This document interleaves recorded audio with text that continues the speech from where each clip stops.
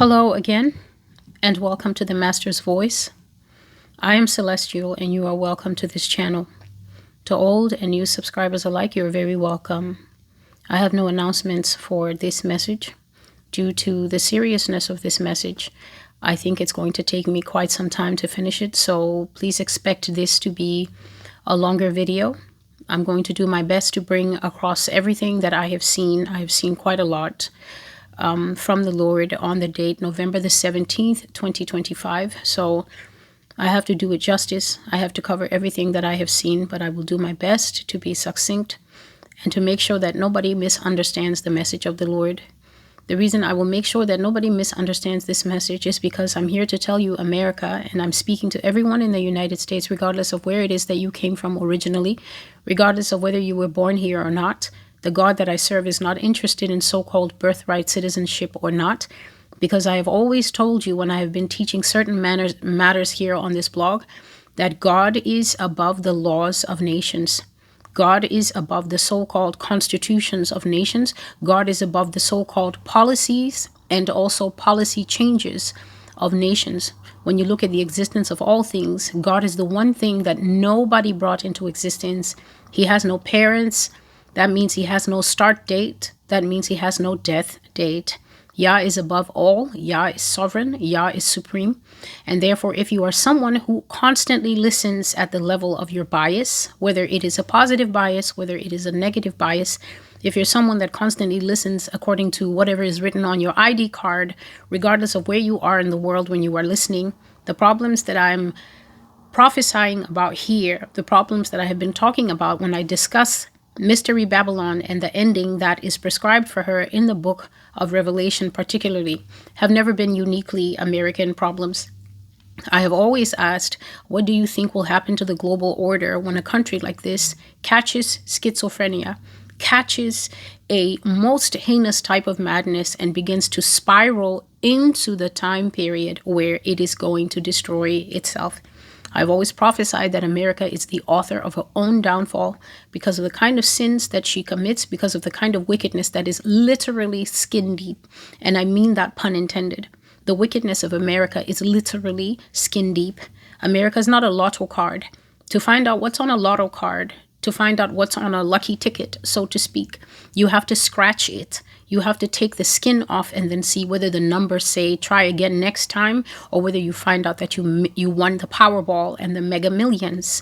America's problems are skin deep in that you only have to look at her to see the various sicknesses that she is infected with. And I've always said, what do you think will happen to the global order when a country like this begins to spiral into its various madnesses? When it begins to spiral into its schizophrenia, its barely constrained rage against members that exist within it. What do you think is going to happen? I said, when America starts to break down, when America begins to lose her hold on functioning wisdom and any attempt to have a sane government. I've been asking these questions for year after year after year, and now here we are.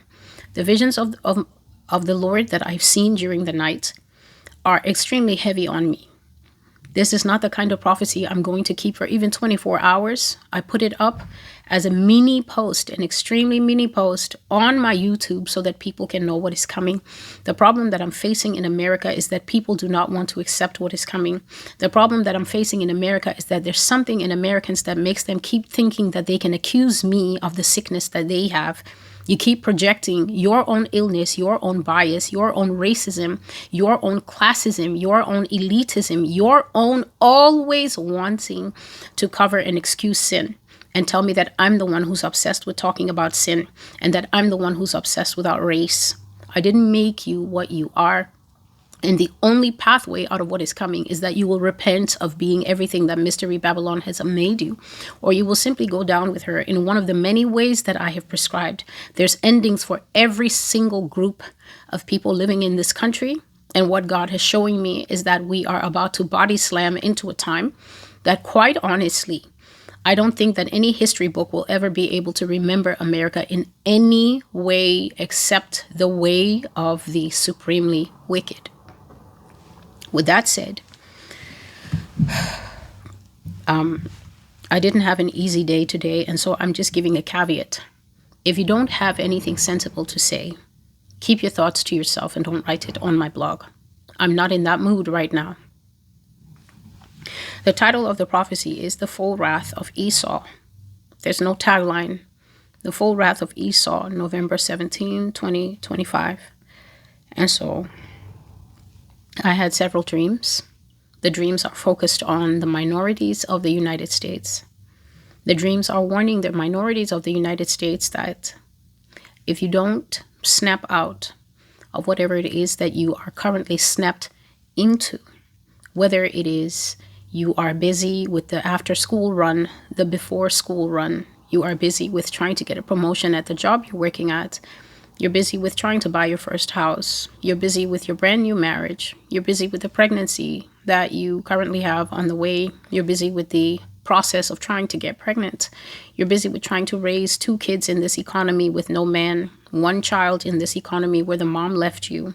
You're busy with worrying what's going to happen to you because ICE is currently stalking your blocks and your neighborhood blocks, and your paperwork is not in order. You're worried about immigration. You're worried about your wife who hasn't finished her immigration. You're worried about your husband who hasn't finished his immigration. You're spending your time hanging out on podcasts talking about who's a foundational Black American and who's an import and who's an immigrant and who's not the same blood as you and who's not as special and who doesn't have access to the promises of God and not whatever it is that you're busy with. If you don't wake up and pay attention to what God is saying is coming to everyone who has, and I say this very lightly, but also with seriously, with everybody who has the so-called misfortune not to be born white in America at this time. If you don't know what Make America Great Again was saying from the beginning, if you don't know that this America, that this country wants to make great again, if you don't know that greatness means minus you, right? Because you are the eyesore upon her supposedly unblemished countenance. If you don't know what make it great again means, actually make it back to how it looked when the settlers were here and they had managed to decimate the Indian population to a point where it was now tolerable for them to feel like it belonged to them fully, which they did in a certain aspect within their rights, because the population that they found here had already been judged by God and brought into condemnation. That prophecy has been on Master's Voice, I think, since 2020. It's called An Original People, and I haven't had a chance to do it. And so I've done the etymology of true Israel. I covered that for the whole of 2024. And I have warned everyone who is of Hebrew Israelites. And when I say Hebrew Israelite, I'm not talking about the Hebrew Israelites that people know and are afraid of and all that. I'm saying Hebrews because the Bible calls them the Hebrews. And at some points, the Bible switched from calling them Hebrews. During the day of Joseph, they used to call them the Hebrews. And then suddenly the Bible switches its parlance and starts to call them the people of Israel and starts to call them Israelites. Both of those are separate terms. Both of those are both of those are speaking to one particular group of people. So if you don't know who the Hebrews are and you want to come and argue your 3rd grade knowledge, I'm not going to acknowledge you. You will go back to 2024 where there is an entire playlist of about 13 or 14 videos. Who are the true Jews of Israel? That's the name of the playlist. I'm going to do you a favor. I'm going to drop it in the comments and in the description box. And that is the sole acknowledgement I'm going to give you. If you are of the type who come here and start that 3rd grade nonsense of I don't see color, when your grandchild who is 5 years old comes back from preschool for the first time and tells you, Mom or Grandma, they put me in a group and there was a boy who fell in chocolate. Mom, did you know that there are children at daycare who fell into chocolate? And what that little one is telling you is that, in this suburb where I live, we're all white. I've never seen a black baby before until I went to the Spanish daycare. I never saw a black baby before until I went to what they call the rainbow daycare. Not rainbow gay, rainbow all the different colors. Mom, a baby fell in chocolate. You see babies for the first time at the mall when they come out and they see other babies and they can tell this is a baby, but this baby doesn't look like me, Mom or Dad. And they are shocked looking at each other across the color line. So that means that your grandchild and your child is wise and honest enough to say that people exist in this world and they look different. And this is God's own choice that is written in the book of Acts, chapter 17 and 26, that says, and he has caused of one blood, meaning that as long as you are not of off-world blood, As long as you do not devolve from the shenanigans of Satan, the fallen angels, the hybrids, the Nephilim, as long as you carry human blood in you. That is what that verse is saying. Acts 17 and 26. He has caused of one blood all the races of man. So God is honest and God sees color. God is honest and God created diversity. God is the one who is smiling in heaven when a black man that I saw, for instance, on the internet the other day, when a black man with black hair and brown eyes finds himself a beautiful wife that has brown hair but green eyes, which means that she is carrying the red-headed gene in her somewhere. And sure enough, when they had babies, one baby comes out with curly brown hair and brown eyes and very pale skin like milk. The other baby, exactly the way Jacob and Esau would have been looking, the other baby has a starburst halo of strawberry blonde hair and his mother's green eyes. The kids are smiling. Their parents are smiling. God is smiling. That is God's way of looking at things. Then you will come down to the earthly level and you will find black people sitting on podcasts saying that, no, they are all demons. They're not of human DNA. And when you mix with them, you have married a demon and then all your children will be demons. You that say that, God will deal with you for that. He won't deal with you for that based on any kind of the punishments or the happenings that I'm going to delineate here. God will deal with you for that according to internalized hatred that is in your heart. There's punishment for hatred when we stand before Jesus. There's punishment for racism. There's punishment for hating the blood of another human. That is separate from anything that is prescribed under the fulfillment of prophetic destiny. God made diversity. God is pleased with the different people. If a Spanish man falls in love with his Korean woman, it is none of your business because you did not create their hearts, their love, and you are not the one who is going to be pleased with their joining and their offspring in God's eyes. No matter what your cult-like behavior tells you as black people out there, that is not acceptable. It is no more acceptable than white people saying that black people are monkeys and are incapable and are less than white people. That is also not acceptable. That is racism. Racism is a bitter disease that people have. That's why I personally don't say, oh, that person is just racist. I say they have racism because having racism is the same as having HIV, lupus, or leukemia. It is a disease contracted. And unless one is loosed from it, one will stand before Jesus Christ fully ready to be convicted of the vileness, of wickedness, of trying to stand your little self against the one blood that God talks about in Acts chapter 17 and verse 26. So if you're one of those who comes here and starts that, I don't think that there's any such thing as the people of Israel because I don't see color. With respect, I'm not speaking to you. You are too much of an infant to understand the things that God has laid upon me, things that have made me so sick today that I felt literally nauseous the whole day. And I'm going to divulge this prophecy and bring it out so that peace can return to my spirit, because this is one of those that will simply burn my psyche until I get rid of it. If you're coming with that nonsense, just go to the exit and go and get crayons and color until you mature. If you're coming with any of your preconceived biases from your background, from whatever podcasts you've been listening to, I'm not interested. Do not trouble me when I'm trying to crush this grain and put it out for those who want to eat. And that's all I have to say. So I had a lot of dreams. There's a lot of dreams. And they were all horrible. And they were all negative. And they just got worse and worse and worse. And that's it. So I dreamt about, let me go just a moment, please. The title of the prophecy is The Full Wrath of Esau, November the 17th, 2025. And so I had a series of interconnected dreams. I have to read from my notes because it was a lot. I had a series of interconnected dreams that were telling the story of what is going to come to minorities in the United States. These dreams were of changes coming rapidly to the United States. And these changes stretched from how things will be at the ground level, okay, to seeing how the changes, first the changes will come in at the grassroots level, the ground level, and then I was seeing how America's changes and the generalized degeneration of her policies, meaning that the policies simply got worse and worse with each dream and more wicked with each policy change until the repercussions of them, the outcome of them, stretched out far beyond the American borders. They had far-reaching repercussions that were like a clanging sound, like horrible loud noises that we had to hear in America, and that resounded around the rest of the world. The rest of the world was not ignorant to what was happening here in America.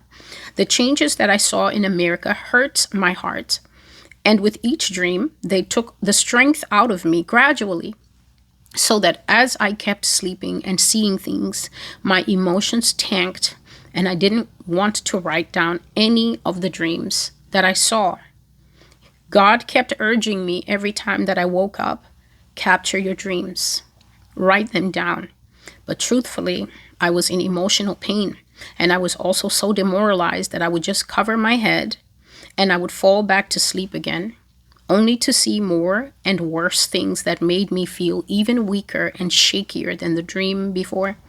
The last dream I had before I finally woke up is what convinced me to get up and start writing, because I knew that if I slept again and I saw something worse, it was going to ruin my entire day and possibly even my week. Even as I wrote things down, my heart sank down so much.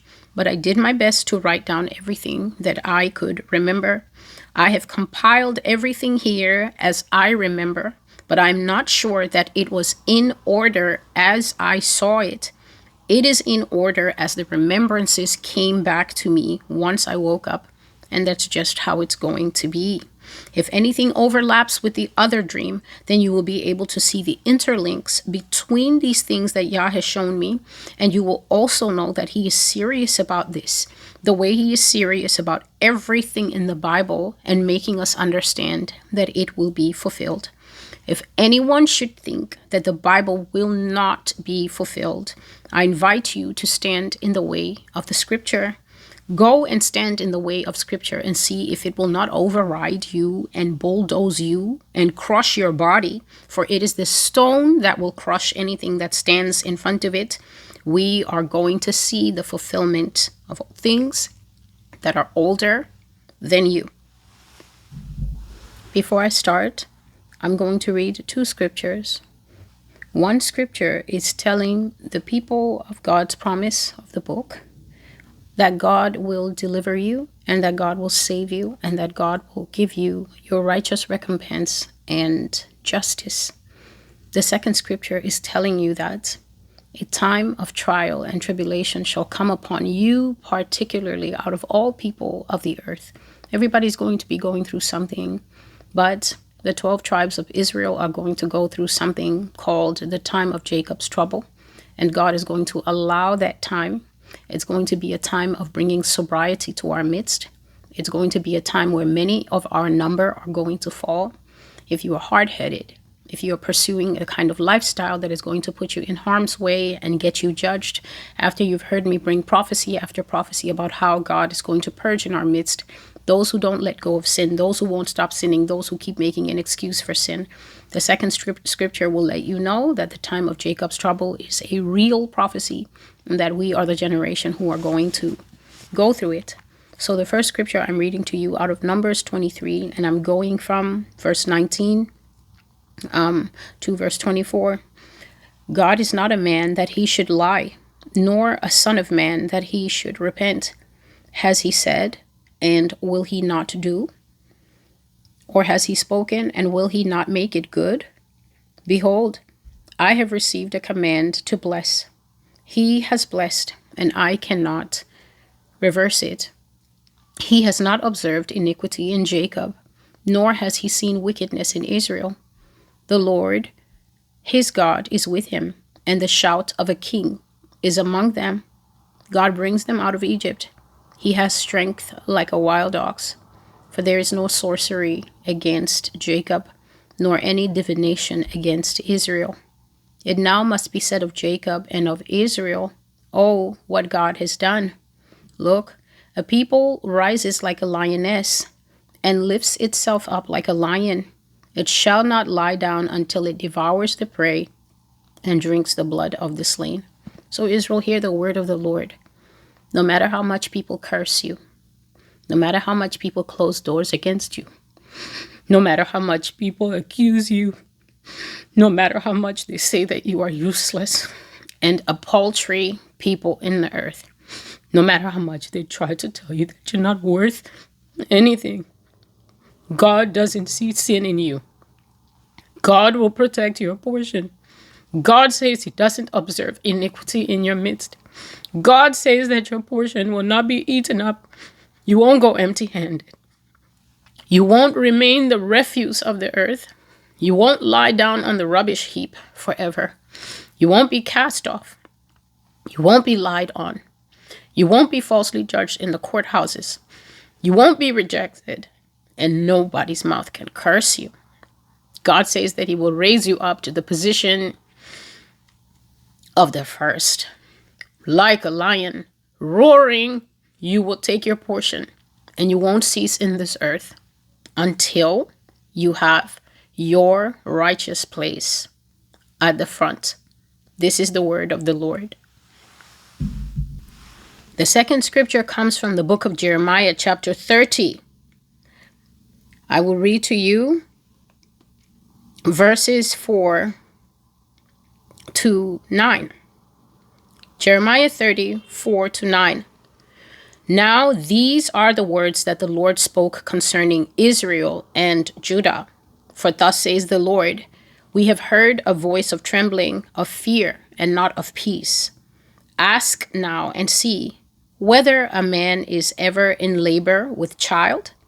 So why do I see every man with his hands on his loins, like a woman in labor, and all faces turned pale? Alas, for that day is great, so that none is like it. For it is the time of Jacob's trouble, but he shall be saved out of it. For it shall come to pass in that day, says the Lord of hosts, that I will break his yoke from your neck, and will burst your bonds. Foreigners shall no more enslave them, but they shall serve the Lord their God and David their king, whom I will raise up for them. Hear the word of the Lord. Your blood will be shed in the land of your captivity as it was in the past. They will seek to put bonds on you, and indeed they will succeed in enslaving some of you again. They will seek to capture you, and indeed they will catch some of you and put you to death. They will seek to replace you with something that is more pleasing to them, and some will indeed be caught in the nets of captivity, because the time of Jacob's trouble is a real time. It is a time where the scripture says that you will hear the voices trembling with fear and not from peace. And you will see that even the strongest of men are put into a fearful position until they are bent over double and trembling the way a woman trembles with the pain when she has a child and she's bringing the child forth. Men will be gripping their loins, which means that men will be gripping their midsections and their lower areas in terror, because the day that has come upon them is a great day, the time of Jacob's trouble. This is a time of great tribulation and untold suffering to the people of Israel. But God says that he will save his people out of it, and that there will come a day that he will break off the yoke of bondage, the yoke of fear, the yoke of being hunted as it was in the past, and burst the bonds of slavery and capture. And no longer will Israel have to serve another master, but they will be free to serve God as their only king. And it says they shall serve the Lord their God and David their king. The lineage of King David is alive and well in the earth today. It is not the so-called Benjamin Netanyahu and that group that lives in the 1948 political state of Israel that was created by Western nations. True David has a true bloodline, and David's ancestors, or should I say David's descendants, are alive and living today, and they will be identified and raised up as the ruling class in Israel, and Israel will once again have a leadership, a ruling monarchy. God will anoint these people. There will be a head, And God will bring up David's line again. He will raise them up so that the people once again have their king and also will serve God in peace. God says that he will raise up true worship where the people will be able to serve him in peace, and they will also be able to serve the royal house once more in peace. This is the word of the Lord. Hear God talking. Therefore, do not fear. This is 30 and verse 10. O my servant Jacob, says the Lord, don't be dismayed, O Israel. I will save you from afar and your seed from the land of their captivity. Jacob shall return, have rest, and be quiet, and no one shall make him afraid. This is the word of the Lord. I now continue with the things that we will see in the United States. The first dream is called A Genocide in America, Part 1. I dreamt that they were killing Latinos in the future. This is not my first dream. It is a dream that comes from the middle, but it's one that is very vivid to me.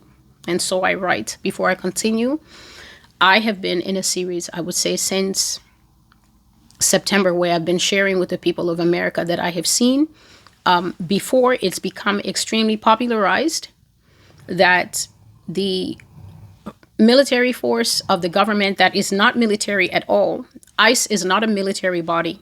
I need foreigners to understand that, since Americans keep pretending that they don't know that immigration and customs enforcement is usually very polite people who slightly migrated from desk jobs. The majority of ICE, this is normal ICE, this is trained ICE, this is hired properly through the federal government channels ICE, is mostly desk job people that look through border records to see who's overstayed a visa, who has jumped the border, who has done what.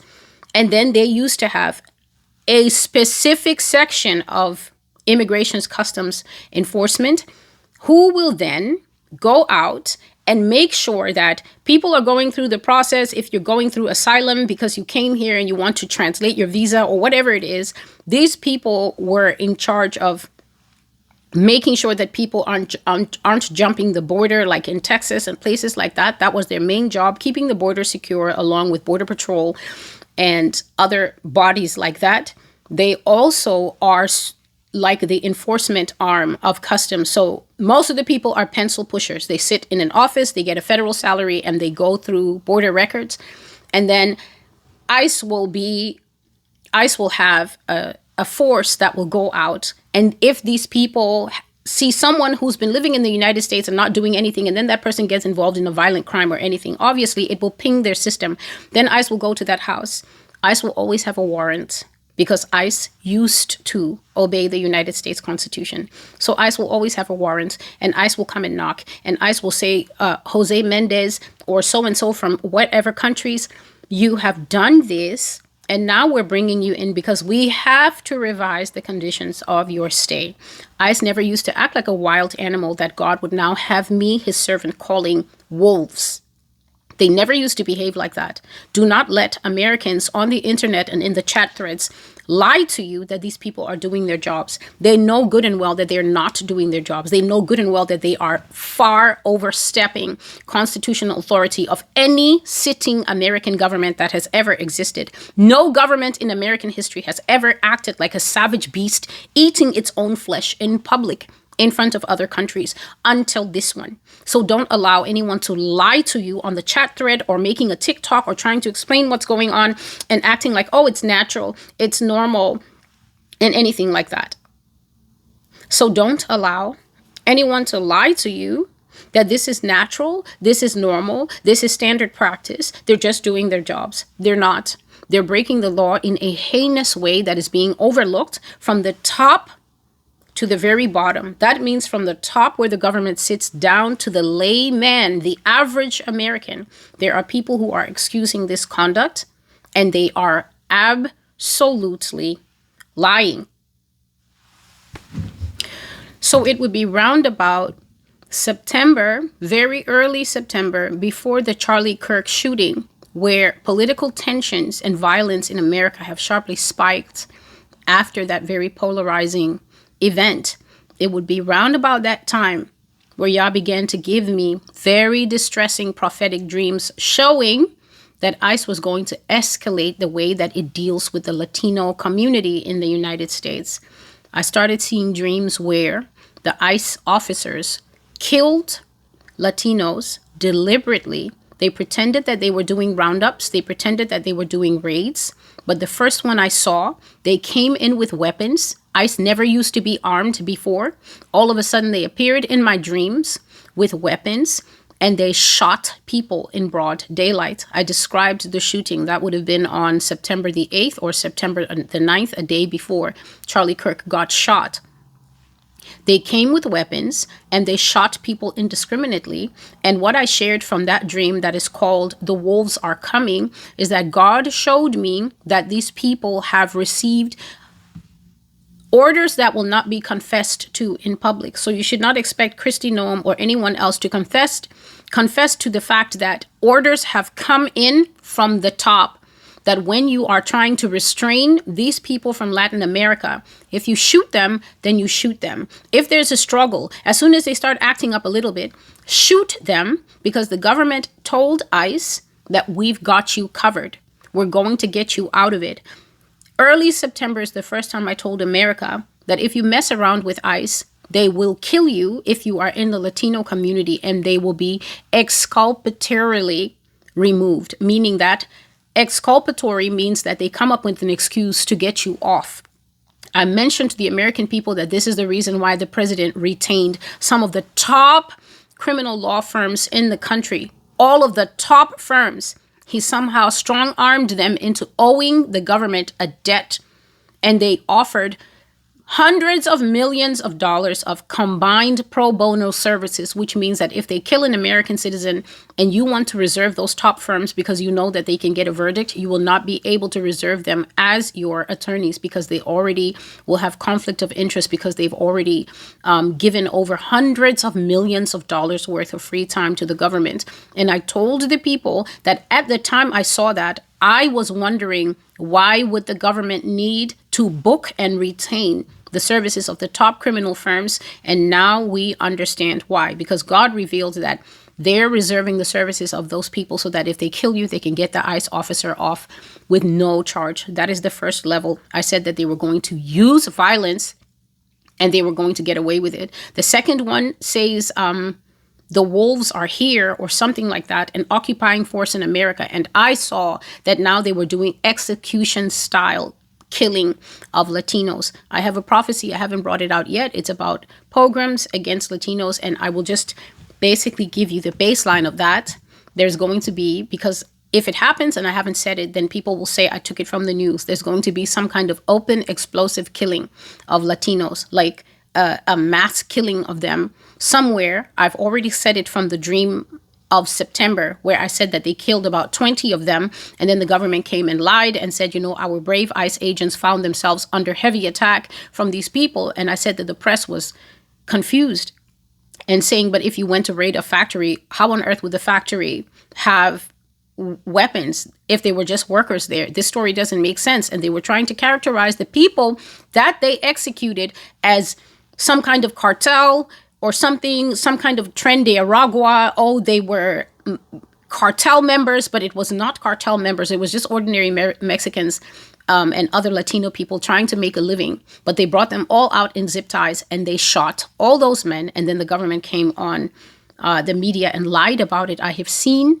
coming to America a mass killing with ICE involved, border, customs, cops, whatever, a mass killing, open broad daylight of Latinos.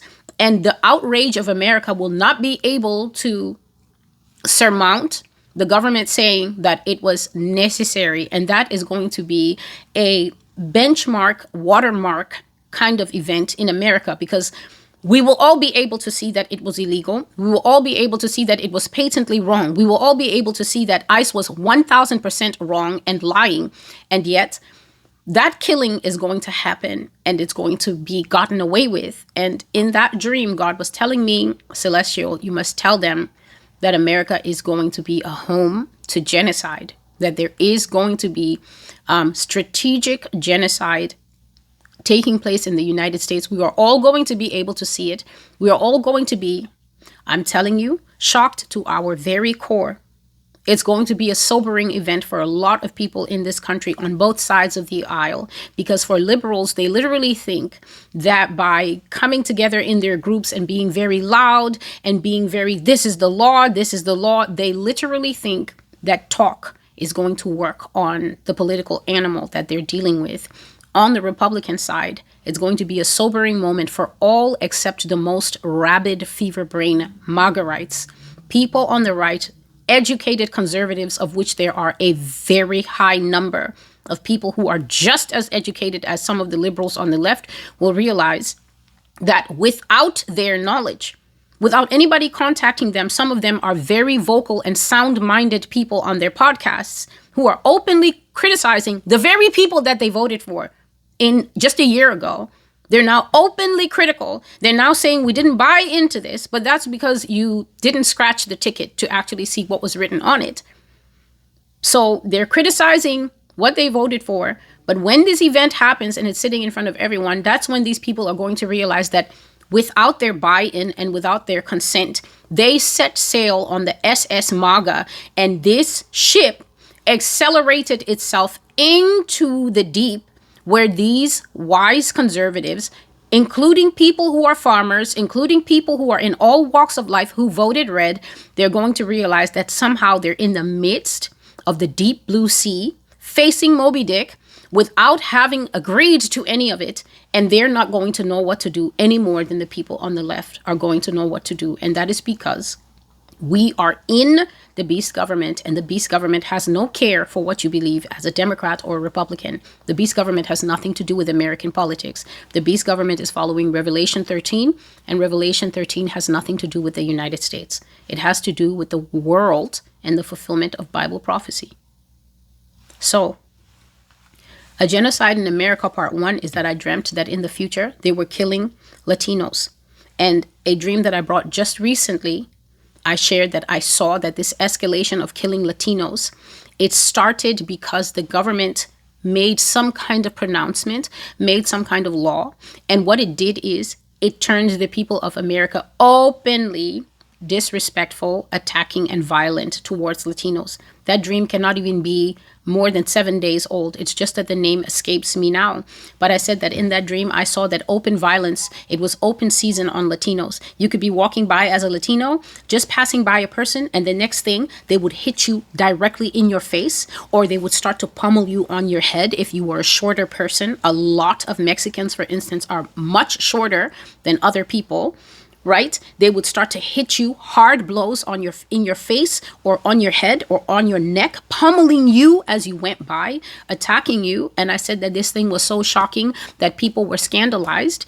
But in addition to being scandalized, people were now also terrified, because they were now thinking, wait a second, how did we get here into gang violence, street violence? How can that tall white boy, just start punching that grandmother in her face? Can he not see he's a grandmother? People's brains were coming loose from the stem. They were becoming afraid. And as a result, I did not see many people standing up to protect the Latino community, because people were so discombobulated. I said fear entered the American society, where everybody started to think about themselves, think about their kids at home, whether they were black, whether they were white, whether they were Korean American, whatever type of American you were. When people saw that kind of open thing where the cops would just come and do nothing to help the one who was assaulted, they would literally come and do nothing, or they wouldn't come at all. People realized we were in a new day, and America became very scary. So I dreamt that they were killing Latinos in the future, and at the same time period, they were being extremely racist towards black people. Something had changed. The letter of the law, that means the written law on the books, or something that is either passed by executive order or it's passed by emergency decree, when a state or even the country is put into a state of emergency. The laws change. The natural law, the law on the book, the one that everybody studies, is suspended. And a new type of law comes into effect with immediacy, meaning that the day it's passed, that it becomes a law that you can go to jail for, whether you even read the newspaper article or you read on USA.gov about it or not, it doesn't matter. It becomes law. This administration will probably tweet about it. And if you didn't read the tweet, like some of us who don't have time to be reading laws through tweets and Department of Justice indictment through tweets, because that's not the way it's done. We don't tweet our way to trials in the normal world. But if you hadn't had time to read it, it doesn't matter. It still applies. The laws had changed. The letter of the law has changed, and it was no longer a sin or a crime if you killed or attacked Latino people in America. The government had declared them persona non grata, which means person not wanted in English. It's a Latin phrase that basically means person not wanted. When you look it up on the internet is going to tell you it means an extremely unacceptable or unwelcome person. But in my heart, when I saw the law that came that said persona non grata to all Latin people, it literally settled in me like person not wanted. In other words, an extreme undesirable. And with that single change, the safety of all Latin and Spanish speaking people in America literally flew out the window. Caps lock, caps expression to show you how serious this is. This has only happened historically. In Nazi Germany that I know of, and possibly also in Italy when Mussolini was doing his thing. When laws like this are made, blood is going to be shed no matter who has a Harvard education. No matter who wants to go on whose show and argue the merits of the case and say this is unconstitutional and we're going to have to look at it and we're going to have to speak up. There's nothing like that. When this type of behavior becomes typified in law, the next step is bloodshed, because there is something that exists in the midst of racially unbalanced populations that the minute you say that someone in that racially unbalanced mixed, be it the Asian ones, be it the black ones, or be it whoever else is a small enough group that they are not the majority population, the minute you come out as the state and officially sanction maltreatment of those people, even if it's to say that they can't get hired, blood is eventually going to follow. Because Satan will enter into that imbalance and he will work and he will work and he will work and leverage it until it gets to the level of murder. I have spoken about the operation of the devil, that he uses injustices and he uses human cruelty as a door to come in and escalate the situation. The explanation that I said is that in times to come, when America comes under spiritual realm of wickedness, people are going to say, oh no, we're fighting verbally. And I said, the demon is bored with that. The demon is going to get in the midst and say fight. And then people are going to suddenly go from a verbal fight in the bar to smashing bottles, and throats will be cut. 6 or 7 throats. Everybody will be jumping in to help their friend, but nobody's jumping in to pull people apart. Everybody's jumping in with a bottle to cut throats. I've said that America will be seen to do that. It will be the scene of that kind of insane violence where the cops come and there's 7 throats that have pumped out everything from the jugular, and now there's nothing but body bags and identification and calling family members. I said the demon will say, this is boring, humans, fight. And it happens like that. And this is how demons get to manifest in the population until it goes savage. The law changed. The Latinos became persona non grata legally. And this caused all constitutional legal protections that they are entitled to, the same as everyone else, to fly out the window. In any land where the Constitution is the highest law, where the Constitution guarantees freedom of speech of all people, freedom of expression, the freedom of movement, and the full protection of constitutional rights for everyone, regardless of if they are a minority or not. When these are removed, those people become exposed to anything that can happen to them. Now, bear in mind that in some countries, many countries around the world, billions of people don't actually even know what celestial means by a minority.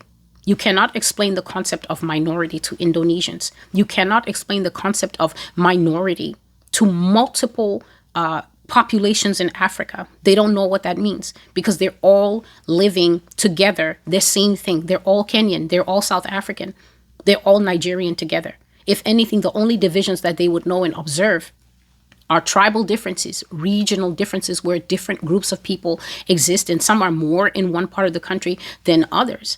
But this thing of minority, whereby it goes by your appearance, how you look, millions, billions of people around the world. You talk to Indians about minority, they're all brown and looking at you like, what do you mean?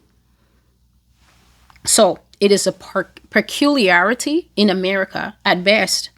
So in a land, I saw in this dream that in a land where the Constitution was not repealed, the Constitution still exists. The Constitution still talks about the equality of man, freedom of expression, freedom to petition the government for grievances and all that.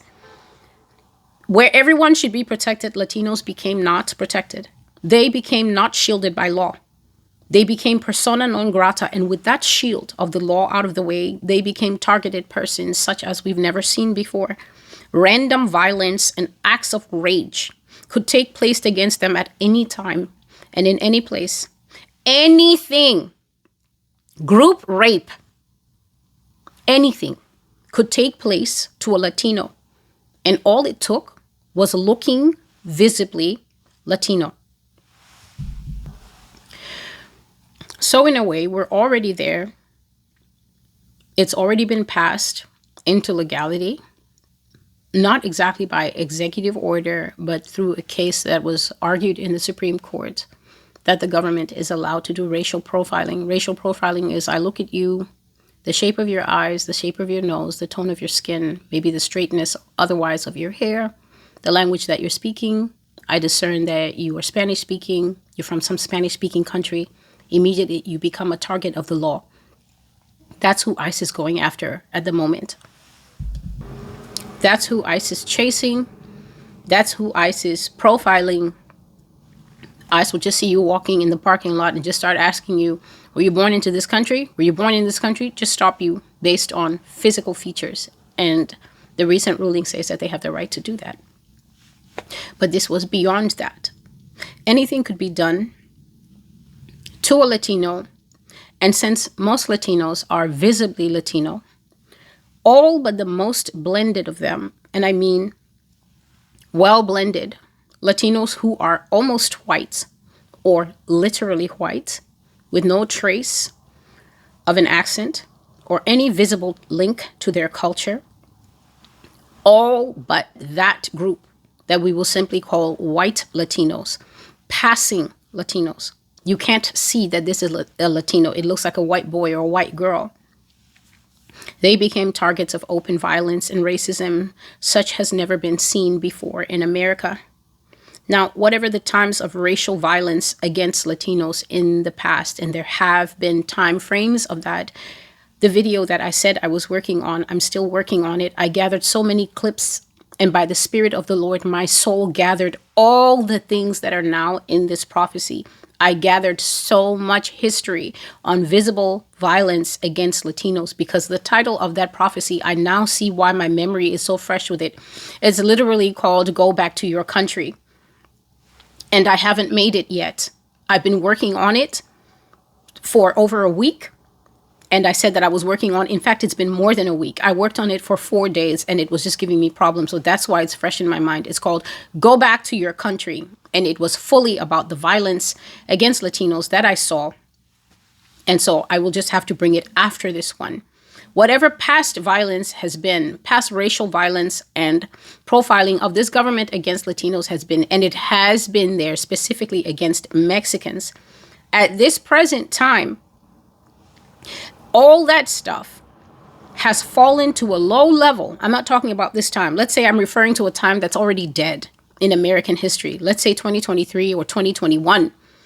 Latinos have become blended and placed in America's society so well that often you will find in many areas of life that they're treated better even than indigenous Native Americans and also Black Americans in this country. Latinos have been given, due to colorism obviously, a higher tier and a better life than other racial groups in this country.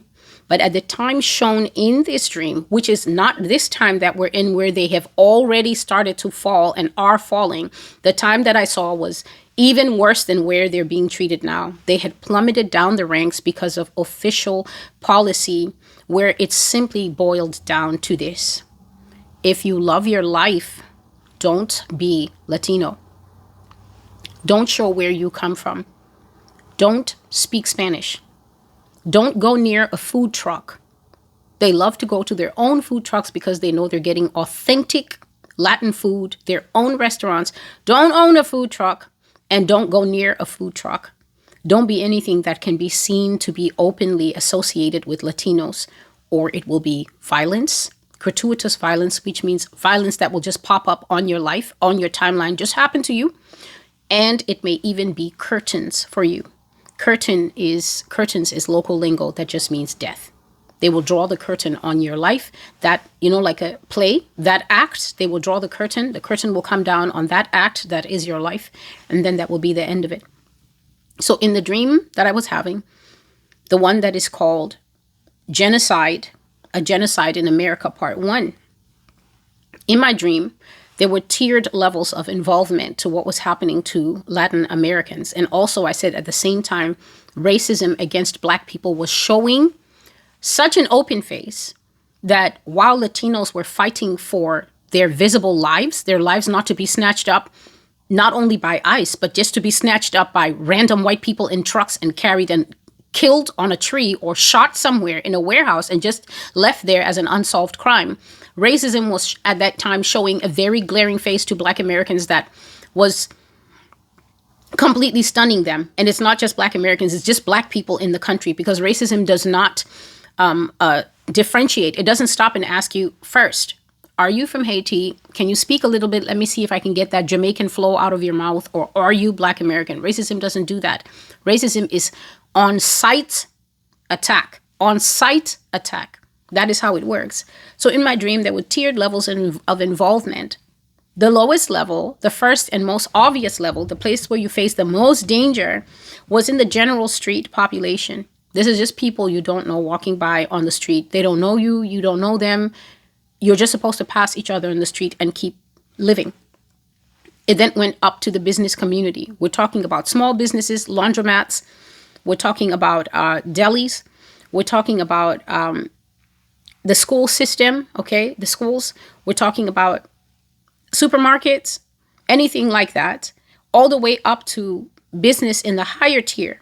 We're talking about high-level offices, which they're usually called office towers. Racism in high-level offices and boardrooms. Executive level, which is above the normal HR, whatever. This is executive level where people are in pearls and suits 24 hours a day.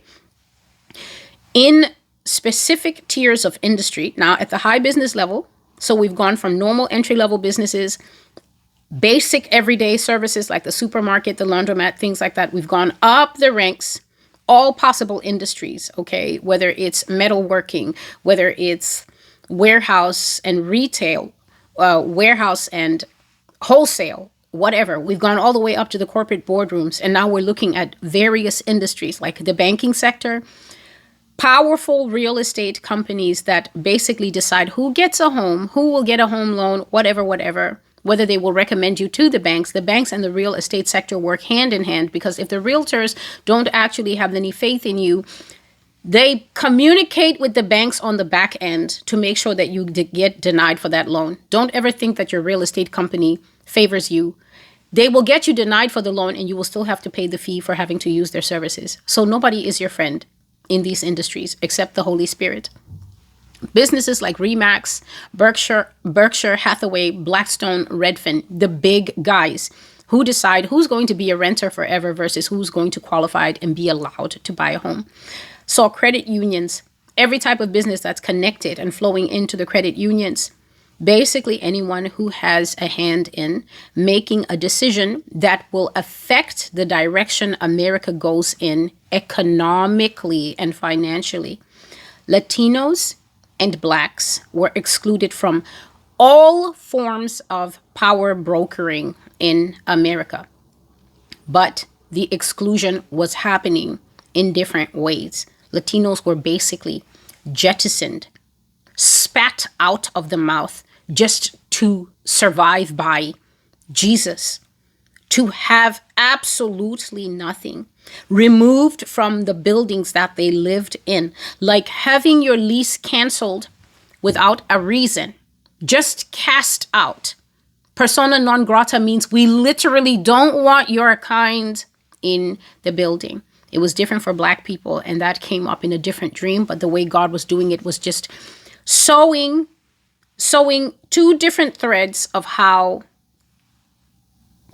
Israel was suffering in America, suffering in different ways. One part of Israel started suffering for their skin, for their very life. The other part started coming under increasing economic exclusion.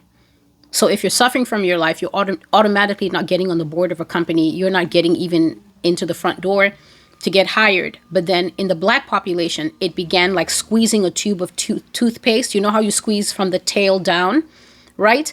They were squeezing them out of businesses, squeezing them out of being on the boards of the school, being on the county board, being anywhere. They were being squeezed out of society down to the very lower levels of society. And I have been warning Israel for months, that is what is coming. If you want to be a waitress, nobody's going to stop you from being a waitress. But if you think you're going to own your own food business, your own restaurant, you think you're going to come up with your own hotel or be front of house for the hotel or something like that, that's not going to happen in the America that's coming.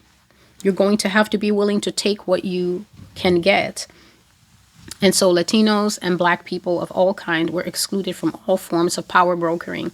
If you are a surgeon, you're not going to be able to be a surgeon anymore, no matter how good you are. They're going to say that you're not qualified, and they're going to try and squeeze you down. First, by maybe lessening the amount of patients you get, then lessening the amount of hours you get, then giving you very, very simple surgeries that don't pay that much. And then the high level neuropathy and other things like that, neurological surgeries, heart surgeries, things like that, groundbreaking cancer surgery work, you're not going to get those things. They're going to have you at the level of a brand new intern. And this is after you've already worked in that company for a long time, 8 years, 16 years. You've paid your dues. You've done your internship. You're a master surgeon. You're just going to see on the day of some kind of huge surgery that you know is going to be career making for you, they're going to schedule another doctor, and you're going to scrub up and walk in, and they're going to tell you, oh, I'm sorry, you're not on this. And you're going to say, but I was on the schedule for this last week. You've been practicing, you've been prepping, you're ready. They will move you without consulting with you, and then it'll happen, and you will want some back-end explanation, and you will get some kind of foolish, floating in the breeze explanation. And if you don't click quickly to what is happening, it's going to happen to you for at least a year before you finally wake up and realize that, oh, I'm on my way out. They don't want to have to pay me money if I take them to labor. They don't actually want to have to go to court with me. They will be finding fault with you. They will be docking you. They will be trying to actually destroy your reputation so that you can't go anywhere else. And if you're slow to realize that and jump ship to go somewhere else, I don't know if there's any hospital that do HBCU, but if you're slow to save yourself, they're going to destroy you on paper. And then when you have been ruined, and when you match the lies that Charlie Kirk used to tell about Black pilots, Black doctors, and Black professionals, then they will put you out in the streets. So that destruction is different from the Latinos' destruction, which was just to destroy their actual flesh. That's what I saw in the dream. The involvement went from street level, basic business level, all the way up mid-level, all the way up to the boardrooms, to the high place. And it continued up the chain from these inner circle people that are working in the finance industry, working in the banking industry, the credit unions, people who handle and decide policy in this country. They went directly into the halls of power, government, the courts, Congress, the police, immigration and border patrol of the entire continental United States. And the effect of this was felt even across the borders between Canada and Mexico. Believe it or not, America went across the border to try and control the flow and the effect of her policies on the Canadian side and on the Mexico side. She was trying to do containment policy, something that I don't understand if she can do it. But it's like I saw the agent slip under.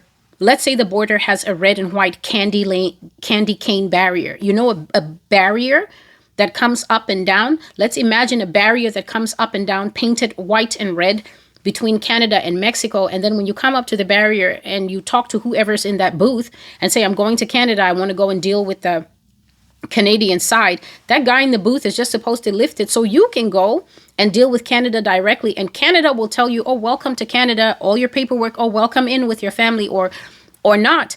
Just imagine the boom is there and the boom goes up and then American agents, American government people, border agents or whoever, slip under that boom and come on the Canadian side and are attempting to police both you on the American side who want to cross, and then on the Canadian side, they still want to involve themselves in your exit before you can make it to the Canadian booth to deal with the Canadian people themselves. I saw America do that on the Canadian side, and I saw them do that on the Mexico side, and I was flabbergasted because I don't know by what provision or by what power they did this, but they still did it. It was crazy to see. I'm saying crazy because never in my life has it appeared to me that a country can adjust its laws to commit mass murder in the open air in front of everyone, and others around the world will not swoop down on the neck of that country to tackle that country to the ground and force it to stop doing that. Never could I have said, yes, there will come a day in broad daylight, worse than Germany, and everyone will just sit there and pass regulations to stop their own people from coming here. You will be banned from coming to America for your own safety in the international community. I already prophesied 2 months ago that America is going to go to travel advisory. I prophesied that, I think, for the first time in July. The prophecy is called Anaheim, California, and something where I said that I saw that instead of America always being the travel advisory, don't go to the Amazon because they have an outbreak of bilharzia. Don't go to this country because they have civil war. Don't go there because they're attacking Americans and anti-American sentiment. I saw that other people in the world, in July of 2025, I prophesied it, that other people in the world started to look at America and say how unsafe, how unsavory, how we can't even say third world, but that's the only phrase we have. How third world is America? Don't go to America. And they began to give travel advisories against America. Several years ago, I prophesied, and I continuously prophesied, that America will slip and fall in front of everyone. I said that America will tumble down the rankings. 2 months ago, I put up a prophecy, and within 24 hours, YouTube took it down. And that prophecy was saying that the American passport has tumbled from number 4 in the world. It used to be number 1 in the world, up there with a few others. Singapore is now number 1 in the world. It has tumbled from position 4 to position 12. It has dropped 8 places and is now holding space with either Malaysia or with Indonesia. It is the 14th most desirable passport in the world. There's a ton of countries that have now bypassed America. America has dropped to 12th place as a passport that people would want. And the reason she's taken that tumble is because more and more countries are now, you see, your passport is desirable if nobody asks you to get a visa. If you have a passport where they just simply say you just land and they're like, oh, welcome, and they don't ask you for visa requirements, they don't ask you for anything, that's you are a citizen of a desirable country. America used to have that. Americans wouldn't have to have a visa for nothing. You show up with that Eagle passport and it's smooth sailing. Priority checkout, priority treatment. More and more people are now retaliating against the United States and requiring the United States to fill forms. It never used to happen before. America's being required to pay a visa fee. Other countries are like, well, you're always denying our people and keeping the visa fee that they pay. So you pay a visa fee and then we're going to see if you get a visa or not. So when you start to have limitations and restrictions put on the passport, obviously you drop in the rankings because you're starting to go down the rankings. I put that up. YouTube took it away before it could even breathe. I think only a few hundred people saw it, but that was one of the prophecy fulfillments that I put up. about 2 months ago. And so I saw that America devolved to the point that people passed regulations that we were a no-go travel zone because of open, broad daylight killings of people. And I will get ahead of myself here and say that when you are targeting Latinos, you will kill Brazilians who don't belong in America. They've come here to go to Times Square and to go to Yellowstone Park. Somebody comes here from Colombia, you will kill them. You'll kill people from Guam. You'll kill people from Dominica. You'll kill Puerto Ricans who, just because they're citizens, that doesn't mean they want to be killed. That's not what they signed up for. They were killing the citizens of other countries. And this raised up an extremely loud cry against America. And so regulations were passed to stop people from other countries coming here. But I saw that nobody was passing regulations to basically jail America for killing people in the bright sun after it made it legal to do so. Nobody did anything. And as a result, I lost strength when I saw these dreams. Now, it's worth noting that it's usually Black people who are the unfettered and primary recipients of this type of racial violence leading to death. It is usually them at the forefront receiving this type of treatment.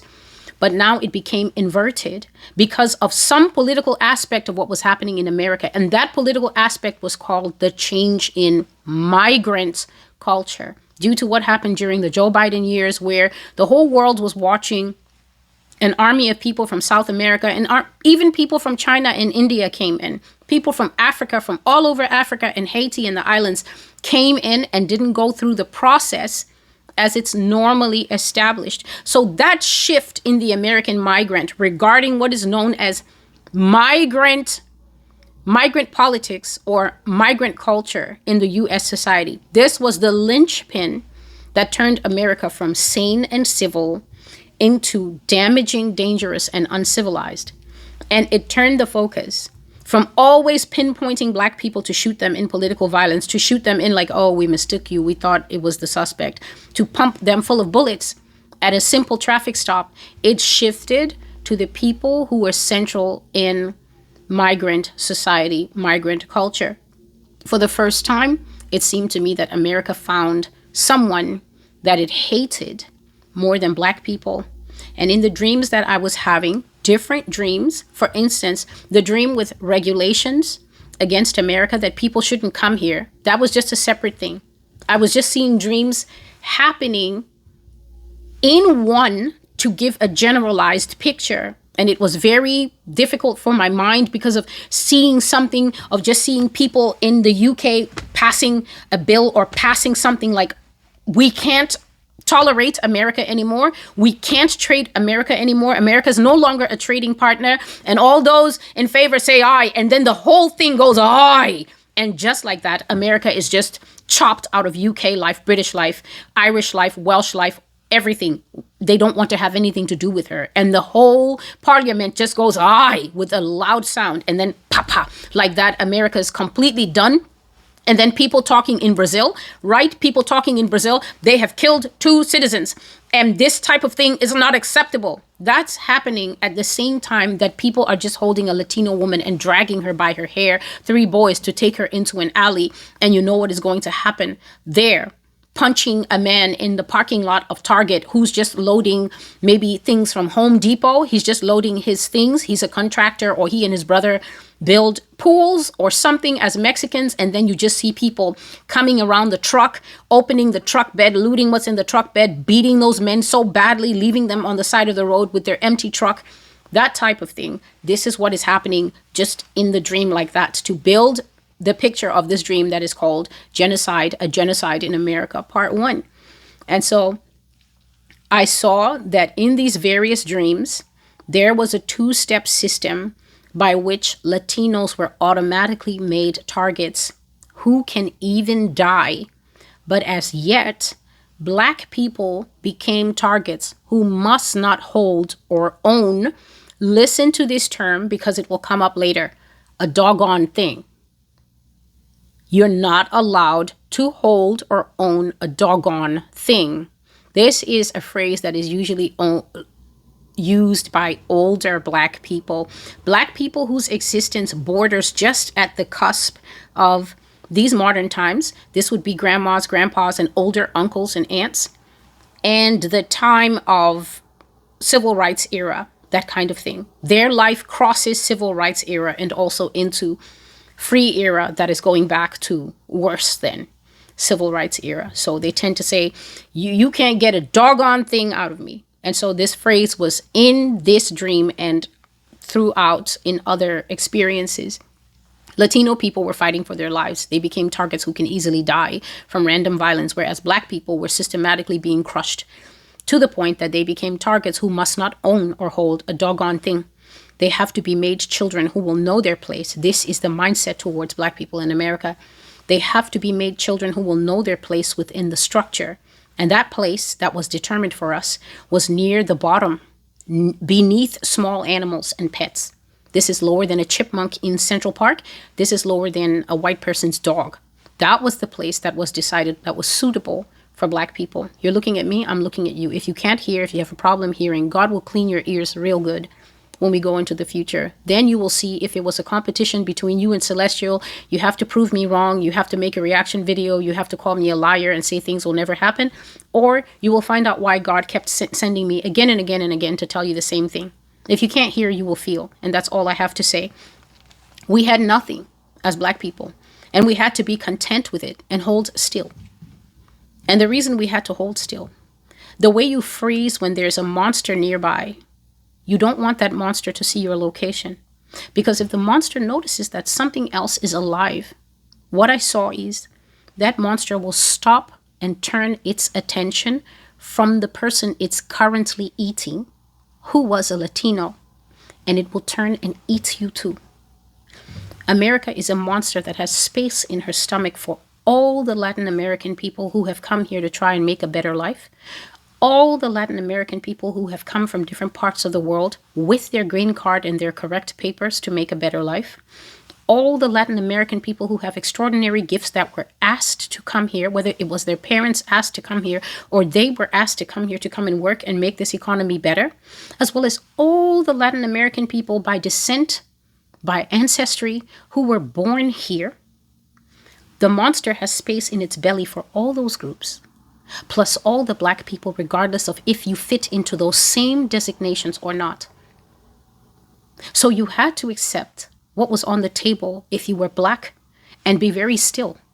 Because if you try to make a Black Lives Matter, this is not right, I'm going here and I'm going there, you would find that the system, which is a monster, had space to digest you, to turn from the Latin person that it was currently destroying and destroy you too.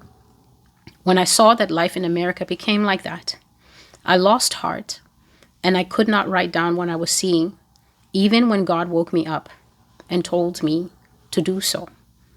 That is the first dream. The second dream is called, What Would Donald Do? Part 1. You've heard the dream that is called A Genocide in America, Part 1. The second dream is called, What Would Donald Do? The prophecy you're listening to is called The Wrath of Esau, November the 17th, 2025. My dreams were changing and interlinked. It was crazy how I kept flying from time period to time period until I wasn't sure if what I was seeing is before or after. But after I woke up, I sat on the couch for 1 hour, the first dream, when I saw all those pieces. I sat on the couch for about an hour just staring at nothing, feeling extremely sick and intensely sorry for myself. I literally felt like I wanted to throw up.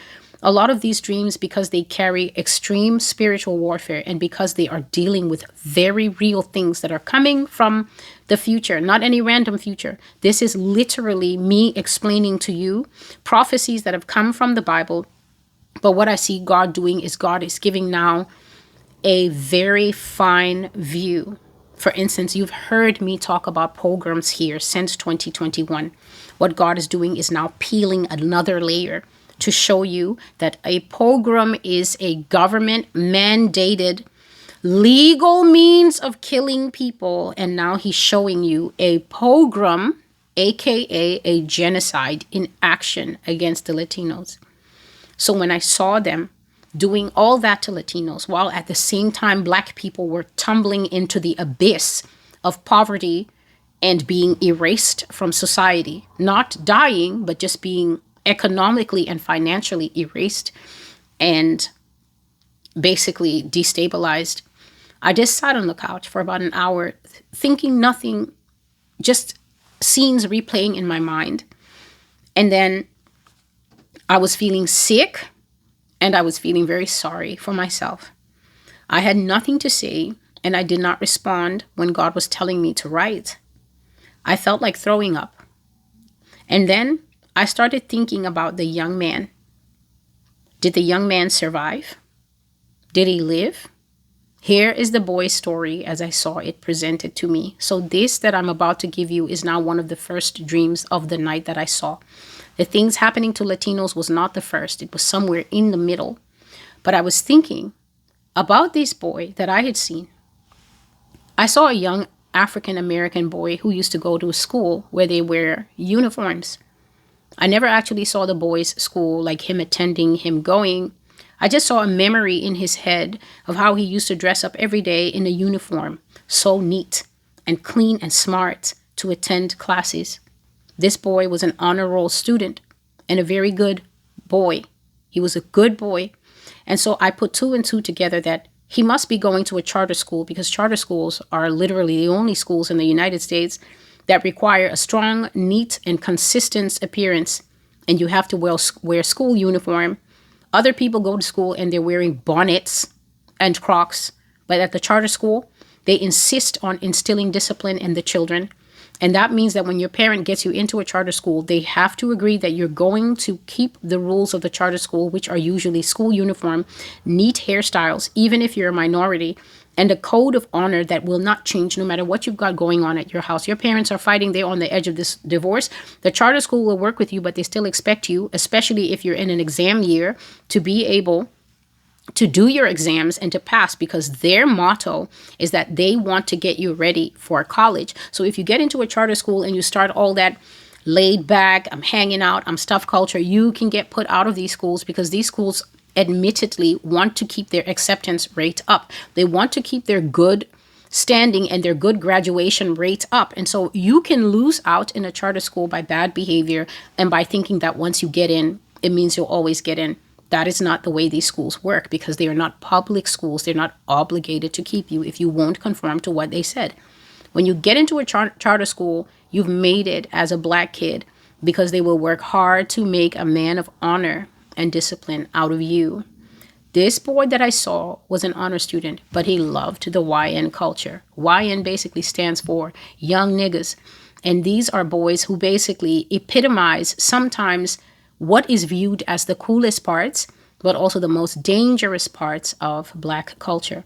These are the boys that you will see hanging out sometimes in the full uniform, according to their gangs, according to their affiliations. A lot of YNs, they favor Black, and for some reason, they're giving all their available money to Nike. They wear what's called the Nike Tech, which is a full zip-up type of thing. It can be a hoodie or not, and the Black sweatpants. These are the kids that wear what is called the shiesty. This thing is the thing that is covering the face of ICE and some of the police officers right now. But the shiesty goes up over the face and over the whole head. It literally looks like a criminal robber's balaclava. And so YNs have a certain aura about them, but at the same time, they tend to dominate the internet and general culture of white America as the only type of Black person that there is. Because YNs do tend to get into trouble. They do pack heat, meaning they do have guns. They have what they call blickies, which is just some switchblade knives that they can pull out, or maybe blicky means gun. I don't know what it means, right? Because my criminal element is non-existent. But because they have these things, this is the part of Black culture that is extremely noised abroad. To noise something abroad means that you never give it a rest on the news. If a YN is involved, his race will always be mentioned, that it was a Black individual. Same crime, white person, they will just say the suspect. They will try not to even show you the picture of who the person is. You have to go and dig into the news story to find out, yes, okay, so it's not a Black person or it's not a Mexican. That is the way America is. If you want to get offended, The door is that way. You can get offended at your house all you want, because at your house you can craft the reality that works for you. On this channel, I'm going through too much to put up with personalized tantrums of people who don't like to hear reality simply because they don't like who reality is coming from, or they think that reality somehow must be mixed up with my feelings and my views.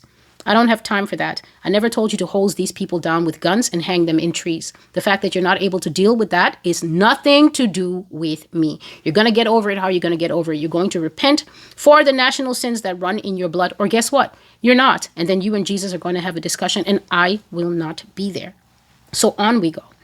This part of Black culture is put forward to the point that many people in this country believe that that's the only type of Black person that is in existence. Is somebody who carries a gun, is somebody who has ops, basically your oppositions, your haters, the people who are looking for you on the block to revenge against you for things that you and your boys did last week, is somebody who knows how to rap. Some people in America think that that's the only type of Black person there is. The Black YN for males and the baby mama for females. Their brains tend to erase the fact that they interact with Black people every day. At the store, in retail, in wholesale, at Home Depot, looking at the same John Deere tools that they're buying. There's some people in this country who will see Black people in the same jobs that they're working the same 9 to 5, making the same salary, or probably historically less, struggling with a mortgage, kids, a marriage, and everything else. But when they sit in front of the news convinces them that there's only 2 threads of Blackery. The YN, no matter his age, and the baby mama, no matter her age or education.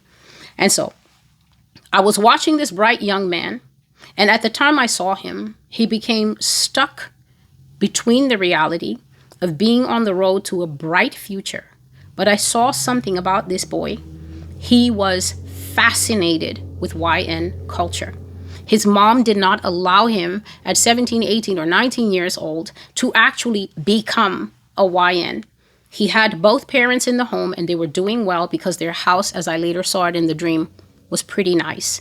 It had a front wraparound porch and everything else. So his parents did not tolerate it and did not allow him to participate actively in YN culture. However, if he wasn't in his school uniform, he had the gear, the all black, the shiesty, and even though he wasn't going to shiesty wearing neighborhoods, he just loved the thing. And I saw him on social media consuming a lot of YN trap music and stuff like that. He was fascinated with that. But in his real life, he wasn't that. He was just your average good boy.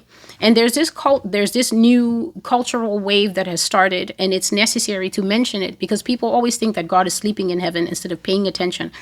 I don't know where this wave is headed, but it might be headed towards the change in Israel that I've long said would come.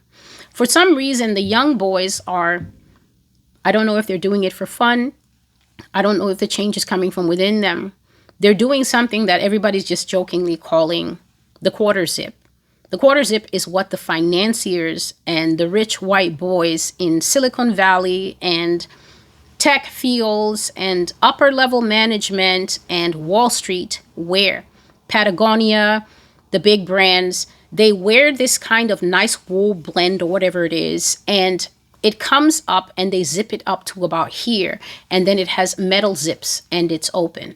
It's completely different from a hoodie, and it represents a certain type of we've made it in America. You can find a wealthy Mexican in a quarter zip, a white guy, a Black school principal. It's that type of people that wear quarter zips. The YN don't wear quarter zips. So this thing is currently a massive wave of change that is happening in the young Black male community. They're jumping out of their hoodies. They're jumping out of their shiesties. And they're saying, we don't do the Nike tech. We wear the quarter zip. We're young gentlemen. We're not YNs. We drink matcha and we go to the Pilates studio. Everyone is watching this trend, and a lot of older people are saying, stick with it, young men. It is the way out of the life that has been prescribed for you. It is the way out of the life that America wants to give you. And so what I saw in this dream is that there came a time where it's suddenly dark. I don't have access to what is going on in this boy's life through his memories, which is where it started. An officer comes to the door. It's nighttime. There are other houses in the neighborhood, but for some reason, God makes the dream so dark that the only light provided is the flipping lights that are coming from two cruisers that pull up in the front of this boy's house. The flipping of the blue and the red makes this purple cast that is cast only on this boy's house. A white officer gets out. A tall man, a big man, a burly man. I can tell from his arms, his forearms, and his arms. He's wearing the typical police officer short sleeve thing. He walks up the step and he comes and he knocks on the door until someone opens the door. No lights are on in the house. There's a screen door. And so I don't see mom, but I know it's mom. The officer says something in a soft tone. This woman begins to scream and scream and scream. I mean, the sound is basically coming blasting out of the screen door towards the officer. The officer is sick of his job. I can feel it coming off him. He's sick of this aspect of his job. He lets the woman get it out. By this point, she collapses until she's near the floor. He speaks to her in a soft tone. His partner realizes that he needs help and gets out and starts coming up the steps. He speaks to the woman in a soft tone and he says, "Can she please open the screen door?" He wants to come in and just have a conversation with her. I obviously know this man has told this woman that somebody has died. She just keeps moaning, crying. All of a sudden, a slender hand unlocks the screen door, opens the door. The officers come in. And then I see the young man come out. I'm relieved. So he hasn't died. So who is it that has died? Because clearly, black women don't scream like that until someone has died. The young guy comes down and he sits on the steps. The officer goes in. He gently picks up this lady, helps her to a table in the kitchen where she's collapsed. And the young boy comes outside and he sits on the stairs. And I see that he's in a dilemma. He comes to process his grief. And as he's sitting on the steps, I realize that his brother has been unfairly shot at the hands of some police who mistook him for a criminal that they were looking for when he was in fact not the criminal that they had been looking for. They shot his brother, assuming him to be someone else.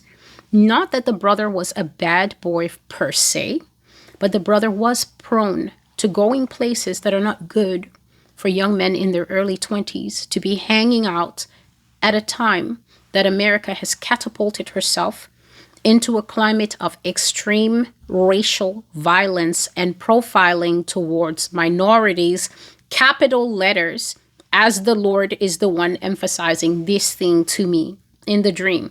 Extreme racial violence and profiling towards minorities. That is not the time for young men in their 16s, 17s, 14s, 21s, 24s to be going to places where you can be mistaken for criminals and you can be shot when they are in pursuit of actual real criminals, either to capture them or to frame them and say that they're criminals. The young man had some things with him while his mother is crying and crying, and the white officer and his partner are saying what they're saying to her in the house. And the little sister comes and is staring at mommy, unaware as to why she's crying.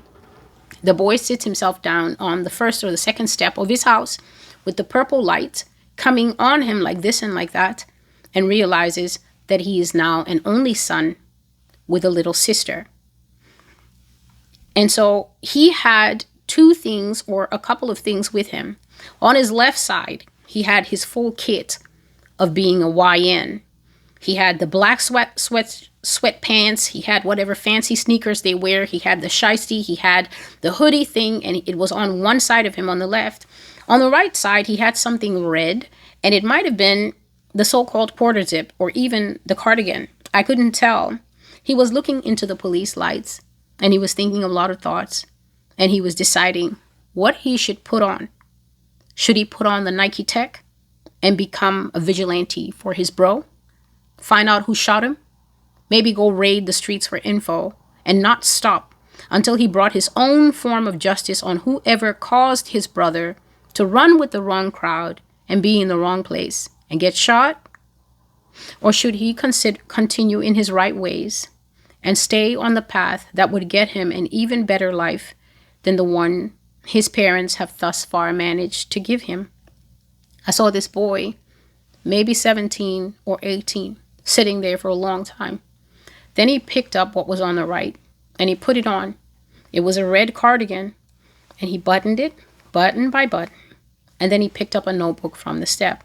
Now, if you know about cardigans in the Black community, we all know that the grandfather of wearing quarter zips and cardigans is none other than Carlton.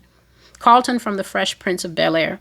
Carlton represents to the Black community what male success looks like. Just like Will, who played Will Smith, represents to the Black community what a good boy, always playing at the edge, always at the edge of getting in trouble, looks like. The only reason that Will Smith is living in Bel-Air to start with is because he got into trouble at the playground and his mother became so afraid that he would become the target of gun violence that she sent him to his rich auntie and uncle in Bel-Air to live with Carlton and Carlton's sisters. Carlton is a polished young man. Carlton knows the good life. He knows the different steaks, the different type of fish, and which wine goes with which. Carlton's parents have done everything in their power to make sure that Carlton never has a sense of what the ghetto life is like, never knows how to struggle, understands investments, and is on the right path to be just as successful as his father, Uncle Phil. May his soul rest in peace. And so when this boy puts on the cardigan in this dream, God is showing that this boy, despite grief, despite family problems at home, which a lot of young Black males face. This is actually reminding me of a dream that I have from months ago that I haven't done concerning the shocking suicide rate that is afflicting young Black men. God showed me that some months ago, that these young men are just basically moving themselves off the planet, that they are struggling at a very core level with suicidal thoughts because of the pressures particular to their age group, because of high alienation, and because of feeling that they're just not going to be anything and go anywhere and the world doesn't have any place for them.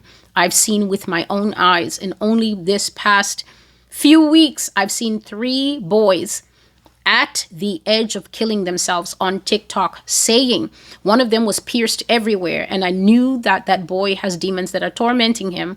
But the other 2 looked pretty normal. And I was surprised to hear that coming out of their mouths. 3 young Black men, with the pierced one in the most danger, saying, I don't know why I woke up today. And I don't know why God won't kill me. I'm tired of waking up. There's nothing for me. I don't have anyone who loves me. My family doesn't care if I live or die. I don't feel like there's anyone to support me. Nobody understands me. I wish he would end it. I'm tired of waking up.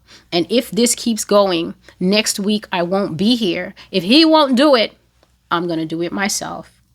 I've prayed for each one of those young men, because there's nothing more that I can do but to lift up their lives to God and to say that they're meaningful. When the spirit of suicide gets on people, it is almost impossible to stop it unless there's powerful intervention, hands-on, from within that person's circle or community. If there's nobody who knows to invoke the power of prayer over that person and literally fight that suicide spirit for a person's soul, that thing has a very high success rate. And that's because suicide, like most of the horrible demons, like the demons that cause homosexuality, that gets in through sexual abuse at a young age, suicide exploits the gap.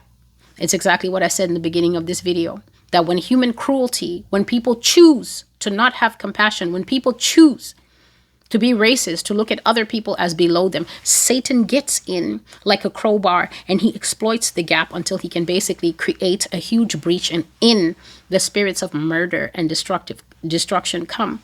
So I saw that this boy picked up the cardigan, buttoned it up, and he picked up a notebook that was resting on top of the cardigan. He opened to a fresh page, and I knew this boy has chosen the path of wisdom. He's going to use his brains to deal with his pain and solve his problems. He's going to solve his brother's murder using thought, investigation, and clues. He's going to use his education and the tools he picked up at charter school to get justice. He's going to work hard and he's going to stay committed to this case. And that means that he will find out things that the police will miss because the police are already tired. The police already don't care. They're already sick of investigating what they call black on black crime. And they always assumed that if you died, you deserved it anyway. And so they're going to hurry it up to close out the paperwork. So as I watched, the boy takes out a pen and I thought he was going to write something like, "Who killed my brother?" or "Where do I start to solve a murder?" But instead he wrote in bold letters, "What would Donald do?"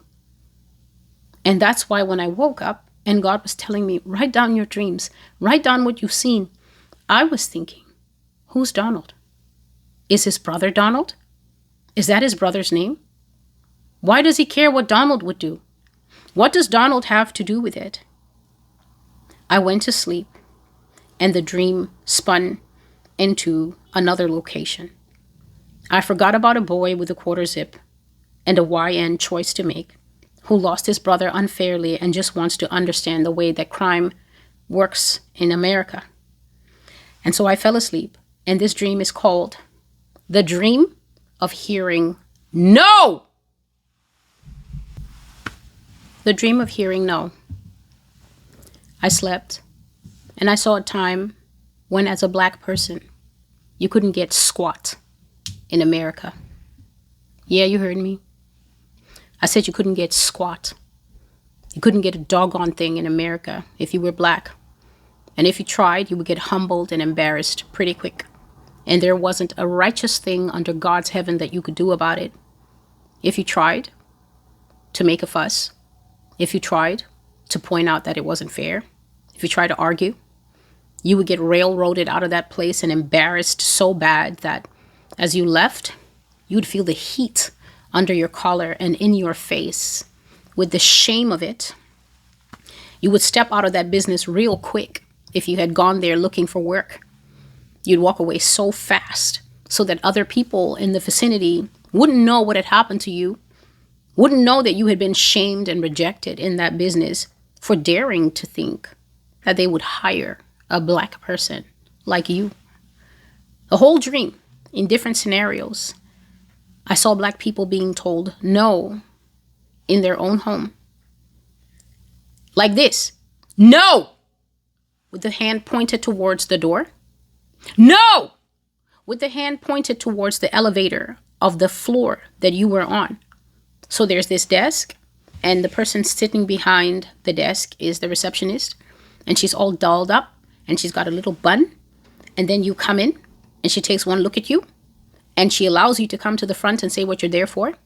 And then, depending on how she feels, she's polite. She will just tell you, no, I'm sorry, such and such and such. But otherwise, she would tell you no. And she would point. And there's a glass door that you came through with the name of the law firm. There's a glass door that you came through with whatever it is that you came for. And the elevator that brought you in is right through there. And as she points, you turn around and you see the elevator. And you know what she's telling you. Get out.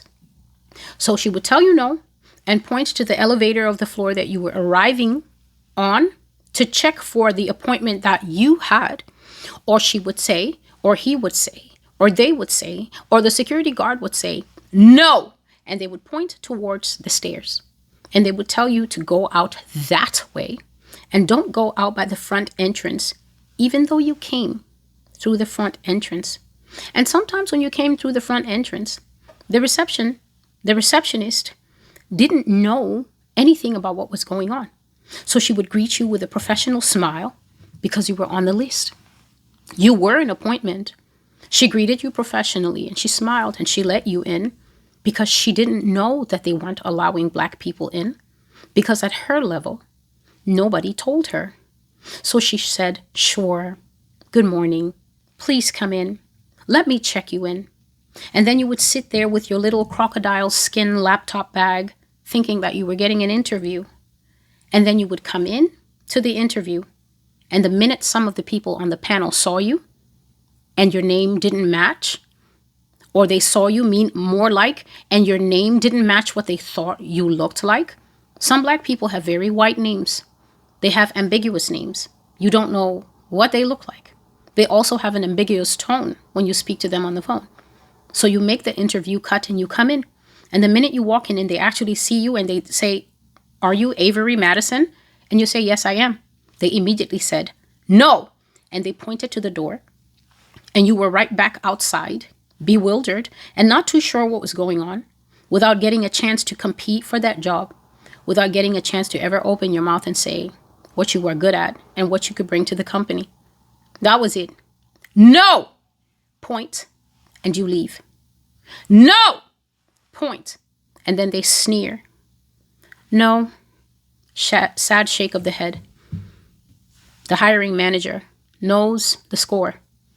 The order came from the top. Not the top of the business. It came from the government. Do not hire Black people. You are not to hire them on any account to work in the same location or building as the white people. No. Leave. Get out before something worse happens to you. I saw this sign with the "no" appearing all over America. I don't know who started it. I don't know who was the first one brave enough to do that, to bring those signs back to America. But before my very eyes in the dream, my own eyes, God put me on the street like a major intersection going 4 ways, and the 4 paths pointed to the 4 points or the 4 corners of the United States. I saw the signs from that place where I stood at the 4-point intersection appearing all over America. My heart sank to the bottom of the sea. No coloreds, no Blacks, no Mexicans, no half breeds, no work available for Black people. Big capital letter signs, some of them with the pointing hand, as if to say, that direction, get out. Some of them forward, you are who we're talking to. I was incredulous. I said, "No, this cannot be. It can't." But it was. The signs even had the hand from the interview place on it to let you know that they weren't playing around. "No work," pointing hands. "Stay out if Black," pointing hands. I saw people leaving places, hanging their heads, grieving. They could not believe that this could happen in America. I really saw they thought that it couldn't happen in America, not to them. And I knew it was because they had not listened to a single word that I'd been saying to them for almost 2 years. Those 2 years, if you don't know, are all of 2024 and all of 2025. And if you want to spin the block and go all the way back to the beginning of this ministry when I was still writing down the prophecies, I've been telling you since 2021 that there would be a race war in America, racial segregation in America, a complete separation of the races and the peoples, where everyone begins to flow back to the borders of where they originally come from, either because God would lead them there or because pressure and a race-based war in America would happen. God has zoomed the lens in now so you can see how it happens. But I've always been consistent. I was watching Black people walk away, crushed and heartbroken. And that's because Black people are used to silent racism. They're used to never quite knowing why they got to the second last tier of the interview process, where they told them, "There's only 3 of you left. And to be honest, you're really one of the strong ones." And then all of a sudden, you find out that you're not one of the strong ones because you weren't strong enough for them to actually put money in your pocket and give you an offer letter. They're used to racism in the medical field. In fact, something very curious has happened in America within 4 to 5 days of each other.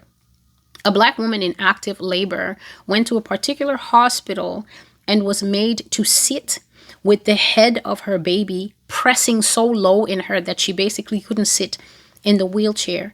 First of all, they never took her and put her on a gurney and rolled her in. She was in active labor. How active, you ask? Her child was born 12 minutes later. He was in such distress in the womb because of what his mom was put through that he pooped inside her. Green poop that came out along with the afterbirth, and he was born with his eyes open. Thankfully, the baby is fine.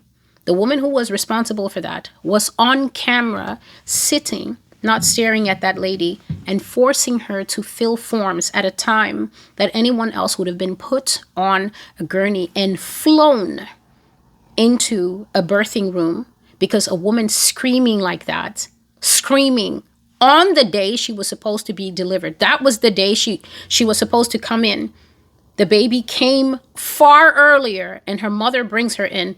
They're making her sit and check in with no gurney. Sit as if she walked in and said, oh, I have a headache and my throat feels closed up, but my name is so-and-so. Able to give social, able to give house details. A woman is howling, bellowing like a cow because her baby is coming, and the white nurse is sitting there and putting her through that. It has not been 5 days. Another black woman was completely turned away from the hospital, and her husband had to deliver the baby in the truck. Now, most of Black America is infuriated by this, enraged by this. Medical racism. It's something that all of us are familiar with. That insinuation that if you're in excessive pain, you don't need as much. I don't know what the spinal medication is called when you're having a baby. You don't need as much because historically medicine in America, white people have told each other that black people have less nerve endings. I don't know which angel from hell gave them this information, but this is what they used to teach in medical school, that we have thicker skin like a horse or a boar from the forest. And we also have less nerve endings, so we don't feel pain the same. Look at them out in the field. I could never do that. And so it's come down historically that because we don't feel the pain the same, if we vocalize that we are feeling pain the same, then it's drug-seeking behavior, because you know that we all came up on breast milk crack. So if we say that we're in pain, we don't really mean it. So it's drug-seeking behavior. If we ask for things to be explained to us before we opt into a procedure or accept something, we're argumentative. But if you're white, then it's called advocating. You're advocating for yourself. You're educated about medical laws and you just want to know more. And so these disparities are usually hidden. And to be successful in this country, you basically have to learn how to keep your cool, to not blow your top like Vesuvius all the time, or you won't get promotions. You won't get considered for things. You'll be seen as aggressive. You'll be labeled, and you will find it very difficult to move forward. But these two incidences were very loud. Very loud. Personally, I've never seen it before. I've never seen women coming out with bulging bellies. The second woman was in so much pain, she was speaking in tongues. Bless her soul. I said, that's a woman of God. That is a woman of God. She was speaking in tongues to help her deal with the labor pains. She was also sitting in a wheelchair and could barely keep her seat, because how can you be made to sit upright? It's either you're going to squat so that it's easier to push the baby out, and for that you need a place to brace your feet, and the bottom flaps of a wheelchair is not that spot.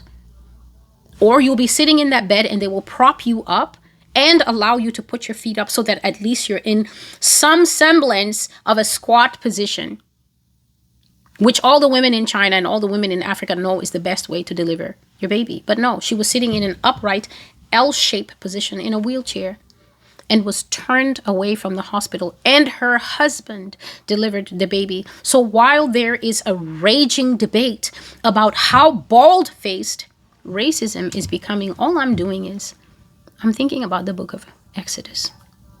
That's what I'm doing here at my house, because if I'm enraged, it accomplishes nothing. Rage just floods your system with something that makes you unable to think. Was I angry? Yes, I was. Yes, I was. But the man of the spirit is supposed to stay connected to God. And so when I'm seeing something within 72 hours, these two events happened. Before the first one could burn up social media, a second one followed. And I said, in this wickedness, I see God. And what I see is that the Bible is true. What I see is that Exodus chapter 1 never lied. What I see is that Shiphrah and Puah told Pharaoh, we can't get to these women fast enough to kill their babies. They're very quick on the birthing stool. The second baby was delivered 8 minutes after they put his mom out of the hospital. The first baby came 12 minutes after they put the mom out of the hospital. Now, if you're bad at math like me, you will still know that once a woman goes into labor where she starts to feel the pain, that's where everybody grabs the baby bags, the wipe, the everything, the car seat for the new baby, and hits the highway to get to the hospital. You're not going to wait until a woman has been in active labor for 8 or 9 hours before taking her in. No. The minute that huffing and puffing, you know that you want to be near the doctors, you want to be near the amenities, you want to be near the so-called safety place and the professionals. But what I saw is that 2 black babies have come into the world and nobody handled them except their family members. And what I see is Exodus chapter 1, where it says that they'll be quick on the birthing stools. They'll bring their children into this world fast, without the so-called monitors and the experts standing nearby. And what I see is that God is trying to tell you that you don't need to let them cut you from end to end because you're too lazy and too scared to have your baby naturally. I have the prophecy already called the Bull Doctor. Excuse the noise. The prophecy is called the Bull Doctor. If you're a minority mom, go and watch that prophecy and take it seriously. You're not loved anyway. The state already has published their own statistics. You didn't publish the statistics. You didn't make up the statistics that say that black women and other women of color are 4 to 5 times more likely to die in childbirth than any other race. I see white doctors angry about this. I see white doctors perturbed by this, saying we have to do better for our communities of color. They're dying when they entrust themselves to our care. So I'm looking at what I can see is a prophetic thread that you can't just go and lie down there without advocacy. And that in future times, just as I said, this prophecy is from 2023, the Bull Doctor, that if you just go and lie down there, you will come out empty-handed, or you will come out not at all. It will be your mom on the TikTok telling the story of how she once had a daughter who almost gave her a grandchild, but now she's empty-handed, she and your dad. This is what I see, that God is trying to show you very clearly, because as I said, these 2 examples have happened within mere days of each other, and it's very loud. We don't care racism, and you cannot fix this kind of dangerous thing by piling on and calling and saying she should be fired, because you can call all you like, and that will never explain how we had that woman that was breaking black babies' arms for a whole year. She broke the arms and the legs of black babies in the NICU for a year. They caught her and they put her on administrative leave. She wasn't fired. They didn't break her arms and her legs, which is what she deserved for doing that to babies. They suspected her. The hospital suspected her. They set their own little spider trap. They caught her, and then they let her work from home for a year. That's how they punished that lady. Then, because it is America, they brought her back, and she couldn't contain herself, seeing all those little innocent rolls of honey and caramel and butterscotch and nougat and coffee. She started breaking their arms and legs again. And then this time, the sisters were on her, and then they caught her. And I don't know what's happened to her, because I don't like stress in my life. So I don't know what's happened to that nurse. Just because you pile on and you call and you leave 1-star Yelp reviews until the hospital is forced to acknowledge this is not part of our policy. They're lying. It's part of their policy. It's part of what they're built on historically. If you don't realize that phone calls are not going to fix what is happening, that God is trying to tell you that what is happening is going to get very loud, you're going to suffer. That's what I saw. I saw that black people were breaking down. They became alcoholics. What do you mean I can't work? What do you mean you can't hire me? Why would you give me an interview and let me get this far in the online Skype calls? And then all of a sudden, I walk in and you take one look at me. Is it legal? Isn't it discrimination? Are you allowed to look in my face and just tell me I can't have a shot? There's other candidates waiting outside. There's 2 of them. What do you mean I can't say anything? What do you mean? Go to the elevator, hit the stairs. What do you mean I have to go out through the back and that I can't go out through the front door? Everything they've given you, I always told you, it was just a fix. You know a fix? When you cut your skin, when you have a slash, when you cut your knee, when you cut your arm, even when you go and you get a proper injection, your skin is punctured. There's a gap, there's a wound, there's a cut, there's a hole. When they give you that little bit of cotton and tell you, hold that there for a little bit, they just want the blood to coagulate. They want the blood to stop flowing so that you don't leave and then bleed out and a small little thing turns out to be a problem because you had a blood clotting disorder. That's why you sit there for 15 minutes until she peels it away and she says, it's okay. And then she will put a Band-Aid over it. A Band-Aid doesn't heal the hole in your skin. America never changed the laws. She put Band-Aids on top of it. The 13th Amendment is a Band-Aid. The Emancipation Proclamation is a Band-Aid. It never healed the hole that exists in this country, a plunging abyss that is waiting and has always been waiting to eat you up. And God knows it has been waiting to eat you up, but you're busy on podcasts. You're busy being celebrities with sunglasses. I saw the celebrity sitting on TikTok, a little snippet of an interview. Don't know who the guy is, but apparently he's some well-known producer. And when he came on the podcast, all the podcast people were like, ooh, bow down, bow down. And I'm looking at this guy. It's an interview at night. Either it's at night or it's in a studio. He's wearing sunglasses. It's like, yeah, really great to be here. And I said, this is it, God. This is it. No clue what is coming. Bow down, give the respect, give the props. Meanwhile, outside, your economic future is being set on fire like a Klan cross burning on the lawn. And you are sitting out there calling me a liar while Jacob's trouble is waiting for you. So I saw the signs pop up. No coloreds, no blacks, no Mexicans, no half breeds. That means no mixed race. No work available for black people. And I was in disbelief. But it was happening. Down to the hiring managers, they knew the scores. No work. Stay out if black. And I saw black people walking out from places where they thought that they could go because the law said that they could go, but the law changed. It came from the top. Do not hire black people. Do not allow black people to work in any location where white people are there. Here's a tidbit. In this dream, I saw that the only job available for black people within the post office will actually be a mailman who walks. Now, you know, some post office people, I've seen them on the beat. I haven't seen them with any kind of truck. What I saw is that the white guy will get the post office job that allows him to get a truck in his name, to take out the truck, whether they sign for it or whether they just say, you know, Jackson is working truck 495 for this week. So he signs for it every day for them to know that he has that truck. But then Jackson will work with a black guy. Let's say Richards. Jackson will work with Richards. Richards will sit in the back with the packages. He's going to bake in summer because I don't think the back of the post office truck has AC. And he's going to freeze in winter. Jackson is going to sit in the front. Jackson is going to be in charge of the truck. Jackson and whoever his partner is, who will also be white, they'll sit in the front. Richards and maybe another black person will work at the back. And then they can be dropped off at strategic points.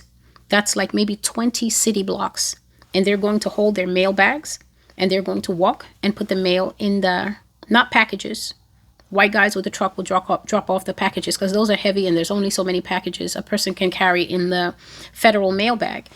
The black person is going to carry the mail, and I saw that they will deliver it hand by hand. That's a job that you can do, but you're not going to be assigned your own truck. In my neighborhood, I've never seen a white person delivering mail or packages. I've never also seen the black people walking around. They have their trucks. I have on one occasion seen a black lady walking the beat, but that was through the internet. I've never seen them deliver the mail hand by hand, but I saw a lady on the beat walking house by house, Maybe in another place where the area is very big, she was walking down the street and she was delivering house by house and somebody was filming. So I saw her walking by and she didn't have a truck. You won't be allowed to have a truck. That's too high level for you. If you want to work in the kitchens, you can. If you want to work in the kitchen of a hotel, you can. If you want to be a mammy, a nurse to a white family, you can do that. I even saw that there's higher tier, better life. If you want to be a surrogate and live good for a year because they're basically taking care of the investment, you can do that. You can surrogate a white baby. I've seen it, that they will implant the baby's DNA in you. And because it's not mixing with your DNA at all, you're just an incubator, an oven, you can bring that little baby to life. And because the parents can't conceive, they will treat you good for a year. It's a break off from the stress. It's a break off from worrying about money and things like that. You can make money that way. And I saw a lot of girls, younger girls, agree to do that. Or I saw whereby you can take something that will make you lactate, even though you're not pregnant with your own baby. And then you can wet nurse a baby. You're looking at me, I'm looking at you.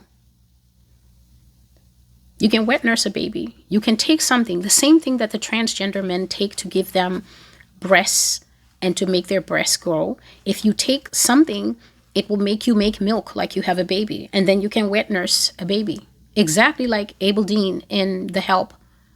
You can do that. But if you're thinking that you will continue with corporate culture, you're confused.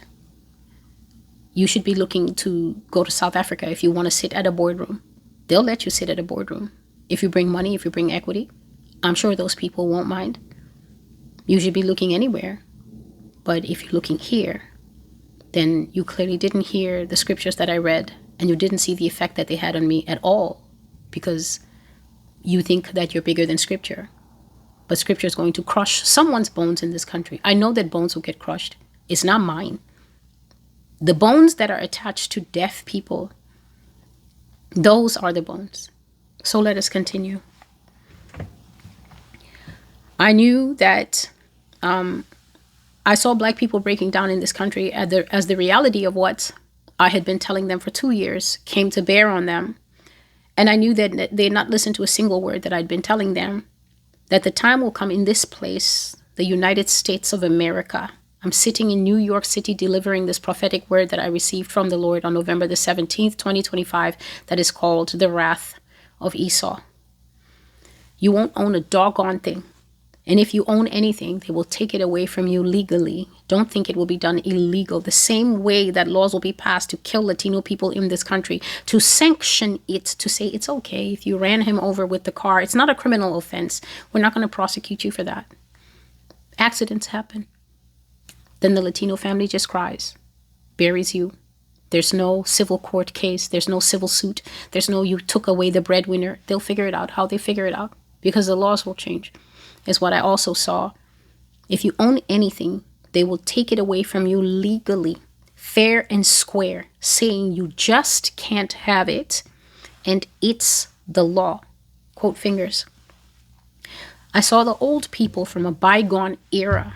This is Black people from yesteryear. This is from the generation of the slaves who died, but also what I will just call the cuspers, the people who weren't slaves, weren't sharecroppers, but the children of people who came down from them, whose lives crossed from that time of hardship across Jim Crow and then tasted some freedom. I think there's still people alive like that. I saw them from bygone eras saying, yep, that's how they did it in my day. You couldn't own a doggone thing. You know how they speak. The jazz generation, the blues generation, they're always saying doggone. You couldn't own a doggone thing. Not a Cadillac, not a store, not a farm, nothing. If you did, they'd take it from you. If you did, they'd burn it down. Probably burn your family down with it if they could get away with it. Nobody ever did anything to them. Course it wasn't legal. Course it wasn't the law, because younger people standing off screen were bothering these old people and asking, but was it legal? Was there anything you could do? Because they were still clinging to their 2025 brain. The old people are talking. The old people are still alive. The old people are telling them, yeah, I went through this. You come home, you're crying, and then your grandma just pipes up from the other room, honey, I couldn't own a thing. I had 2 dresses and I had to be comfortable with that. The old woman is talking. Then you are bringing your 2025 Harvard graduate brain, MBA brain, right? You went to Columbia. Everybody has to know it. The old lady is telling you sense, but you're like, no, it can't be. There has to be a way. I'm going to labor. I'm going to go. Then you'll go missing like the Mexican people.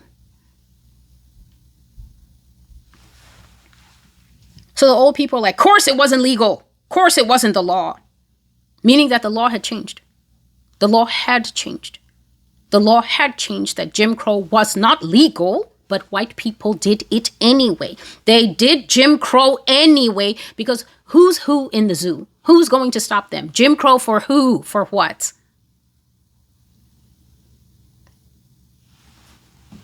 But they did it anyway, and nobody ever did anything to stop them. And the old people are like, why did you think that you were free? Why didn't you listen? Don't you know that this is America? And then I now saw the young people. The young people were standing in array, and the old people were sitting on porches. And the young people were around the porches asking, there must be a way. This is illegal. And the old people were like, why did you think that you were free? This is America. And I've spoken of the generations past, such as the generations of people whose parents brought them up, of all ages, of all colors in this country. And the parents brought them up and told them, you don't ever take anything from the government. I said that I've even seen among that group who don't take from the government, poor people who have nothing. You might say, oh, it's hillbilly culture. Oh, it's deep South culture. I've seen people of all backgrounds and colors in this country who would rather eat dirt before they take anything from the government. Their parents raised them not to trust America. Their parents raised them and told them this is a business. I was speaking about it in my zombie prophecies in 2020 when we were in lockup of COVID. Their parents told them that when the government is nice, you be nice. When the government is civil, you be civil. But when the government breaks rank and goes rogue, you handle business, like I've taught you. I said that when things came to this country and the country broke down and all the educated people were walking around with their brains leaking out of their left and their right ear, right? Democrat and Republican, respectively, having breakdowns. How could this happen? Because the books told them that it can never happen. Those people were sitting on their porches, rocking back and forth. It's a corporation, they said. Can't trust the government, they said. They were fine. They suffered no breakdowns at all because they'd been raised properly. That you can't live inside a business and call it a country. You're deceived if you do that. So the young people, black people, are standing, asking, and the old people were just thinking that they were silly and ridiculous for thinking that a bunch of law, giving them things, giving them rights, couldn't also take those things away again. And I saw the younger generation, I'm talking about even 40-something in this country, that have grown up in freedom. I saw them becoming so amazed that this can happen and so dejected that they started to drink and they started to take substances because of depression, and they started to need mental health services at an alarming rate because they could not believe that God, I don't care how godless a black person is in this country, whether you're from the Caribbean, whether you're from Africa, living in this country, at their core, black people know God. They can be doing Santeria. They can be talking about, oh no, this is Christian witchcraft. And oh no, I'm raising the ancestors. And oh, I'm doing root work and spirit work. They know God. They're deep in Egyptology. In their core, they know God. And they know that what they're doing is blasphemous nonsense. But because America has made it cute, that's why they're out there doing those things. You will find all those things, all those people returning back to know God like a rubber stamp. Because God will allow a fire to burn outside there. You will leave those streets with alacrity. Alacrity means with unbelievable speed. You will give up that Christian witchcraft in the blink of an eye and be back in the house asking your mother, how do I speak tongues? Is there a booklet? Is there a pamphlet for me to pick it up? Because mama, something needs to change because I feel like I'm dying. I'm dying. I can't get work. When you realize that it's not by bouginess, And it's not by, oh, I went to network over margaritas and she knows a person. She told me she can get me in. I know that doors are closed, but I trust Angela. And then Angela goes and they just ask her, bald on her face, is the person you're advocating in this meeting for, are they black? Angela knows she can't lie. You know why she can't lie? She can lie and say yes, and then she brings you, and then they'll fire her and kick you out. Angela has bills to pay. You can't hate on Angela for trying. She's your best friend, but she can't beat the government. When all that stuff fails, when your network fails, when your black book fails, Mrs. Jeffrey Epstein. No, I just touched base here. When your root work fails, when your ancestral trauma fails, you will find Jesus again by force. I saw them, and they could not believe that God could let this happen to them, which is why the first scripture was read. Has he said it, and he will not make it good? That scripture has been in my spirit all day like a rock. That scripture means in English, is there a thing that God has put in this Bible that you think is going to skip you because you are a particular color? Because you don't know that your people group is written in this Bible. You want to do, I don't see color. This sounds like segregation from Celestial, because what I do when I wake up in the morning is I'm always thinking about you. I'm always thinking of ways to segregate because I created this stenching rot, right? That makes America the racial hunting ground that it is today. That's what happened. That's what I did. I got myself born in the early 1800s. I caused the Civil War. I caused America to take slaves. Then what I did was I died, and then I came back reborn now to sit pretty and act like I don't know all the damage I caused by my obsession with race. That's what happened, right?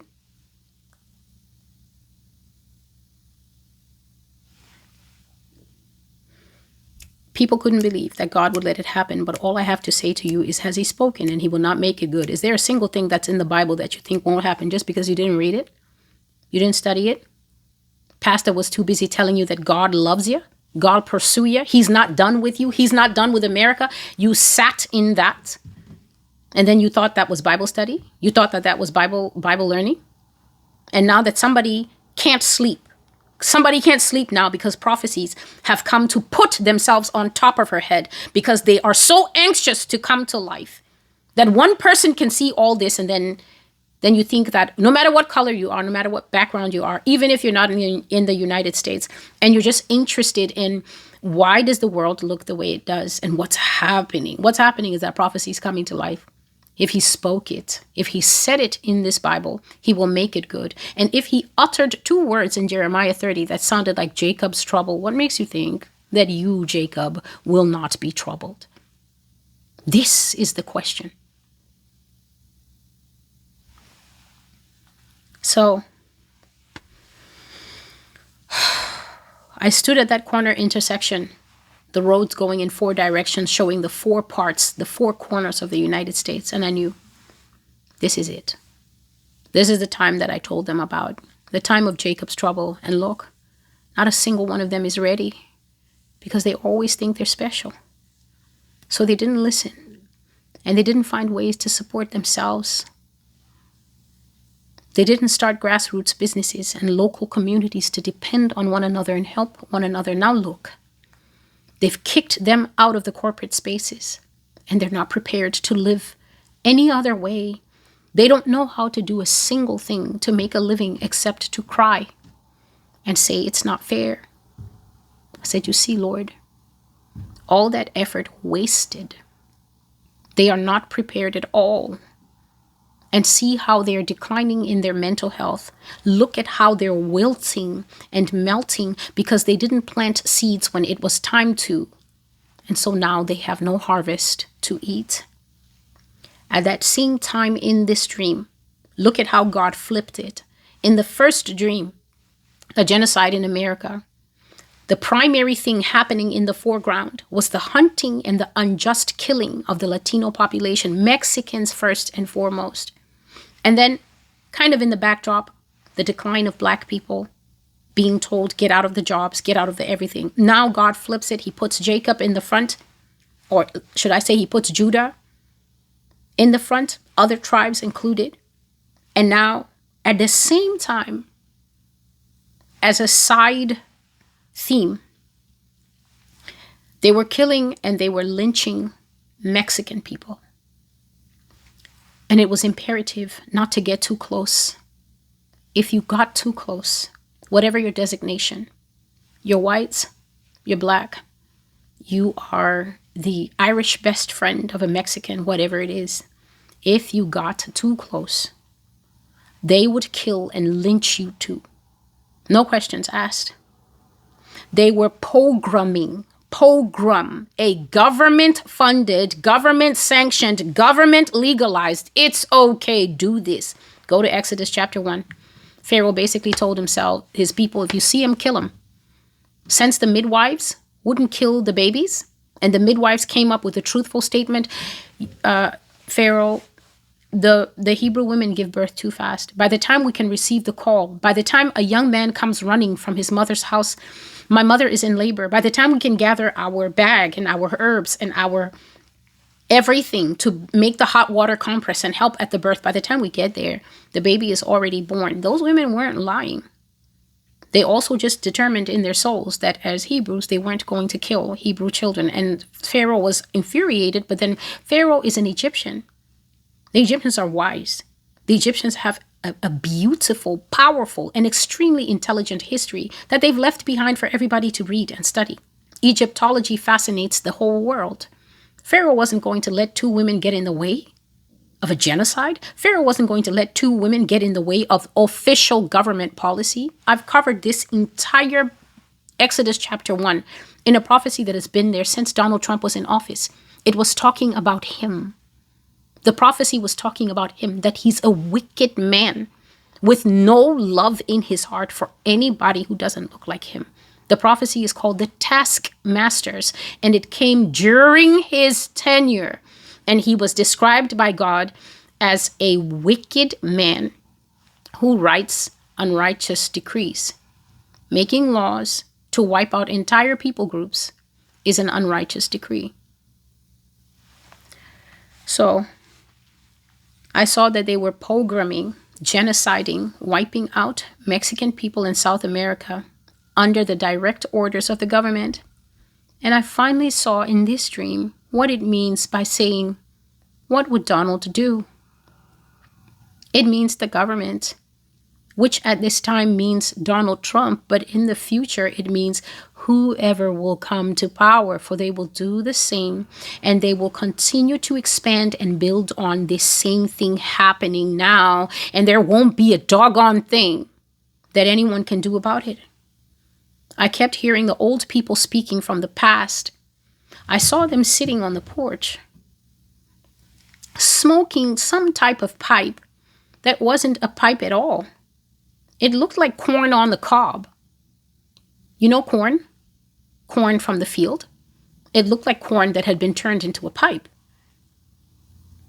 I never heard of anyone smoking corn before, but it looked like black, burnt corn to me, made into a pipe. They were smoking it and nodding to each other and saying, yeah, you can't have anything in America, young'un. Not a doggone thing. So when I woke up and I was writing this prophecy and everything, I had to see who smokes corn. How do you smoke corn? In a pipe. And I found that the corn on the cob pipe became popular among the lowest class poor and the slave class of America during the 1860s.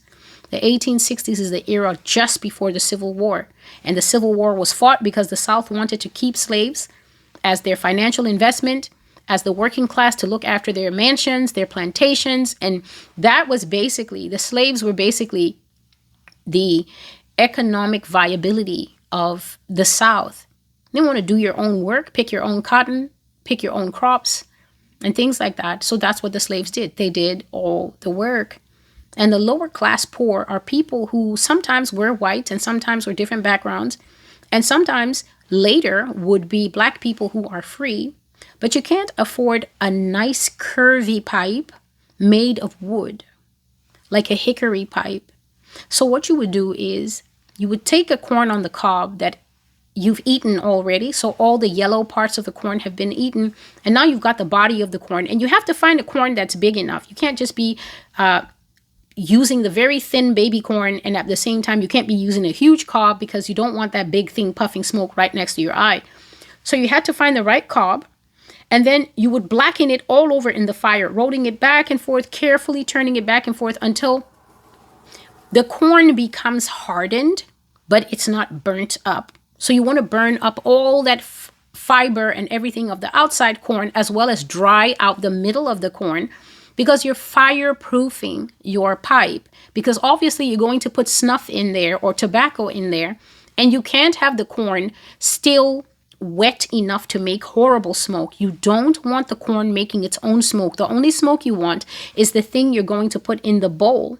And then they would hollow out. The middle of the corn is just fiber. They would dig it out, fireproof it again, and then put some kind of, I don't know, a reed or something in there. And then you could puff a corn pipe. This is a real thing. You could put snuff in there, or you could put tobacco in there and smoke it. And this is a real thing. And it's been such a part of American culture that there's a company in Missouri that has been making corn on the cob pipes for 150 years. So clearly people are still buying this historical artifact. And yet I just saw some old people puffing what looks like black corn, smoking it on the porch, telling each other, this is America, youngin'. You can't have anything, not a doggone thing. I woke up from this dream and I didn't write it down. I felt sick. I also felt worried. I fell asleep, and God did not tell me to write down anything. He just let me sleep. And if you've been watching as I'm giving this dream, I'm feeling better. The prophecy's leaving me, and the prophecy's coming to you. The heaviness that I was feeling, the sickness, the way I was shaky in the beginning, it's minimizing. I feel better. It's leaving me, and it's going out there. Because in Isaiah chapter 9, it says, I sent a word to Jacob, or I sent a word to Israel, and then it landed on the people. If you don't listen, you don't pay attention, you carry on business as usual, you take this to your family, they ask you, why do you listen to nonsense? They continue their lives, especially the males. Then what will happen is you will be the witness to see other prophecies coming into play. You carry this to the educated elite, the ones who are in all the various fraternities. I've already done the prophecy about the fraternity. It doesn't matter if I haven't gone back to it to do it officially. I did it in an abridged form in the prophecy, Sit Down, O Babylon. So all of them in the D9, the Kappa, Alpha, Kappa, whatever, you take it to them, your rich uncle, your rich cousin. They don't want to listen. When God gets ready, the blade will cut them out of that high society. But that's not all I saw for D9. They're going to lose their lives. All the young men that are pledging fraternities, all the young women pledging fraternities, God is going to take your life. And the reason he will take your life is because your life was paid for on the cross by Jesus Christ. But you don't want to give it to Jesus Christ. You want to give it to pledge. You want to give it to fraternities and sororities. So it's not yours. He'll take it and he'll put it right back in his pocket where you originated. You don't want to come home. You're one of those who thinks that you can serve God. I'm going to speak exactly what's on my spirit. You're one of those who think that you can serve God and serve another master. You think that you can go and take oaths in a fraternity where they make you openly swear not to talk about what your brothers do, not to talk about what your sisters do. I will always be there for a brother. You think you can swear allegiance to another God and then come back to God. There are even some of you, I've been watching you. You're declining in your lives. You're declining, especially in your finances. You're getting broker and you don't understand. And that's because you are serving other gods. You have other practices that you have picked up and you are stubbornly carrying on with them. And I'm not talking about the obvious smoking weed and things like that. No, there are many of you in the Black community and in Latino communities that have a side pipe into other beliefs that are leading. You may not see down the road where it's leading, but it's literally leading down the road to another God. There's another God sitting at the end of that practice. A lot of you in the Black community, you have picked up things that you think are Hebrew practices. Oh, I just want to honor God. You better look closely at that thing, because I'm seeing you getting broke. And that's because the second thing has wrapped you around and it's eating your substance. You're getting broker than you were last year. You're broker than you were in 2021. Opportunities are harder to come by and you're struggling and you do not know it's because you are dividing your time between worshiping God. You claim you worship God. You come here to a space that is 1,000,000,000% Jesus all day. I don't mix God even with cereal in milk. He is unmixed and pure on this place. Nothing I do here is because I put on a second persona for you and then I come off the camera and then I'm someone else. What you're getting is the raw me quickened by the Spirit of God. But there are a lot of you, you have practices, you're doing herbal things that you think, oh no, it's cleansing for us. I say, stop that nonsense and go into pure worship of God, as you can see in the scripture. Do that and only that. Read the New Testament and do only what you see them doing in the New Testament, with some of the Old Testament laws that have not passed away. Stop mixing God with stuff that you're finding on random websites that are telling you, oh no, this is a higher form of Hebrew. It's a lie. It's a lie. Even the time that these false Jews celebrate, I think it's Passover, it's a lie. Or what is it? Rosh Hashanah. Rosh Hashanah. It's the wrong time. Rosh Hashanah in the Bible is a different time. It's a spring thing. These people are having it in September. It's all wrong. It's all wrong. The new year as given to Moses, I think, is in the months of April to May, and they're doing a September, October thing here. It's confusing. If you're going to do it, you're going to have to learn how to do it and do it right. You're mixing God with other things. I'm telling you, I'm seeing you. You are broke. You don't know where your money went. It is your secondary practice. Your so-called Catholic belief, plus I enjoy celestial. Get out of here with that. There's nothing Catholic here.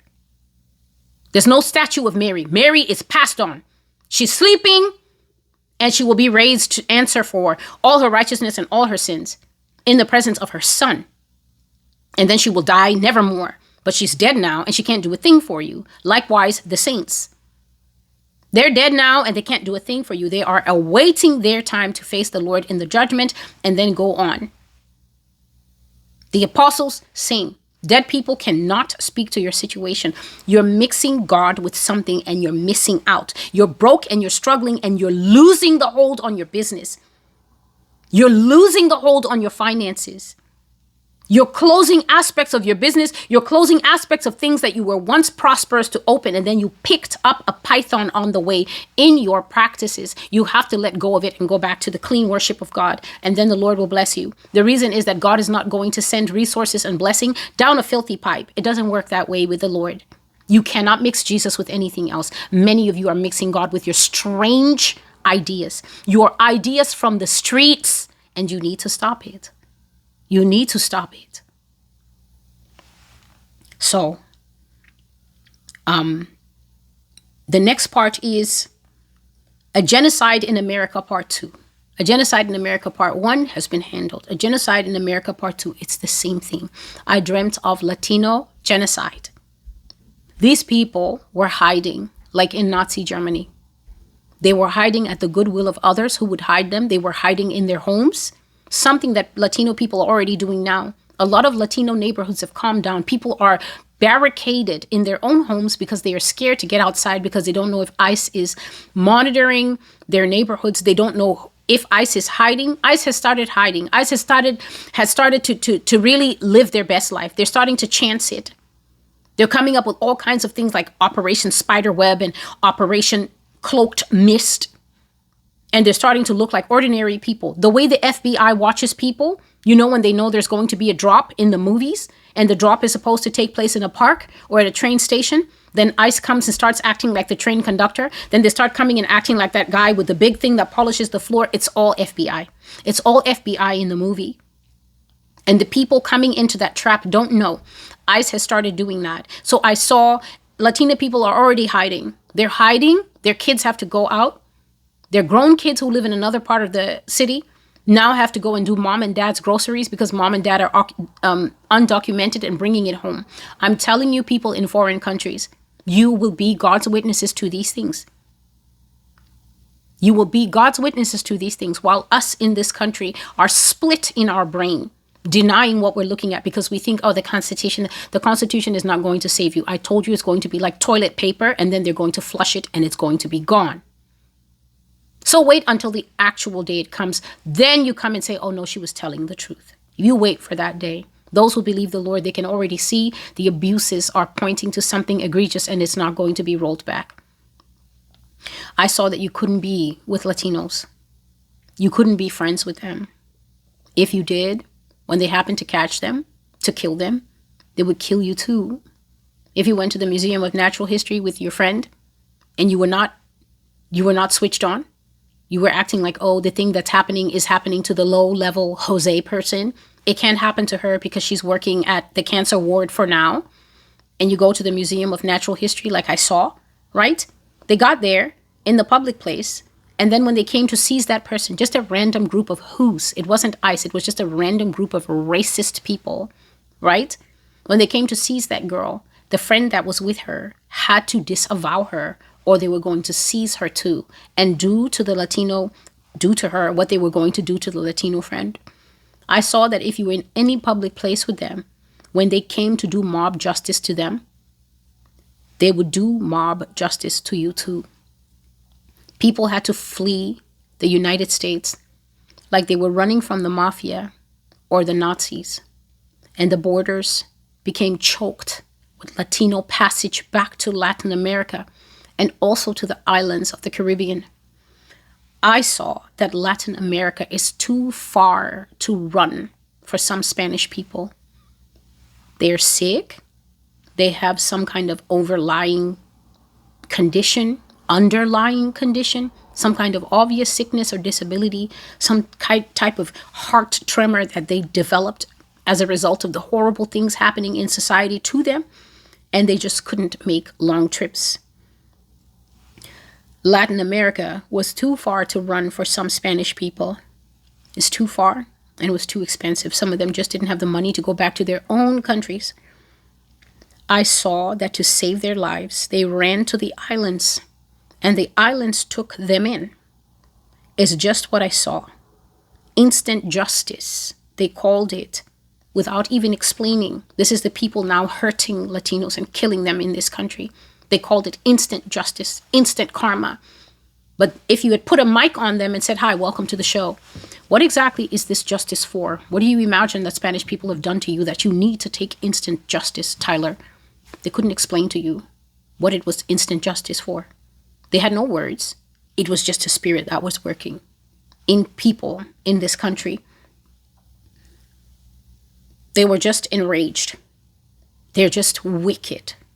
And also the government, again, you see God telling you that this thing is going to come from the top. It's going to be official policy to kill Latinos and people of Latin descent.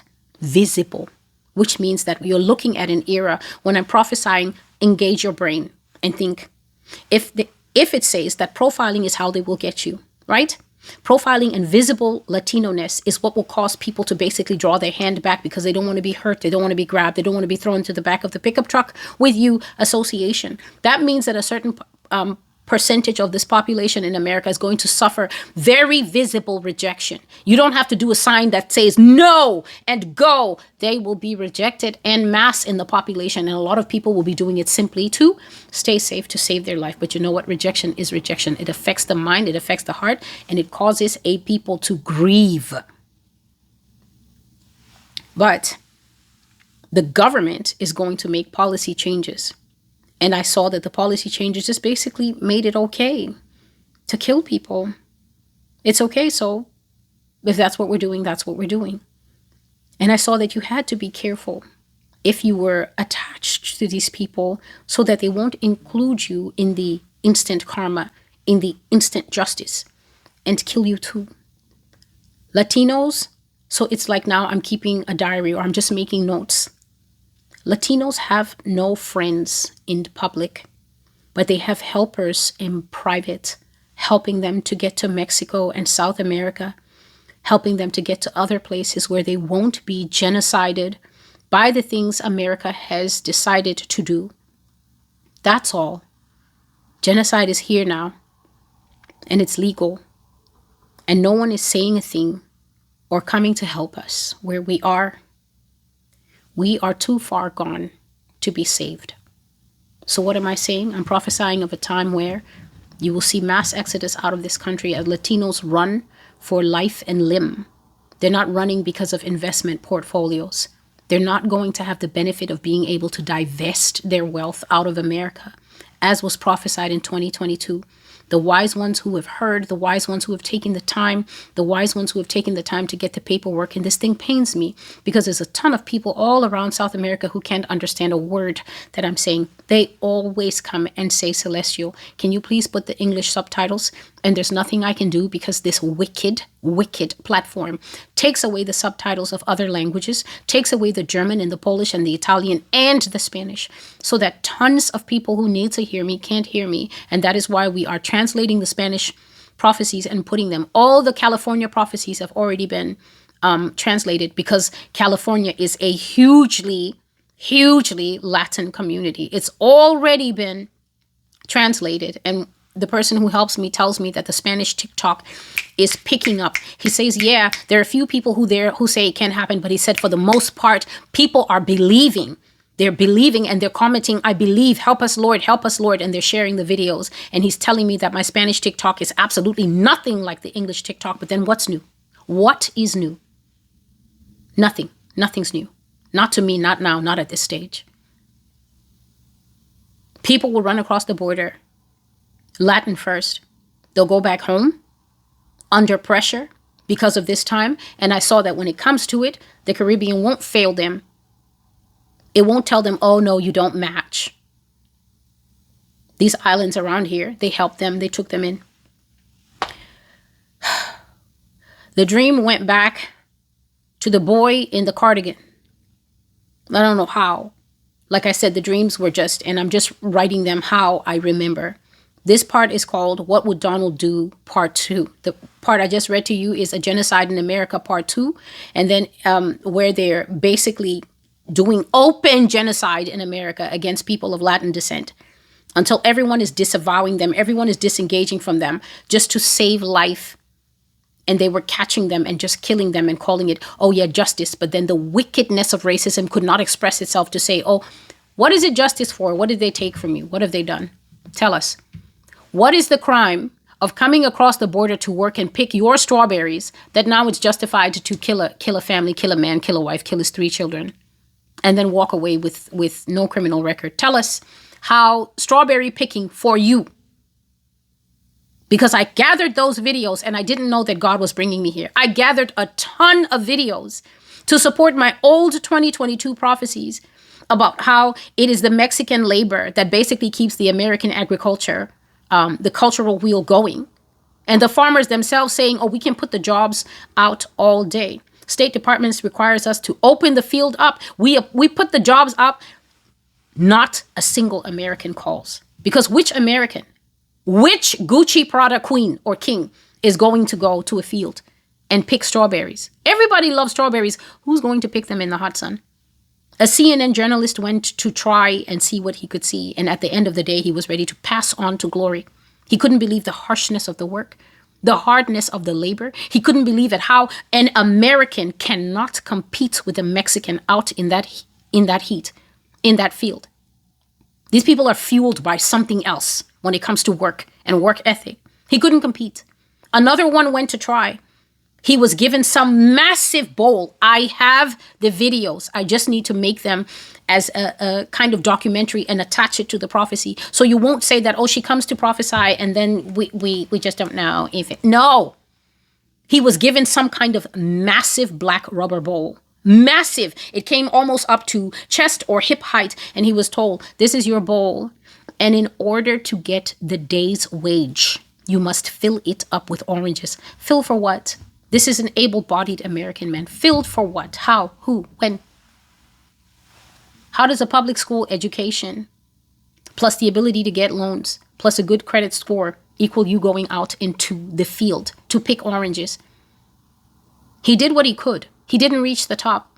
Miguel came with a tractor at the end of the day and told him, to be honest, you did better than I assumed you would. But you didn't fill it. If this was real, you wouldn't be getting the pay for the day. Something like $100 for filling up some massive, huge, craterous thing that you have to fill with oranges. All the other workers filled theirs. The American guy was like, yeah, I guess I would have worked all day and gotten no pay. And Miguel is like, yep, all right, back to the headquarters. And they started to go. And Miguel did not let him ride the tractor, because nobody lets the Mexicans ride the tractor after a day of picking your oranges. Miguel put the tractor on and drove back to the warehouse, and the American guy put his sack on his back and was thinking and dealing with the reality that if he was in the fields picking his own food, this entire nation would be starving. I've told you racism is expensive. It's expensive. It's costly. When you assume that you are all the jobs, you assume that you are all the talents, you assume that you're all the gifts, you assume that you're the only one that God wants to see on this earth. And then it turns out that it's actually diversity and all of us who make this world a pretty place. The next prophecy, the next dream that I had is called What Would Donald Do? Part 2. I'm suddenly dreaming of the boy with the red cardigan, the red quarter zip, the one who has made the right choice in life. I saw him.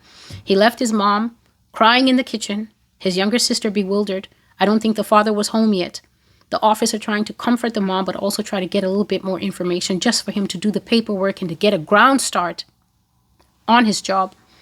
He put on a backpack. He left the police cars there and he went to try and solve the murder of his brother. Now, I didn't see this boy, but I just saw something like a dotted line walking all over the city, asking questions. The line would go to an area and ask questions. Then it would go to another area collecting clues. I saw various notes he was making. Who was the last to see his brother? And what types of things his brother liked to do when he was not at home with them? He was trying to build a picture of his brother's personal life and last moments. Then I saw him go to the area his brother was last seen in, and they were having a shootout there.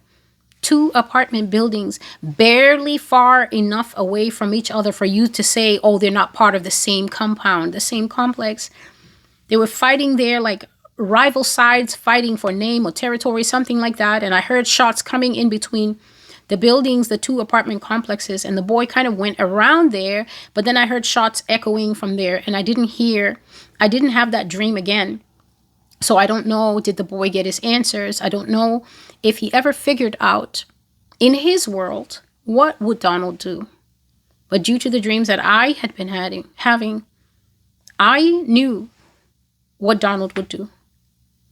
Donald would tell people that it's okay to kill other people based on the color of their skin.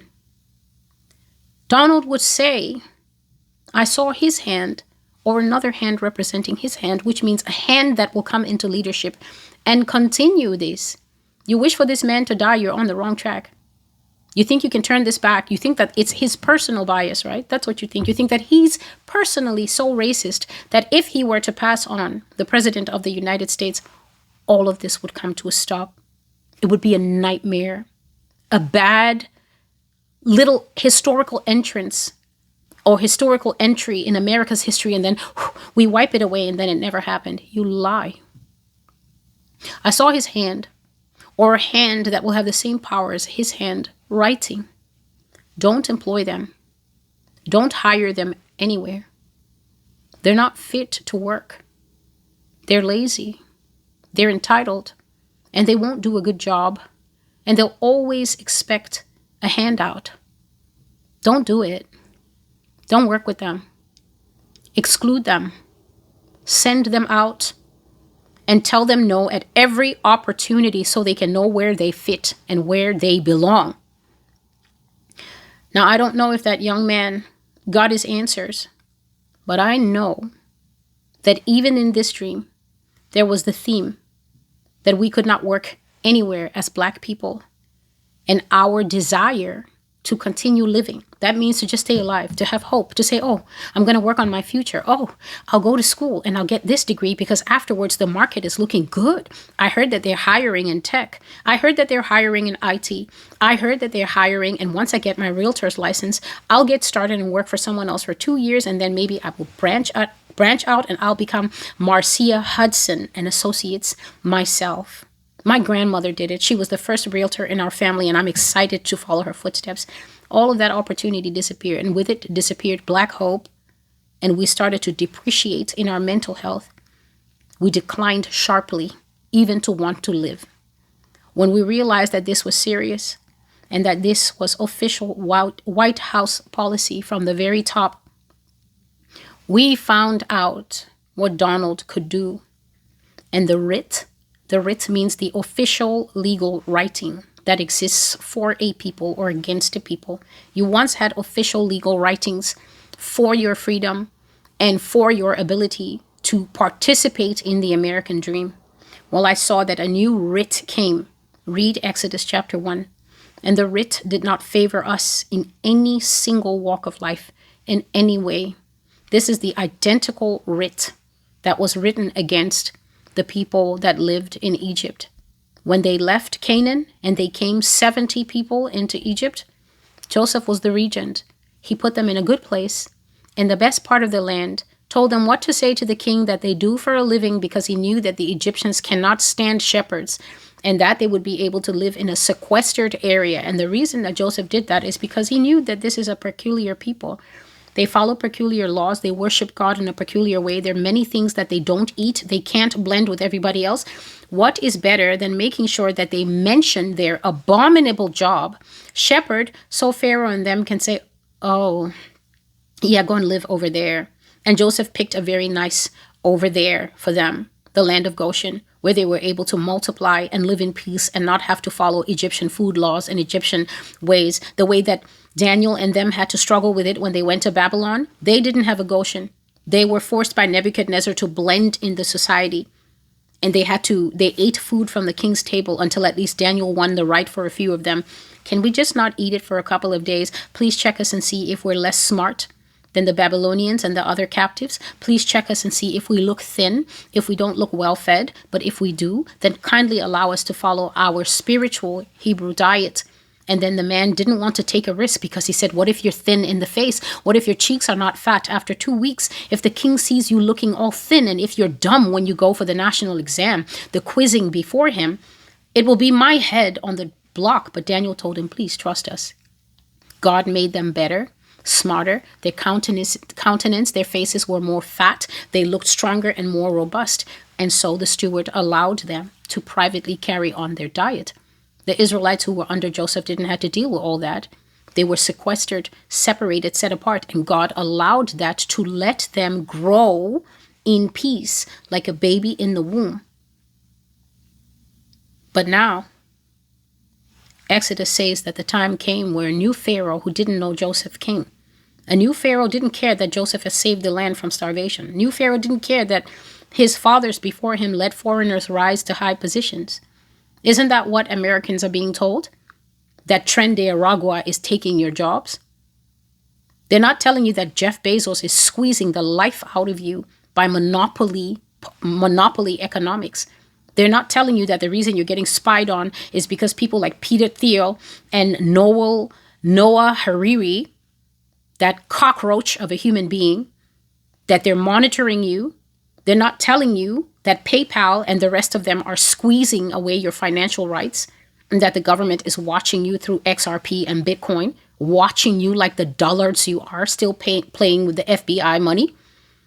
They're not telling you that opportunities are being vanished out of the economy because Mark Zuckerberg and friends are testing AI relentlessly, damaging the landscape and the country as they do that. They're testing AI relentlessly so that they can be firing not in groups of 14,000, but groups of 40,000 next year and beyond. They're having conferences and saying in our faces, we don't see a future where you need people. And blonde ladies are saying, why do you need to own anything when you can rent it? Why not just rent your house and your car and everything? And I'm looking at this woman and I'm thinking, why don't you rent a brain? Why don't you start with owning nothing? Why do you think these people are fascinated with us not owning anything? Do you think it's heading to anywhere good? Do you think when these people stand and make suggestions to you, then Tren de Aragua, do you think that it's the Venezuelans and the Brazilians in this country who are implementing things in the economy? That's why you're poor. That's why your SNAP benefits went away. That's why you have no housing vouchers. That's why they stopped PrEP. And they want the HIV to kill you because they're like, but why do you have HIV? Why? Do you think it's the Mexicans that put the ills into society? You think that there isn't enough in America for them to earn the few droppings that are at the bottom of the society that they get from being day workers and day pickers? And do you think if they're born here, they don't have a right to participate in the economy, to make the same money as you, to beat you in an interview? Why is it Charlie Kirkians? Why is it that you think that every job is your job? What is this psychosis they're taking an American's job? You don't know that a Black American is an American too? You don't know that somebody who has come here from Nigeria, paid into the society, naturalized, he's been here 15 years. He's a surgeon at Johns Hopkins or whatever it is, right? He's paid his dues. He's got his green card. He's naturalized. He's got his American bride. His kids are Eagle kids. Then when the madness prophesied in the Bible, fair enough, comes upon you, then all of a sudden an American changes in definition. Then you say, make America great again. But what you really mean is the colors are all wrong. What makes you think that a Mexican person born in this country, a Venezuelan, somebody from Chile born in this country is not an American with the right to beat you in an interview and take the spot? What gives you the idea that they are somehow competing off the books? You're competing on the books. They're competing off the books. And therefore, they must have done something to twist the system, even though the hiring manager doesn't look like them. The majority of the people in the company don't look like them. The majority of the people who do look like them are working middle management and below. You can barely see any of them in representation in the higher echelons of power. They're not the gatekeepers. They don't make the final say. They don't make any calls that matter. But something has convinced people in this country to a large extent that the reason they don't have is because Tren de Aragua and Black de Aragua and co. are taking something away from them surreptitiously. Do you know what surreptitiously means? It's how rats move. A rat will come out and take a little bit and run off. Come out and take a little bit. Take a rat a week to steal everything that you've forgotten and left in a corner. Then you come and the bag is light and you're like, oh, a rat. What gives the people in this country the idea that they're the only people stuck in a room full of rats? Where are you getting this from? Satan has told you this. Satan has told you this. And that is why God gave me the second scripture. He won't let it continue forever. He will let it continue for a while because he has to purge us. We have to be punished. We're extremely wicked and also very dumb. I'll accept that. The majority of us, we hate correction. We don't like to be told what to do because we assume that we are above learning. We're content with what we know. We don't want to be any better. What has God said about us? We love to drink. We love to fornicate. We never saw sex that we weren't ready to follow, the majority of us. Who wants to wear clothes when you can be in those sheets? That's Black people for you. That's Latin people for you. That's African Americans. That's Black people in general. That's Africans. That's all of us who are brown. The fornication is the biggest sin in our midst. God said that I will talk to my people and I will get the love for liquor out of them. I accept it. I own it. I personally don't drink. But a lot of us will come and start asking, well, it said to take a little wine for Timothy. Is your name Timothy? Is it Timothy? Is your name Timothy? Are you the Timothy that Paul was telling? You have an upset stomach condition. Take a little wine to settle that. No, you're just a little drunk. You're just a little jello shot queen. And you need to pause. And you need to be serious.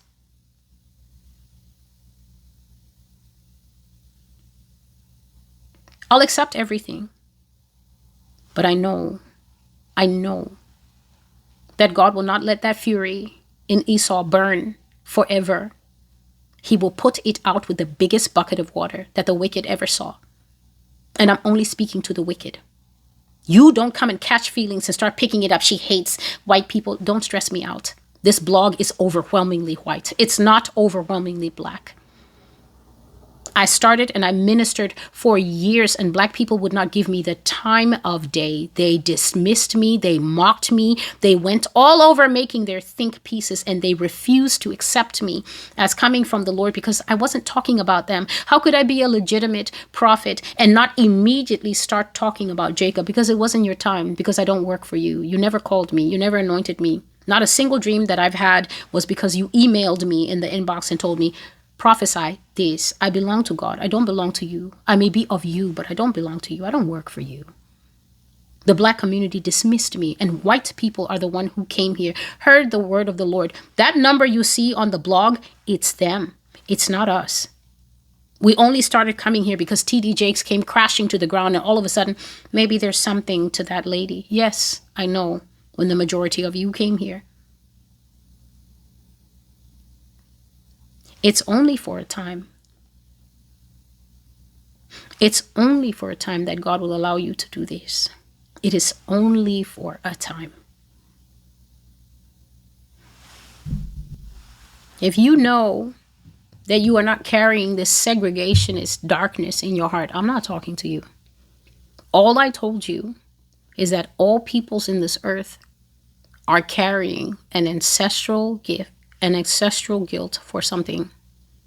For Israel, no matter where they are scattered, it's that they broke Deuteronomy 28. They broke the laws of God. They broke the covenant that God had with the people since the days of Moses, since the days of David. It was refreshed. Since the original making of the covenant with Abraham, they broke it. It doesn't matter where they live in this world. It doesn't matter what they believe in this world. If they don't repent as a people, if they don't apologize to God, then the axe will cut them down. Isn't it me who prophesied a few months ago in this very 2025 year? I said that God showed me that, especially in Black American culture, but just generally, that it will take the 4th or 5th death in your family for you to quit nonsense. And I said, he's willing. God is willing to go.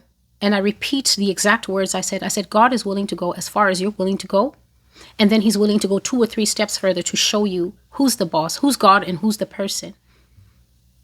You continue. I said you will be on the 4th funeral before you in that family begin to feel nervous and afraid.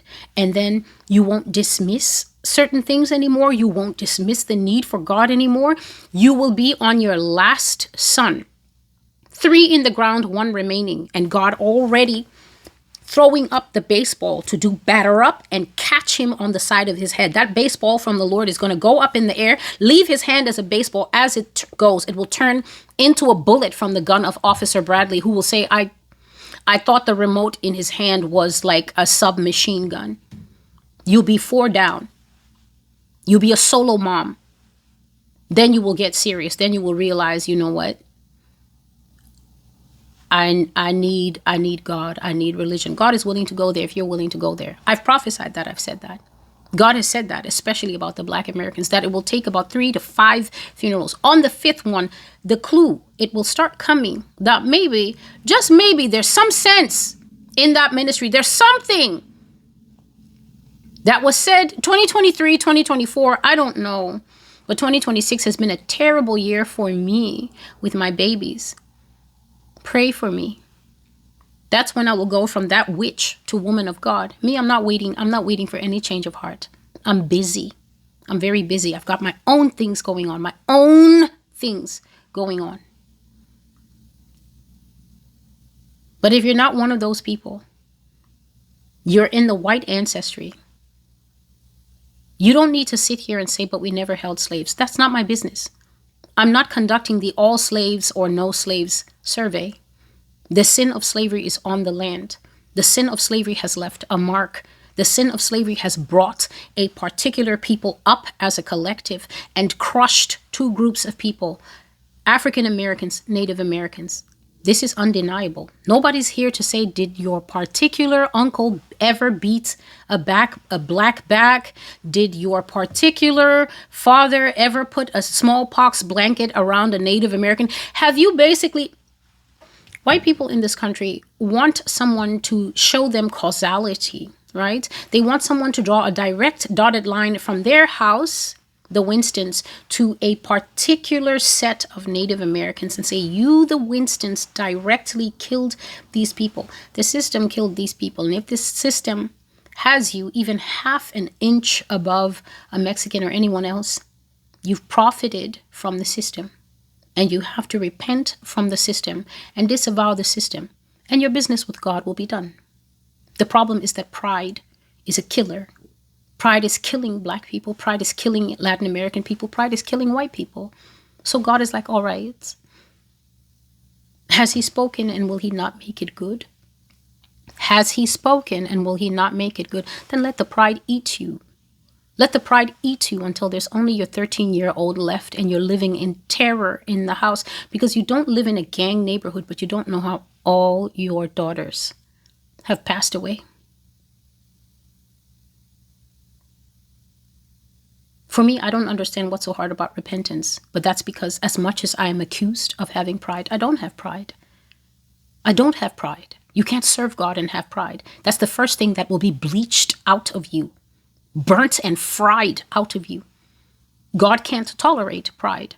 God won't use pride. God won't raise pride. So every time you come and say, you're proud, you're an idiot and you're a liar, and I don't have to regard what you're saying. My time is not for fools. My time is for who will eat the grain that my tired knees are crushing and putting on the table. That's all. If you're too proud to repent of the ancestral sin, running in whatever color you are, then keep the sin and eat the fruit of the sin.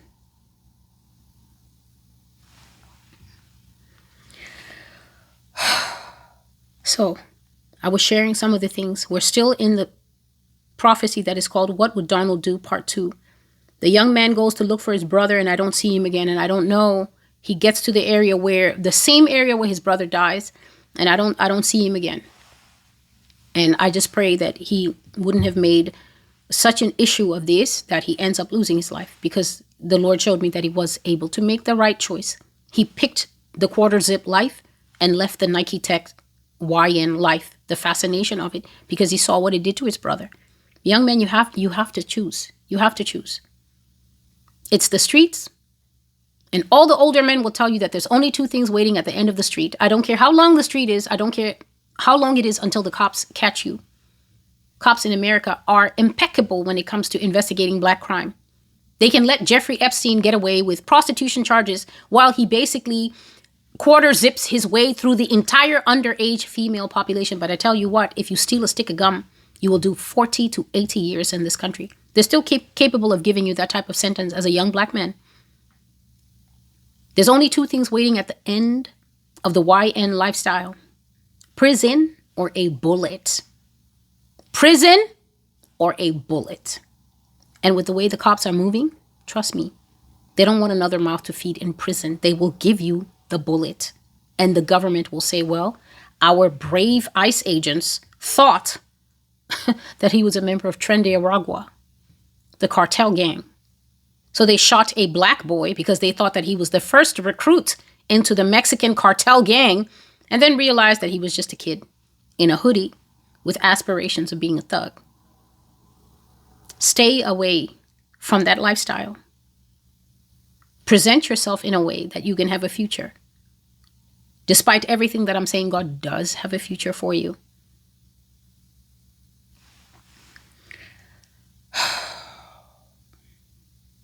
Don't let the rhetoric get to you. Don't let anybody tell you that you're not as qualified as the next person, that you're not fit to be hired, that you always expect a handout. And their dastardly lie, the free pass. They make you suffer to get into every door and then have the guts and the temerity to look in your face when you jump all the hoops and then still tell you that they think you want a free pass. It's the schizophrenia. That's all it is. So I saw that the writ did not favor us, the official handwriting on the wall, just like Exodus chapter 1. It didn't favor us in any walk of life, in any way. I saw that if you want a 5th level job in America, then sure, that was the work available for you. You could be an au pair, working for a white family, laundry, dishes, helping the kids with their homework, go back to your house. You could be a mailman who walks on his beat, meaning that you put the mail bag on and you drop the mail by hand, and then you ride in the back of the mail car, but you cannot be a post office employee and have a truck all to yourself. I saw that if you want to be a surrogate and have a nice life for a while, you can get it. If you want to be a wet nurse, a breastfeeder to a newborn born, to nurse them with pills that you can take, you can get it. You can nurse a child. That is a wet nurse. You can mind a child as a nanny or an au pair. You can be a child minder. You can get it. You can work in the kitchens. You can get it. Hotel service, a waiter. You can have that. You can't get a desk job. You can't work corporate. That is out of the way for you. I saw that Black people were using the back entrance in my dreams. The drinking fountain laws came back like an avalanche. I don't know where it started, but I know that it was very firmly and fast established. The same drinking fountain laws that used to say colored only, and only Black people can drink from a certain fountain, and only white people can drink from a certain fountain. It came back. Whites only appeared on businesses, movies, hotels. The signs were everywhere. Whites only means it's a jazz club. Don't even try to get in. It's a certain hotel. Don't even try to get in. You have to go to the Black bed and breakfast or whatever if we were even holding businesses at that time. The signs appeared everywhere. No colored. No half-breeds. Half-breeds means Black mom, white dad. White mom, Black dad. Different mixes, maybe 2 parents that themselves were half-breeds and they're already light, and then they meet and then the baby is even lighter. It doesn't matter. As long as the signs were visible, no straight hair, no straight nose. If there was even the hint of a hint that they could tell, forget about it. No half-breeds, no dogs allowed, no Mexicans. It was like history, only this time the viciousness of it was palpable to a new generation that was unprepared for it. That's us. They couldn't cope with it. Most were having mental breakdowns because nothing ever prepared them to not be seen as humans and part of a society when they already were. It was like reverse aging, like Benjamin Button, except for racism. The ancestors, that means the people who fought for the civil rights, the people who went from slaves to sharecroppers to landowners to something to civil rights to able to go to college for the first time, able to go to school for the first time, all of that. They aged into freedom. So as the ages passed, they got closer and closer to freedom until they finally got it. But I saw the current generation aging backward into racism. They reverse aged into racism. And it was a horrible feeling being cut off from civilization. Not being able to rent in certain places. Forget about it. Forget about that. Nice places. Black zones have never stopped. It's called redlining. Go and look into it. Redlining decides who gets loans and who's able to buy certain houses and who will always be rejected for a loan because of where they live. Access to capital is not for everybody in this country, no matter what they tell you.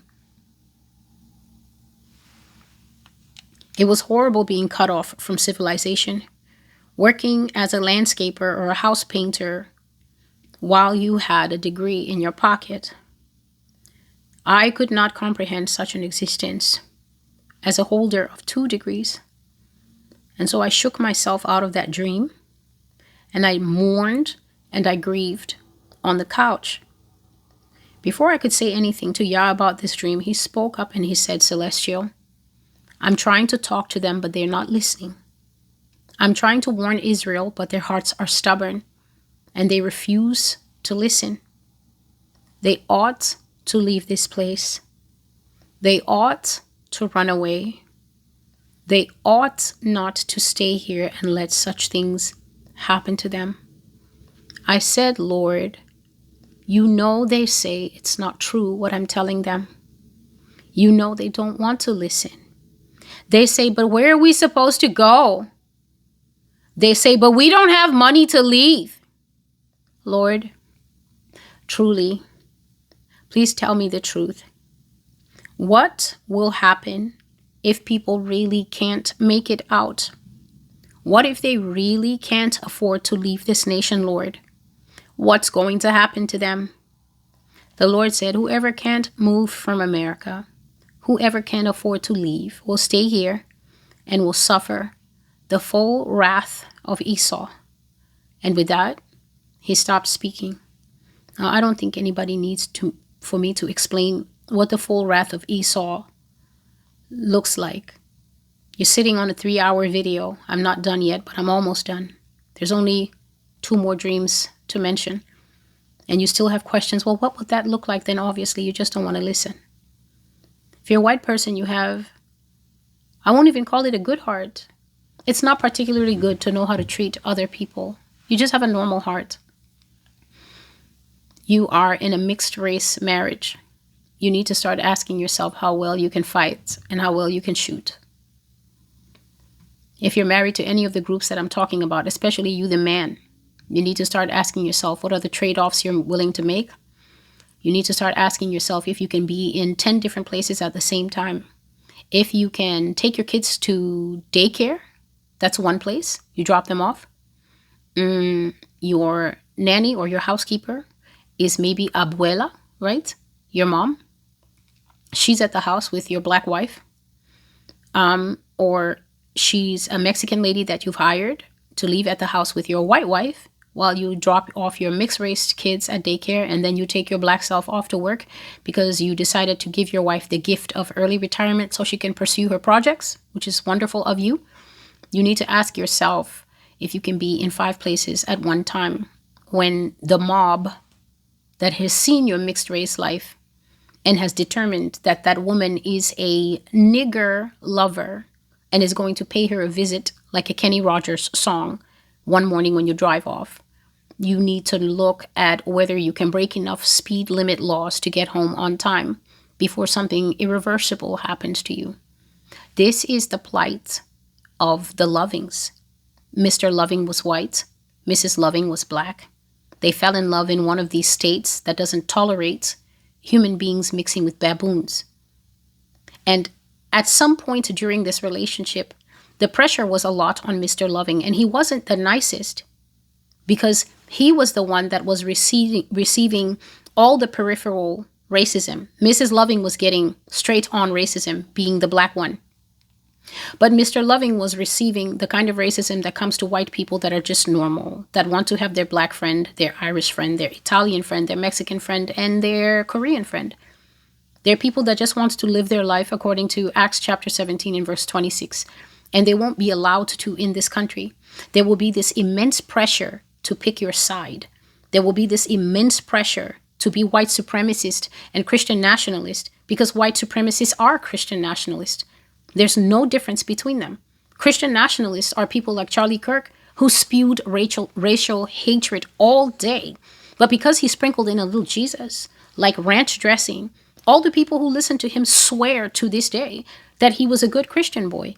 The exact kind of good Christian boy that in the old days would stand up to do the Bible reading in church on Sundays and then be lynching black people on a Friday night in the back of a pickup truck with his friends. People in America don't actually know what Christianity is like. You have to look and look hard to find a true heart that has been transformed by the person of the Spirit of Christ. Because a person transformed by the person of the Spirit of Christ would not hold the psychopath ideas that are held in huge sections in this country that see themselves as Christian. I see people cursing Christians out all the time on social media, and I'm mute. I can't say anything. We're guilty. They're saying things like, what Christian is supporting other people getting dragged in the back of trucks? And then you will see the Christian nationalist who has nothing to do with myself, for instance, because I'm just a Christian. First and last name, Christian. That's what's on my Christianity card. I'm a Christian. I'm not a Christian nothing. I'm just a Christian. You will see them saying, no, but, they have to come in the right way. So this is why they're ripping men and women from behind the wheels of their car, regardless of if they have children. They're tasing them. They're shooting them. This is the trade-off for coming in the right way. Something that is a civil ordinance that's being broken. It's not a criminal law. Coming in the wrong way doesn't result in anything of the criminal penal code being broken. It's basically like a misdemeanor, somewhere around the area of driving without your tags renewed. And then you're basically saying that what ICE is doing, if they would just let them do their jobs, they're agitating. You hear that mouth open, it's Charlie Kirk's friends and neighbors. It's the people who gathered in that massive auditorium to shoot off fireworks like a Nazi rally and to roar, "We create. We are something and you do nothing." Weaponizing grief to whip people in this country up into some kind of red wave, fury, wild dog behavior. That's not Christianity. It's some version of something that has grown up and put its roots deep in the soil and deep in the people. But that's not Jesus Christ. Jesus Christ just has different names and he wears different faces and he looks different in America. But in many proper homes, he's the real Jesus. And the people living in those homes had better make some rapid decisions about what they're going to be doing, because I saw all this in one night. Nothing is a carryover from a previous prophecy. I'm just making reference to show you where I started in about September and where I am. And it's only been 3 months. And the third month is not done. We're still in October 2025. So whoever keeps doing celestial will, where we go, you'll go somewhere. I promise you. There will be black people here. And for some strange reason, I've seen black people in the high echelons and nothing happened to them. They're living in the high levels, not just the Oprah types, but other types. I've seen them in the high echelons. Nothing happened to them. So do I have the full revelation and understanding? No, I do not. But I'm giving you what God has given me. Lord, tell me truly. The people who keep saying, but what are we supposed to do if we can't afford it? You will stay here for the festivities. I hope you can understand the English that I'm speaking. I hope you don't hear me that God says he will send a chariot to carry you because you're so precious to him as his dear people, dear white people, dear Korean, dear whoever. I hope you can hear me that money makes the difference and that the people with money have already left with all their assets and investments. They're bleeding out of the country as we speak. People are giving up their citizenship voluntarily. It always comes down to the poor. I've always said to you, you can see the people in the Congo running with the big bundle on their head. Do you think they stayed in place because they were wealthy? When they heard that the genocide was in the north of the country, and they heard that the soldiers were coming down to their area, and they began to panic, but didn't move because of poverty, they discovered what the poor here will discover, that as much as you can ask questions and how do we move and we can't afford it, the day will come when will wake you up, and on that day you will receive the infilling of the spirit that makes people move or die. Because you're no different from the people in Congo. You're not different or better than the people in Liberia and Sierra Leone. You are not better than the Ukrainians. The day will come where bullets will make the decision for you. It's not cruel of me to say that, because I'm not the one creating the news and the historical events that have happened in other countries. When machetes came to Rwanda, people found that they were able to walk. In fact, they found that they were able to fly and run on their 2 feet to other countries for safety, or the machete was going to win. So under the heat of pressure, this question will be answered one day. The Lord stopped speaking. I had a vision while I was still awake after he spoke to me. This part is called the Tree of Names and Remembrance. I saw about 3 or 4 massive big trees standing far away on a hill. 3 or 4 huge trees, the kind that have the wide foliage, strong branches. I saw them standing on a hill, but they were standing so far away that, it's just a black silhouette. So you don't really get to see colors, shapes, and textures. When things get far enough away, you just see the shape. You just see silhouette of a building, the sun shining on it, a silhouette of a tractor, even silhouette of a man standing in the distance. You can't see who the man is until he comes closer. I saw 3 or 4 big trees standing on a faraway hill. And then every time the wind blew through them, I saw something dangling. I saw something all through the branches of the trees dangling and fluttering in the breeze. And I was wondering, what is that? Because whatever it was fluttering on every conceivable branch, and not one of it. It would be one like that, fluttering in the breeze on every conceivable branch of the tree, from the top of the bottom. All 4 trees had this fluttering thing. And then the Lord brought the image just a bit closer, right? And then I saw that what was fluttering were little cloths, long cloths like ribbons, right? Little long white cloths tied to every section of the branches of these 3 or 4 trees. Every time the wind went through, all these things, I'm talking about far away, all of the ribbons fluttered in the breeze. Millions, or at least close to millions, of tiny white cloths fluttering in the branches.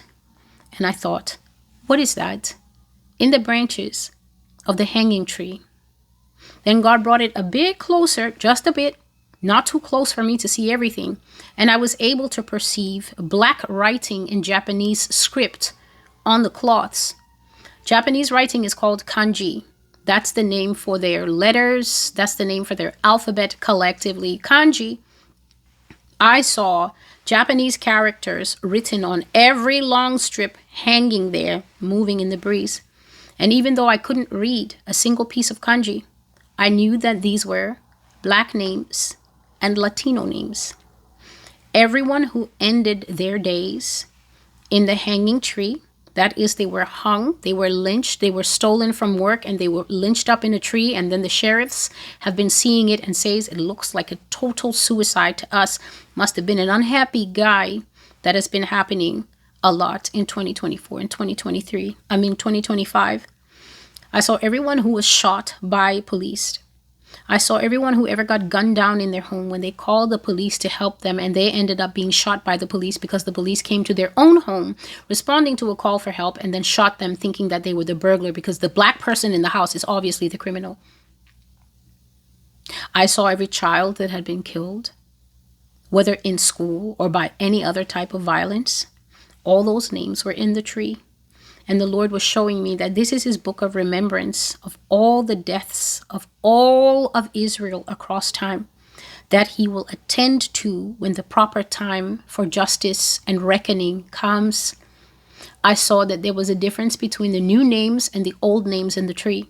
The old names have been in the tree for a while, and therefore, even though the kanji lettering, the writing, the black lettering was still bold and fresh, the cloths themselves had aged into a kind of silky, off-white, beigey, yellowish white color to show that they had been there for a long time. But the new names, the cloth was still brilliant white and fresh, showing that they had just been added sometime in this current century. So the old names were the names of all those who died in the past, from slavery, from the transatlantic passage, when the hunting dogs were set on them after they ran away and the dog caught them and wouldn't heal when called and it ate them. I saw when people ate people. Black people used to be eaten in America. This is what they're not telling the children in Historical Studies 101. I saw all the victims of continuous rape and pillaging, the destruction of the black societies. But the new names far outnumbered the old names. So let that sink in. God is saying that if you capture all the Native American and black people that died in the past, whatevers, all of them, and they brought them here, The genocide and the slaughter that is planned for the now will outnumber those people. And you have to understand that when they came here, they were far less in number than we are today. So I saw the old white yellowish ones that had become silky with age, and I saw the fresh white cloths hanging to show that they'd been added sometime in this current timeline. I looked at that tree and I couldn't do anything about it. And so I just went to sleep. I dreamt that the people of God were lamenting over the wash tubs of their pain. I saw them bent over large wash tubs, washing the names of their loved ones in a bloody liquid that I understood to be the blood of Jesus, and hanging them on the tree. I saw true heartbreaking lament, those who remained alive crying for all they were worth, bending over these wash tubs, washing carefully along these rigid washboards the name of a son, the name of a daughter. These cloths now that would eventually be hung there, they were in the blood of the Lamb, and it was the name of a son, the name of a daughter, the name of a wife or a husband, a sister, a brother who had been killed. And included in those names were the wife or husband of a black person who was not themselves black. People of other races married to those who are black, and they are not black themselves, or they are not Israel themselves. The spouses that have loved Israel, who died fighting for them, protecting their mixed race wife, or their black wife or husband, or their mixed race husband from attack, and they themselves were attacked and died. I saw that God honored these people, allowing their names to be put on the tree with Israel, because it was put in my heart that who loves Israel is of Israel. And Israel better get it into their heads and stop that hateful nonsense that some of them do. You better understand it and get off people's back. When they fall in love, they never asked you. When they got married, they never asked you. They never knew that you were their boss, that they have to ask you if it's okay for them to marry a white man or a white woman. They never knew that you were their boss and that they need your approval. Because God will set you straight in the times to come with that elitist nonsense that some of you are doing. God allowed their names to be on the tree with Israel, because who loves Israel is of Israel and will receive the same rewards and honors as the Israelite themselves, because who loves the sons of God loves God himself. Their names made it on the tree. And I saw a lot of women crying because a white man, a Latino man, even a Korean man died for them, trying to get them safely across the border. But he didn't make it himself, unfortunately, because the mob got to him. This is the justice mob, that we're doing justice.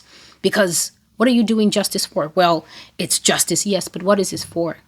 What have the black people done to you? What have the Native Americans, what have they done to you? So the justice mob got these men. Or the mob suspected that this man took steps now to hide his family.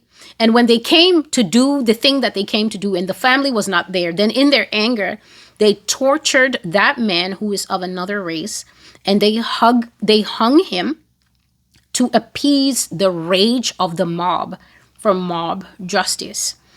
In this dream, I saw that it was hell in America, and the trees on the hill became full of cloths soaked in the blood in the tub.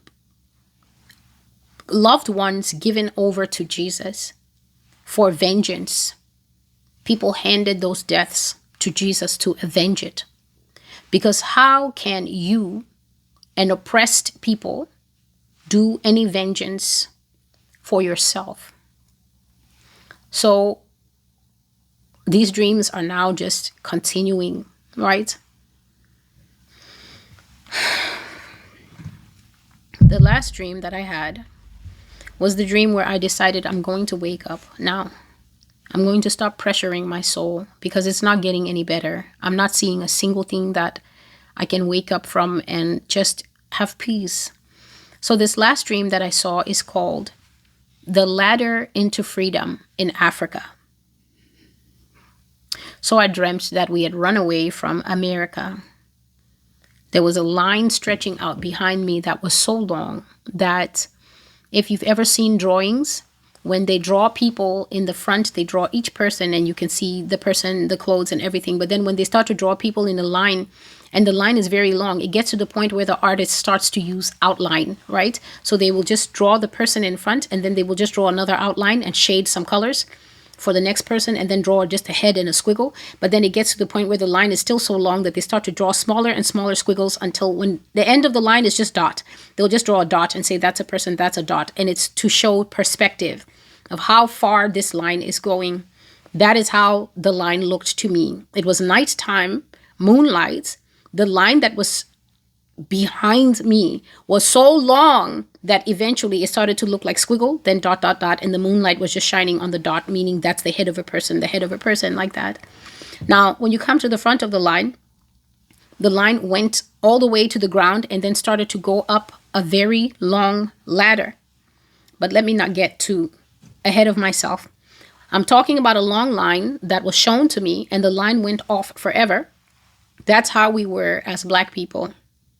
The islands could not contain us. The islands around America could no longer take in people. We were too many. And Trinidad and Tobago, Jamaica, the Bahamas, and others turned us away. They were very sad. They were weeping with us and feeling our pain. But they could not contain any more refugees or their societies were going to collapse, meaning that these island nations didn't have enough money, enough housing, enough government funds, enough reserve funds, enough land to do refugee camps without risking complete outbreak of disease, complete this, complete crime, complete chaos, because you just can't take in that many people that were running away from here. So the islands were already full of Latinos already. You see God? My earlier dreams, I said that when the Mexicans couldn't get any help, people were smuggling them into South America, but some of them couldn't run far. It's just like Lot. Lot lost his strength and his courage when God told him, yes, okay, I know you didn't get any advance warning. I accept. But at the same time, I'm burning up Sodom and Gomorrah this very day. I've sent the angels to prove to you that I love you. Get out or you will cook here. Lot's own daughters, the married ones, did not believe their father and they didn't leave. It was only the two unmarried girls, Mr. Lot and Mrs. Lot, who left. Everybody else that belonged to Lot stayed behind in Sodom and Gomorrah, and they were burnt up with balls of sulfur and fire that came down from the sky and decimated 4 of the 5 cities that were guilty of inhospitality, wickedness, cruelty, homosexuality, laying with strange flesh, which is the angels and all that. They burnt up, they were destroyed. I have told you here that the time will come to run. Your heart will be in your backside or your toes. You will run with your drawers, your sneakers, and one baby in the front and one baby in your husband's hip. That's how you're going to go. That's how you're going to go. Or it's going to be curtains. It's going to be the end of Act 2, Scene 1. It's the end of the existence of your whole family. Because you've heard of a race-based war coming to America since 2021. No one will say they don't know about it. It should be your first time. You're the only person who can say you don't know about it because you're just hearing it now. So the islands swelled up with people running and they couldn't take us. And Jamaica said no. Trinidad said no. Bahamas said no. Grenada said no. They couldn't take any more people. And so we were too many for them to give refugee status to all of us. And so we ran to Africa. I don't know how we got there, but I saw the line reaching all the way into the African states who were working to help us repatriate while still maintaining some form of legality about the process. And as I share this dream, you will understand all what it means, trying to bring us in, trying to help, but at the same time trying to have a legal process, because you can't just have random millions of people showing up and they come in, you don't know their names, you don't know where they're coming from, you don't know anything. You can't do that. It doesn't matter the direness of the human rights crisis, the refugee crisis, the humanitarian crisis. You have to maintain some form of records just for record keeping sake. But they were being too slow, as I saw. So the African countries were being too slow with this repatriation process. They weren't working fast enough. And who can blame them? Who told you that, I don't know, Chad set itself up to just receive 100,000 people from the United States? Like, where does Chad have that on its bingo card? Guinea, wherever. Who told you that they have that as something that they are foreseeing? If they don't have anybody prophetic over there telling them, then how will they know and begin to prepare for it in advance? And this is just what war is. This is what diaspora is. Diaspora is when you run against your will. Repatriation is when you go back by yourself. Expatriate is when you go at your leisure because you want to, because you've had time to plan it out, give up your citizenship, that kind of thing. Diaspora is when you are forced to scatter due to harsh circumstances that often involve death or the pressure or the threat of death. Excuse me, please. In this world, I've always said, it makes a difference how you run. It makes a difference how you run. If you're wise, you run with everything. If you're constrained by your circumstances, you're limited, or you're unwise and you think everything is funny until the day it's not, you run with nothing. You run with skin. You run calling the name of Jesus in your native tongue. And that's just how it is. So, we ran to Africa, but this repatriation thing that they were doing, the Ghana of it, the Nigeria of it, the Mauritania, the Egypt, wherever it is that people were going, it was slow. And I saw that they were killing some of us in the dream, because the killing had already shifted by that time to Black people of all dispensations, without care who was who or what. You're Haitian, the killing didn't care. Your so-called foundational Black Americans sitting on TikTok live for 3 hours talking nonsense. Who told you that racism will stop and ask, I'm so sorry, are you naturally from Philly? Or did you naturalize into Philly? Racism doesn't care. It's foolish people who are wasting time like this, having these conversations. So we ran to Africa, and then I saw we went to Angola, Namibia, and Uganda. Excuse me. We went to Angola, Namibia, and Uganda, and I wasn't sure which country was which that we were in at that moment. It was just changing like that in my brain. We're in Uganda, oh, we're in Angola, oh, we're in Namibia. We were on this precarious ladder that stretched up to the 10th story of an office building that was built of brick. Overseas, people build with very serious materials. The building was built of brick in a manicured park that I think was part of an office park. And the ladder was leaning against a building 10 stories up. And I think 10 stories is more than your average firefighter ladder will go. I don't know how long they go, but I don't know if they go up to 10 and 11 stories. I've not seen firefighters climbing ladders like that because they are so precarious to stretch a ladder up that high, you know. Anything could happen. And I was so afraid that that ladder would just fall backward off the wall and throw all of us who were already on it and kill us. It went up to the 10th or the 11th floor of a very tall building. And if I looked down that ladder such a scary long way, I saw that the line of Black people continued down to the ground and then stretching out into the distance. It was about the middle of the night, but I saw the line of us continuing far into the distance until it was just black dots under moonlight representing people. I was at the very front of one ladder. There were two ladders resting on the same floor in front of a window that was already on and lit and open, and the person immediately behind me was my sister holding on to my waist. And I said as much to her as to the people in the next line, the first person in line and the person behind them. I said to her, I'm holding this ladder, so I can't hold you. I have to hold the ladder, so you hold me and don't fall. Don't fall. Don't get tired. Don't fall asleep, or you will fall backwards and hit others, and the entire line may lose their grip and lose their life, so don't let go.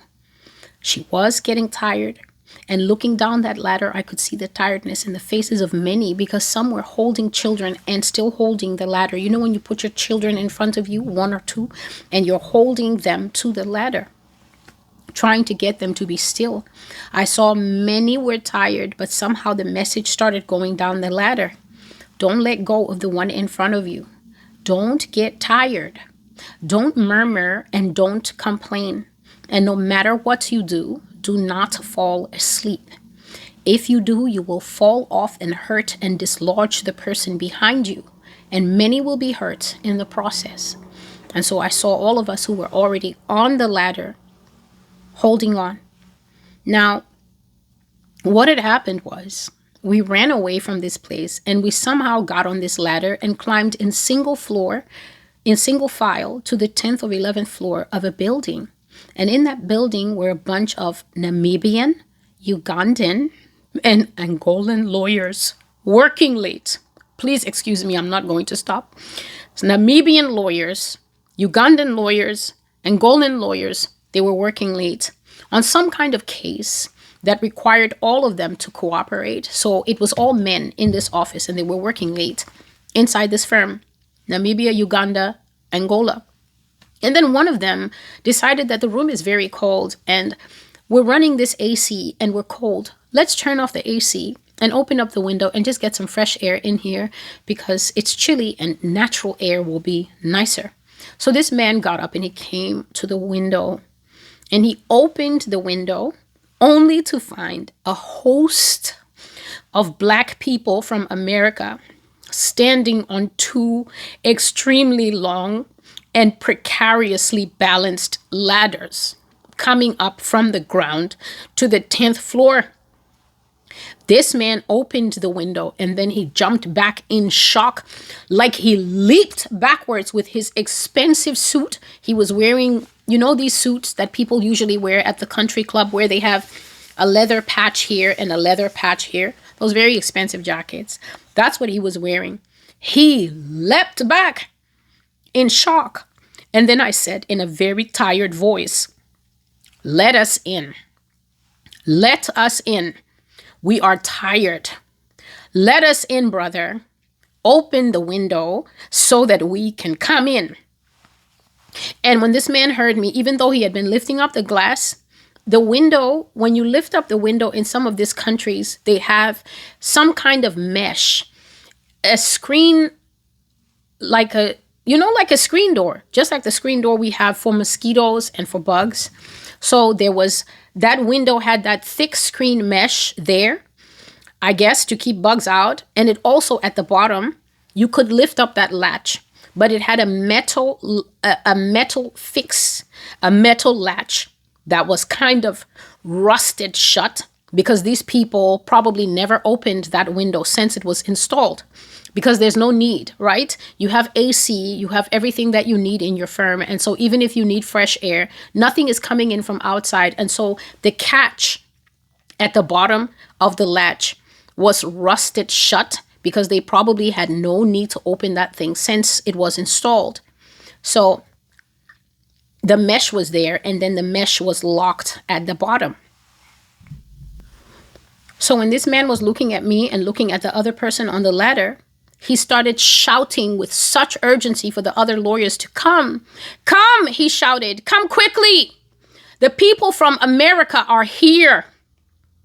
He was so shocked that even though he was shouting, he kept hugging his own body in shock. He just hugged his arms around himself sometimes. Then he would put his hands on his head and said, "Come, you guys. The people are here." And the others leapt off their desks and they came running. They saw us and then they said, "Iju, Americans, here. I was so tired. I said, open the window. There are many people and we are tired. We cannot hold on forever. Open the screen and let us come in, please. Then they said, oh, of course. And most of them now went to find something to open this wire mesh with. They tried to tug. The thing is rusted at the latch part. And so obviously from inside, it won't come off. I was so tired, but I stayed alert, looking through the window. Occasionally, I looked back in the moonlight and I saw this line of people stretching out into the distance, but I thought, it's all right. We're almost there. Then these men started taking too long. I don't know what they were doing. One stayed in front, just watching me. Some of them sat down and they started to do paperwork, of all things. Where are you from? I could sense in me, this is what they're writing on the paperwork. Where are you from? What is your name? What is your age? What is your manner of visit? What brings you to Namibia? What brings you to Angola? What brings you to Uganda? When I saw that in the spirit, that these men off scene, because you can't see through a window and then see around the corner. So they went back to where they had been working and they sat and began to do this paperwork. And then when I saw that in my spirit, I shouted, what? Papers! I reached behind me in my pocket and I took out a medical scalpel and I started to cut the mesh myself. I literally started to cut along the side of the window, cut down to the bottom. When I got to the latch, I simply went up above the latch, went down again, and I started to cut and go up the side. And the man was saying, no, wait, sister, be easy, sister. They're coming. They will do it officially. And I said, no, they won't. Because if you keep playing games, we're going to die. No. And I continued working on the mesh until I had got it. I bypassed the lock because obviously I can't bypass something that is rusted clothes. It could be this thing represents the fact that Angola, Uganda, and Namibia have never received large influxes of human beings ever. They may have never received large foreign immigration in their life. Maybe they get 2,000 people a year, probably Europeans, because those countries are especially Namibia, very nice, very modernized in Africa.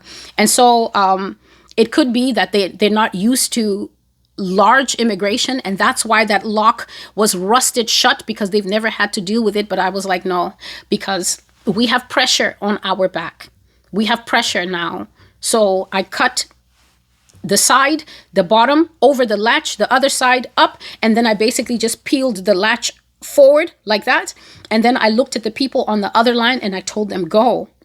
And then with the thing bent upwards, backwards, the people on the other ladder started to go. I was letting them go ahead of me.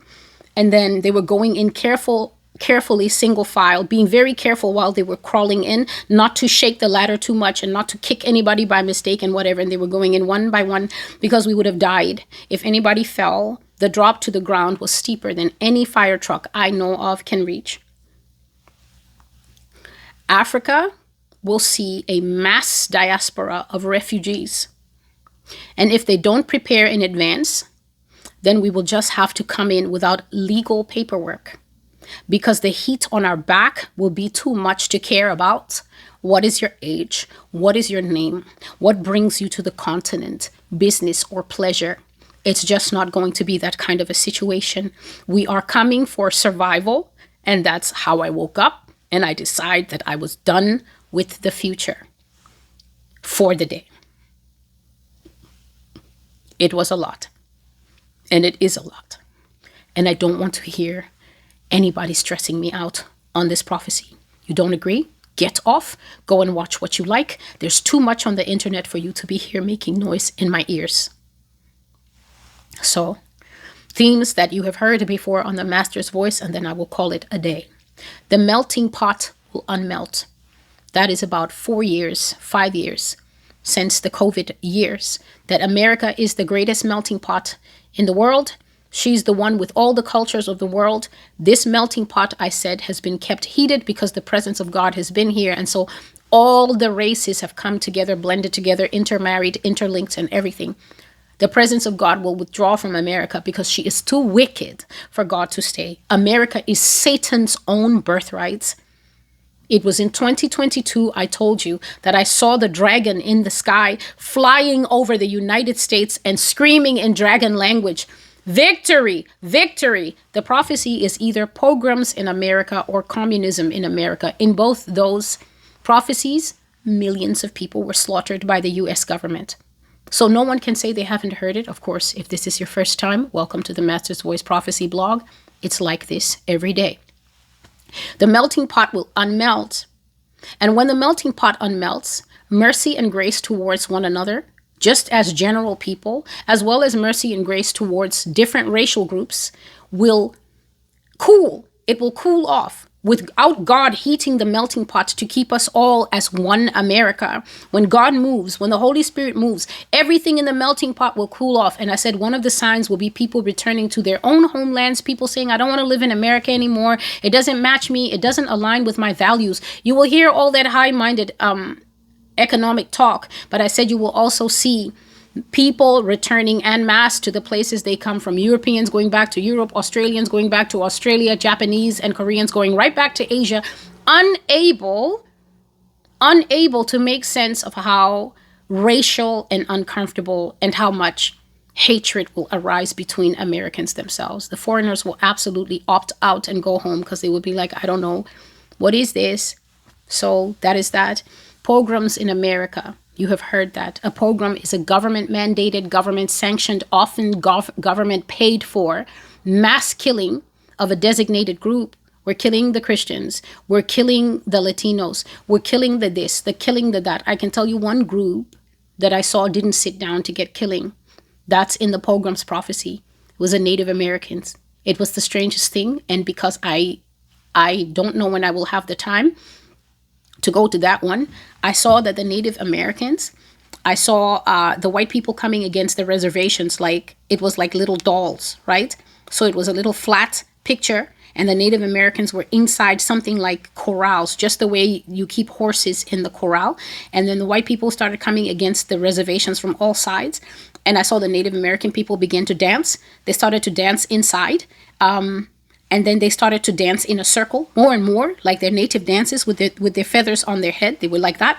And then they started to dance and they call out, I guess, to God or something, but also with anger that you think you're going to do this to us twice in one lifetime. You're drunk.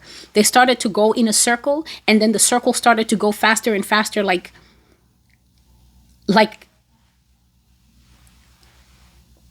when things are inside a centrifuge.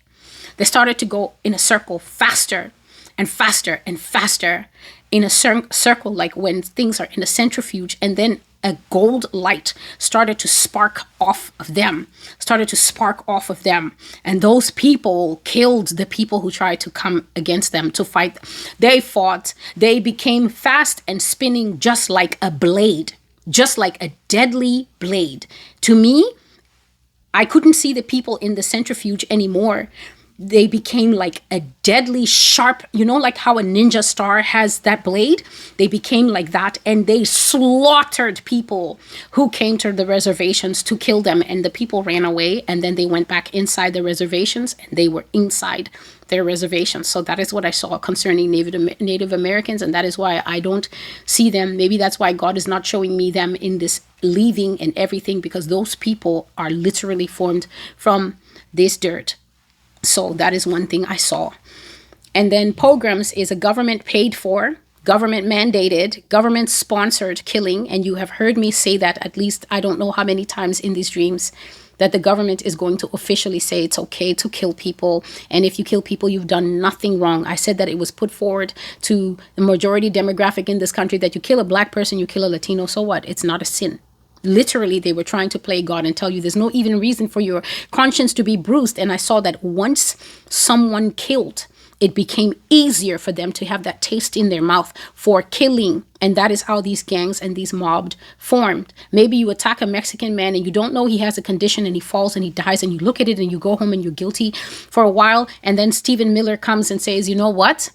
We haven't killed enough of them. We checked the census and we only have 1 million deaths. You're failing us, America. And that person whose mind is hurting with the death goes, it's my duty. And there's a shift on the inside. No remorse, no sorrow, no repentance. Pogroms come from the top.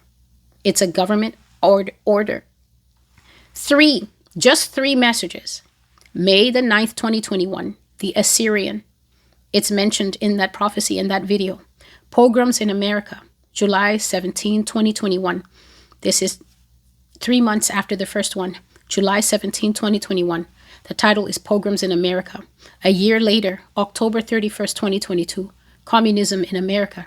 You have always heard that it will happen here one day with the help of the corporate sector footing the bill. This is your Amazons, this is Ford, this is Apple, this is Microsoft, this is whoever's big. Whoever is big, obviously BlackRock, obviously Peter Thiel and Palantir. I don't know anything about those companies, but that man is wicked to his DNA. Companies like this will give the government endless money, and they will also have private armies, and those private armies are going to be in charge of extermination.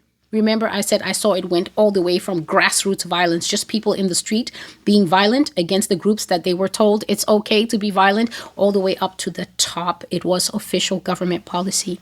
Another thing you have heard here, excuse my voice, diaspora from America. Diaspora never means leaving the country of choice in luxury. The very word means a forced scattering abroad from an original homeland. People are always running from something deadly when they scatter. That's what diaspora is. When it's expatriation, it means that someone from an original country voluntarily leaves their home country to go and live in another country and become part of that other country. They might even give up their citizenship.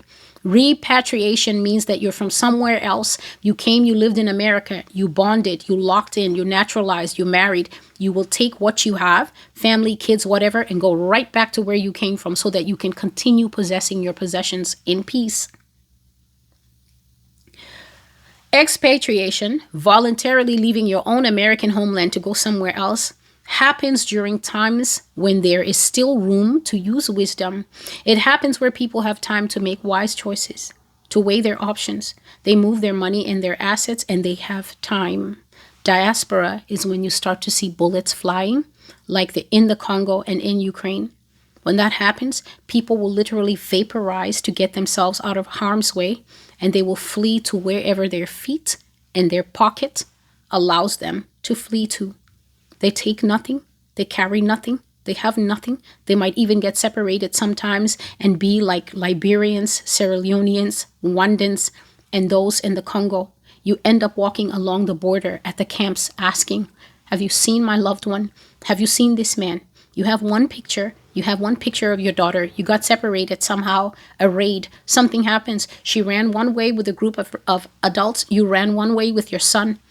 Your husband got separated. You're now walking the border at the camps asking, did you see this person?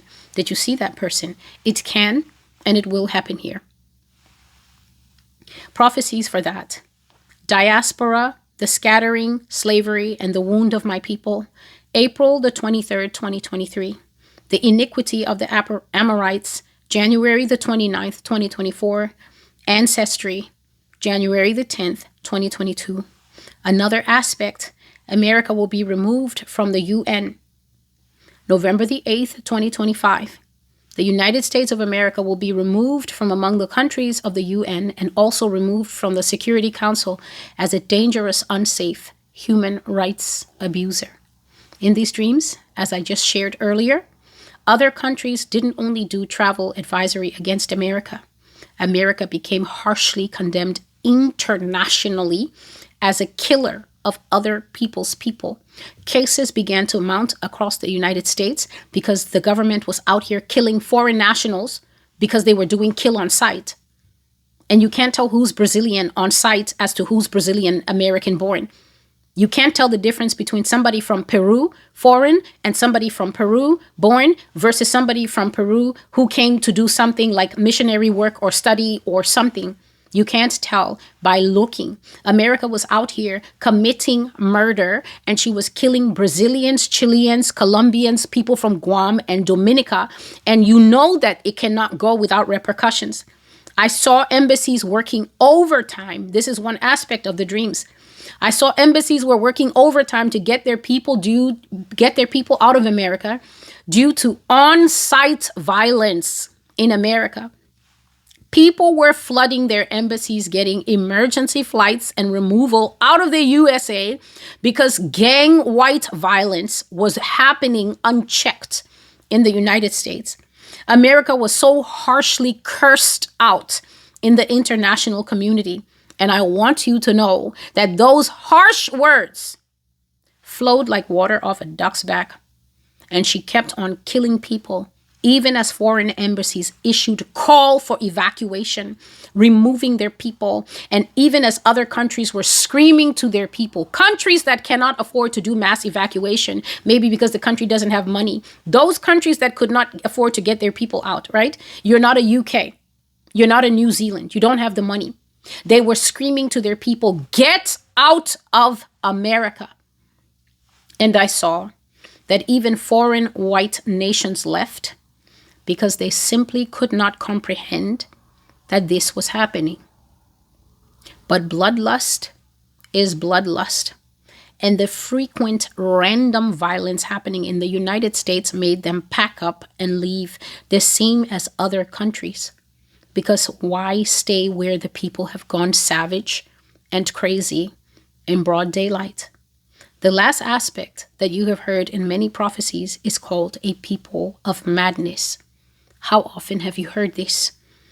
That there's even part 1 and part 2 of prophecies called a people of madness. One was done in 2021, Joe Biden time, and I think a year later, 2022. You can find these 2 prophecies on the Master's Voice Prophecy blog. Schizophrenia, rage, and psychotic break will be seen all over the population in America. Once you killed, I saw, it became easier for you to kill again. That is a fact unless you are rehabilitated. The problem is you cannot become rehabilitated in an environment that encourages casual violence where the government approves of your killing. It is impossible. This is the dreams. This is what God showed me on the night of November 17th, 2025. The title of the prophecy is The Full Wrath of Esau. If you don't listen, if you don't pray, if you don't prepare, if you keep thinking that where will we go is all you need to do to sort out your future, the Lord God of heaven says, whoever remains in the United States will suffer the full wrath of Esau. Repent of your sins and believe on the Lord Jesus Christ. I'm done with this prophecy. It's plain English. Whoever speaks English will understand. God bless you, and until I see you again, goodbye. And what the Lord was saying to me is that the bride and the bridegroom's time is coming.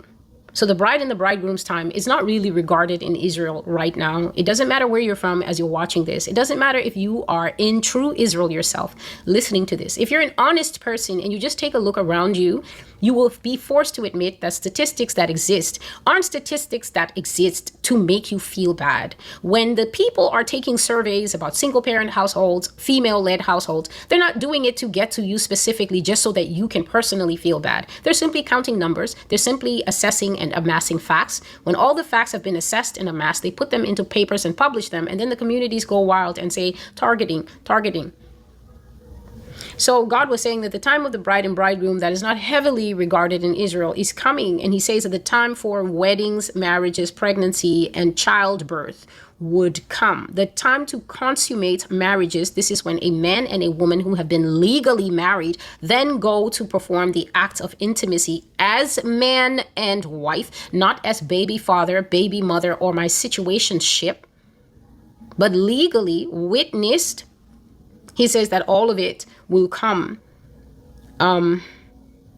He said there is nothing, even though Satan may rage against them, there is nothing that they can do about it. There is nothing he can do to them. They will conceive, and their seed will be numbered in Israel, whether they are true seed of Israel or grafted in. Their numbers will increase through childbirths, but also through salvations, my people will know their salvation, know my salvation. My people will consummate and bear children. They will make babies. They will increase visibly in number. And when it is time to leave here, they will take these little ones with them. So Israel, in no way is God condoning the way that you increase your numbers. This is never what God is saying. Generational fornication is not the biblical standard and the biblical norm. In fact, you read the Bible of the elders, you read the Bible about Abraham, you read the Bible about the rage of Jacob when his only daughter was defiled by Shechem, and the men in the town of Shechem then came to say, can we marry her? I think her name was Dinah. The infuriation that it caused. I'm not sure if that's her name, so please, that's not the central point here. But when that young girl was defiled by Shechem, who then fell in love with her and came to ask her father after he had raped her, after he had forced himself on her, he fell in love with her because that's what a soul tie will do to you every time. So the way that it enraged the father and the way that it enraged the brothers and the steps that they took after shows you that the proper process of a woman being given away to a man and his family was taken very seriously in the Bible. But now the descendants of the people in the Bible don't take it seriously at all. You leave your mother and father's house and you just go and shack up with a man. You have 6 babies for him and then you just say, we're together. You're together in what format? You do know that this is fornication, which is a sin. You do know that sin can enter into true Israel, right? That you're not exempted from being judged for sin just because you also have the designation that the Bible confers on you. In fact, I've said here all the time that if you know the designation that the Bible confers on you, then you are constrained. Constrained means that you should be compelled. You should be the first one to want to keep God's law and not break God's law. Being Israel is not licensed to break God's law, and you need to know this. In bold letters, God said the next thing. There are secrets across America. I'm sleeping. These are dreams. These are dreams with images that I can recall when I wake up. There are secrets across America, God was saying. There are towns that are still killing Black people, the Lord said. There are towns in America which take this for fun. When one passes through, that is, when a Black person passes through, God was telling me, or when one family moves in, they, that is the people in the town, smile because they know it's all a matter of time. Yah says, you can hear them thinking, like a hunter who's watching a living deer in the forest, minding his own business, unaware that the hunter has him locked in his sights, unaware that the hunter's rifle is trained on him, waiting only for a good time to take the shot. The Lord says, when you're Black and you go into certain spaces, because you've earned your way there, you think. When you're Black and you go to certain towns, certain enclaves in the United States, to this day, he's not talking about the past. This is a 2025 August prophecy, speaking to forward. When you're Black and you go into certain places, God said that you can almost hear the brains of the people who live there click with interest. They're watching you like prey, and he says that in their minds you can hear the statement, it's all a matter of time. That literally means that your day is coming. Your day to be in the coroner's report, to be quickly filed as an accident. That day is coming. You looking at me? I'm looking at you. Yah says American towns knowingly keep secrets. They knowingly protect the evil that they do. The cities are very bold with their sin. Undoubtedly, you can find every crustacean evil being perpetrated loud and proud and with a protest even in the cities. But Yah says in towns, the blood of the minorities, Native American, Black American, Latino American, Asian American, anything that is not born here, American, Haitian, Jamaican, it doesn't matter. It's a color-based hunt. The blood of the minorities run a lot of the time. Run, he means flows on the ground, like a river that he can see. Obviously, they drop you in one spot. It's not going to run. He means collectively, he is observing a river of blood flowing out of different hued people here in the United States. He said their blood runs a lot of the time in the small towns, and there is no justice to ever uncover who did it. You can die as a minority in a small town, the Lord said, an obvious and unnatural death, and no one will ever put effort to find out who did it. I present to you the case of the twins. The twins in Georgia. Two young urban boys. You can tell that boys are urban from their hairstyle, their clothing. You can tell that these are city kids. These kids aren't going to no backwoods to climb no mountain to do nothing. Children are found up the top of some steep, cold, windy, mountainous area in Georgia. And then they bring forth the story that these twins, who everybody that knows them said that they were like 5 and 6. 5 and 6 means one moves, the other moves. Where you see the number 5, you know the number 6 is following. That's what it means. They're like 5 and 6. These boys who loved each other. These boys who had recently incorporated a company because they found that people liked their designs. And so they were making urban gear and t-shirts. And everybody knows Gen Z. Where money is, Gen Z is there. So these kids had everything going for them. Two boys that everybody said they rarely fought. They rarely said a harsh word to each other. Georgia's sheriff comes and says that the official finding is like a movie starring Gene Hackman. The kids saw themselves, right? They saw their black, mall-loving, city-loving selves. And then what they decided to do of a random Saturday is go to the base of a mountain and, strangely enough, before climbing this mountain, take their shoes off. They take their shoes off and then they hike up this mountain with no shoes. At the top of the mountain, they then have an argument and kill each other. I won't venture to say whether it was gunshot wounds or how they were found, but at the top of the mountain, they apparently had a Cain and Abel moment and took each other out of this life. Murder-suicide was the finding. Multiple black people in the recent years, I see, keep suffering so much depression that of all the ways to kill themselves, they keep finding trees and hanging themselves. Even at a Walmart, a black woman was found hanging in a tree in either 2021 or 2022. And I'm watching these deaths taking place in the so-called modern era. And I'm like, I don't know any black people who are so struck with depression that the most hideous death that a black person in the United States can conceive of, one that is called lynching, is how they will leave this earth. There's pills, there's guns, there's drugs, there's meth.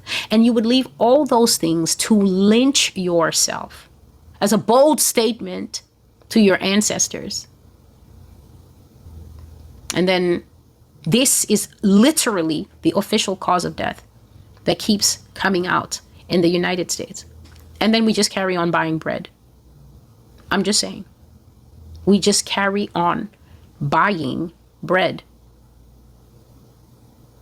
God wanted candor for you. Candor is here.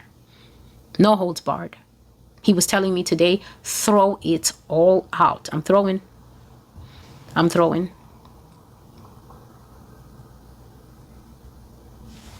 You'll die in an American town if you go to the wrong town, and nobody's going to look into it. They'll wrap it up in an afternoon. He was probably distressed.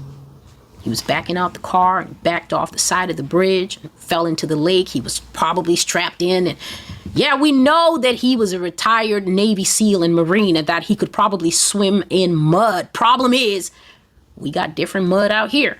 He got stuck. And that's all we got. Case closed. No, we're not taking any questions at this time. Case closed. Thank you for your time. Your mom will just cry. She told you not to move there, but you wanted to be Mr. Gentrification. And now here you are, missing at the golf course. A true Agatha Christie mystery. The mystery of the missing black guy who only his shoes were found.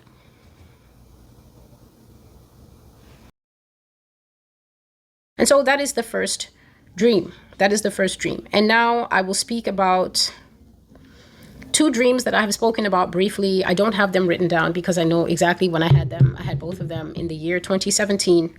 Three dreams actually that I had in the year 2017, and now we are looking at the particular dangers that are faced by those known as the minority. I spoke in the beginning and I said that when you are a minority, you are a smaller part. And obviously, when you're the smaller part, you will face unique challenges, because then it means that your needs are not prioritized, because you don't have the kind of numbers to lobby for your needs to really be centralized as they should. What you will get at best is what we have here in America, which is just token overtures. A token overture is when somebody basically tells you, here, you can have that. And it's usually just to keep you quiet.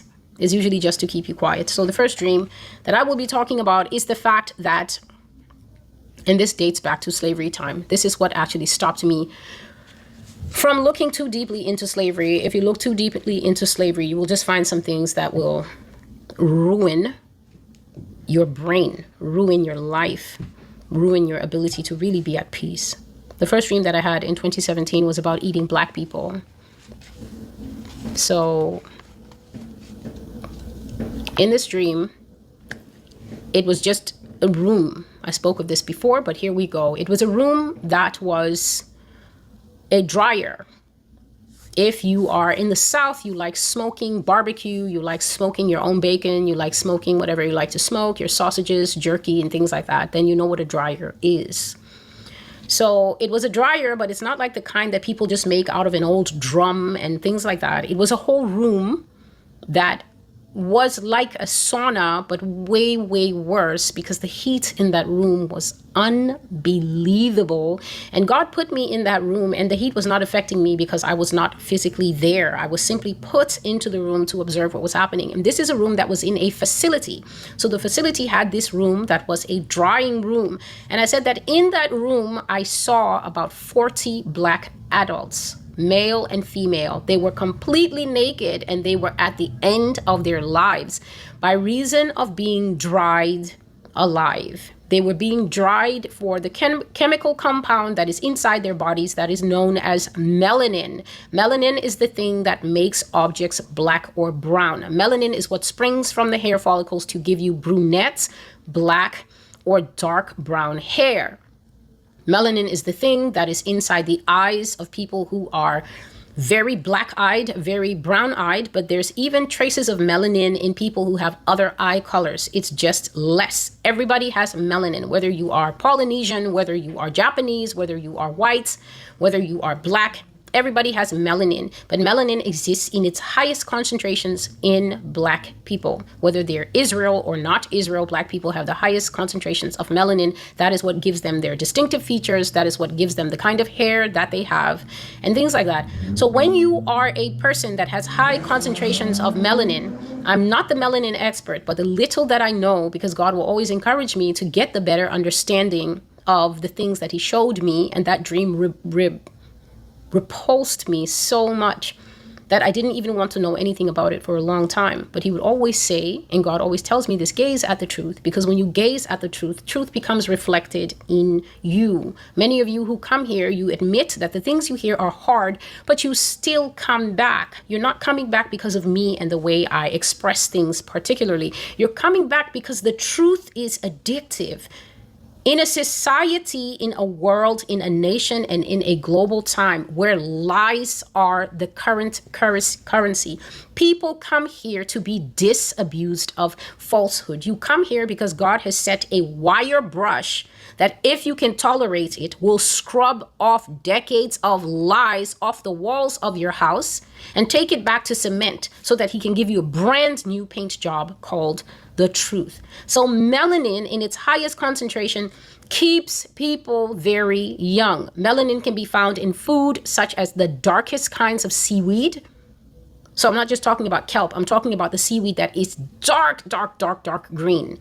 And it's highly consumed in Asia. And then you look at them and they don't age. It's not because it's coming from their skin. They're getting it from a lot of the things that they eat. But in us who are Black, brown, and the different shades, it is inside just naturally as a deposit.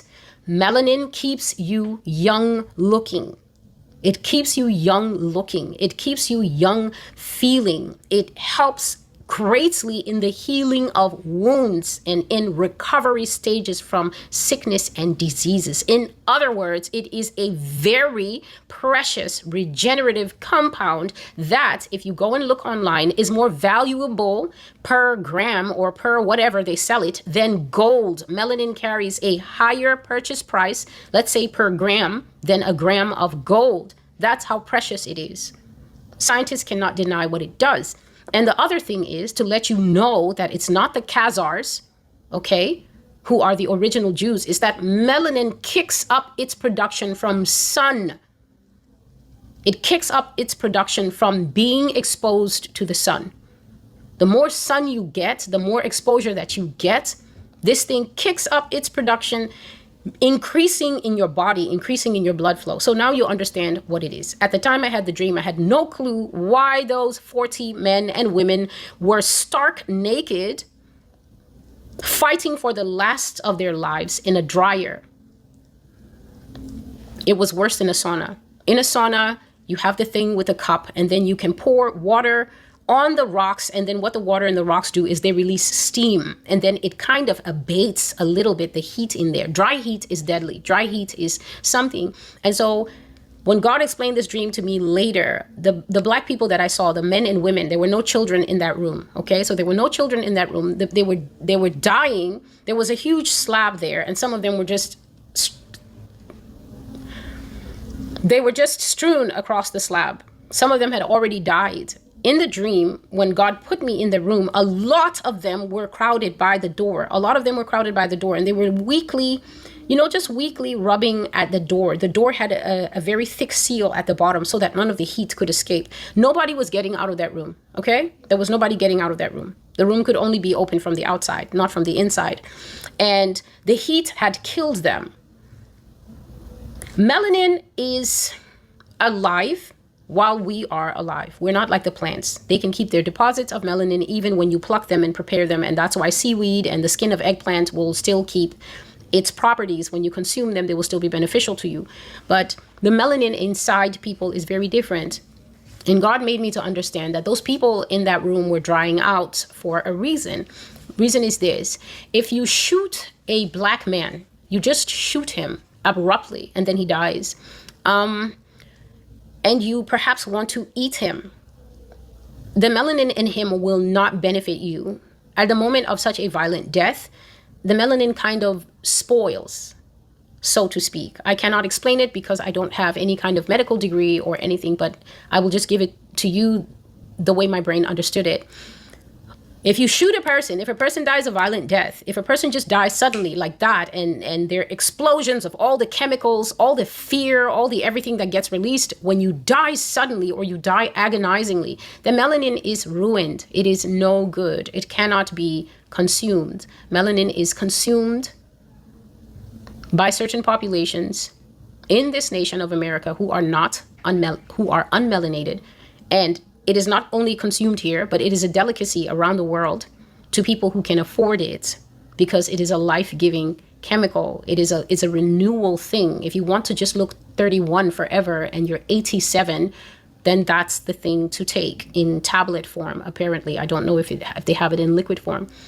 Or even worse, as they used to do in slavery, you can just eat the person like jerky. So that is what these black people were doing in there. In America, if you're wondering where your children are going, if you're wondering why there are Amber Alerts and things like that, and you are finding such a high proportion of black and Latino people going missing, which you can find confirmed in the prophecy that is called 19 Minutes to Human Trafficking. In that prophecy, God said to me that even though human trafficking and kidnapping and killing of people takes place across all the races, by far the races that you will find going missing in higher proportions, which is very odd considering that they're the smaller proportions of the population, are black people and Latino people, and also Native people. But their stats are barely ever reported because in America, they're just treated as shadow people, like they don't exist. So those people in that room, those 40 men and women, no kids, were people who had been caught. basically snatched off the street because they were walking with Beats by Dre on their head, or they went to parties and got drunk and got into what they thought was their Uber, and it was actually one of these trafficking van things pretending to be their Uber. And so they were being dried. God was telling me that they were being dried because when a person is killed slowly, then just the way you dry meat and all the juices bubble inside the meat, flavoring it and keeping it well made, is the same way when you dry people, melanin is preserved in a pristine form. And then when you carve up, we are meat. That's all we are. What makes us special is the life in us, elocution, the ability to speak, the ability to create, which is reflective of God himself, who is creator, and the spirit of God dwelling in us. But when you take that life away, we are just meat. So they were drying the people like meat so they could get the melanin in top form. And that particular form of melanin was not going to be extracted like liquid or extracted like pills. The people were going to be made into jerky to keep those who need melanin youthful. So whether you're an economics major or not, you understand supply and demand, don't you? If there's a demand for something, that demand must be supplied from somewhere. So as long as you know these things, then I guess late night 4 a.m. partying will become something that you need to revisit with wisdom. Maybe going out with the girlies and falling down drunk isn't quite the flex as you think it is, considering the climate that surrounds us in these end times. So that is the first thing that God showed me just out of the blue one day in 2017. That people eat people here. They eat babies here. I will never stop saying it. You should repeat it to yourself sometimes when I say it. They eat babies. You should actually let it enter into your heart that the people who wear onesies can be boiled or can be slaughtered and consumed raw in a civilized nation that gave the world Siri. The second dream from 2017, this is going to be a long video. The second dream from 2017 is about the fact that slave hunting still goes on in this day. To kick this off, you can check the news and you will find that a white couple was recently caught and indicted for keeping 3 black children that they adopted out of the system for quite a number of years as slaves. I'm not saying slaves metaphorically. I'm saying actually making the children work in the fields for them. Little children, none of them were 18 or 19 years old. They were kids. And what's more, they had been held as slaves for years. So they had grown up in that. And this couple had them and made them do all the labor and then made them live in a shed outside on the property. So I'm not even going to say anything about the neighbors who can't not have seen those children, can't not have seen those little ones. It's absolutely impossible. Those children were working for those people for some X number of years. They were being kept in a shed that had no lights, it had no plumbing, it had no nothing. And the police officers are on record by saying that when they found the children, the state of their hygiene was beyond deplorable. It was beyond shocking. You will also know that historically here in the United States, even though the Emancipation Proclamation was made, in some areas of the United States, more than a decade passed, where people did not inform their slaves that they were actually free. I think there is one place where the people didn't know until about the 70s or some really modern time. The slaves on the plantation didn't actually know that America had been free for some decades. They were not told. They were still being enslaved. And so, with that as a preamble, that certain things are still happening here, even though everyone likes to act like it's all equal and moderate, it is not. God showed me in that same year, 2017, that black people are still hunted here in many parts of the United States for sport. And what you will do is that you will catch a person and then you will take them to a remote area of a farm or something like that. And then you will sort of let them loose like Brer Rabbit. And then you will tell them, run, run, run as fast as you can. I will catch you because I'm the gingerbread man. And so the dream that I had was I found myself suddenly standing in the back of a barn. It's a very big barn, affluent barn, not your medium-sized barn. This is a big cavernous barn. And I was standing right at the back of the barn in shadow.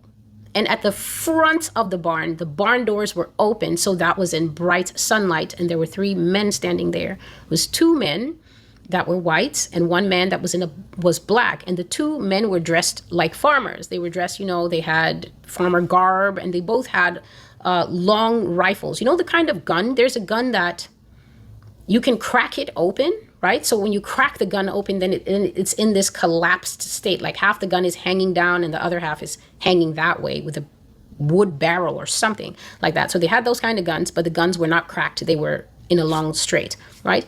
And then there was a black man, and the black man clearly was not a farm black man, right? He was a city black man because he was wearing work pants and shiny shoes, very shiny shoes, and a crisp white shirt.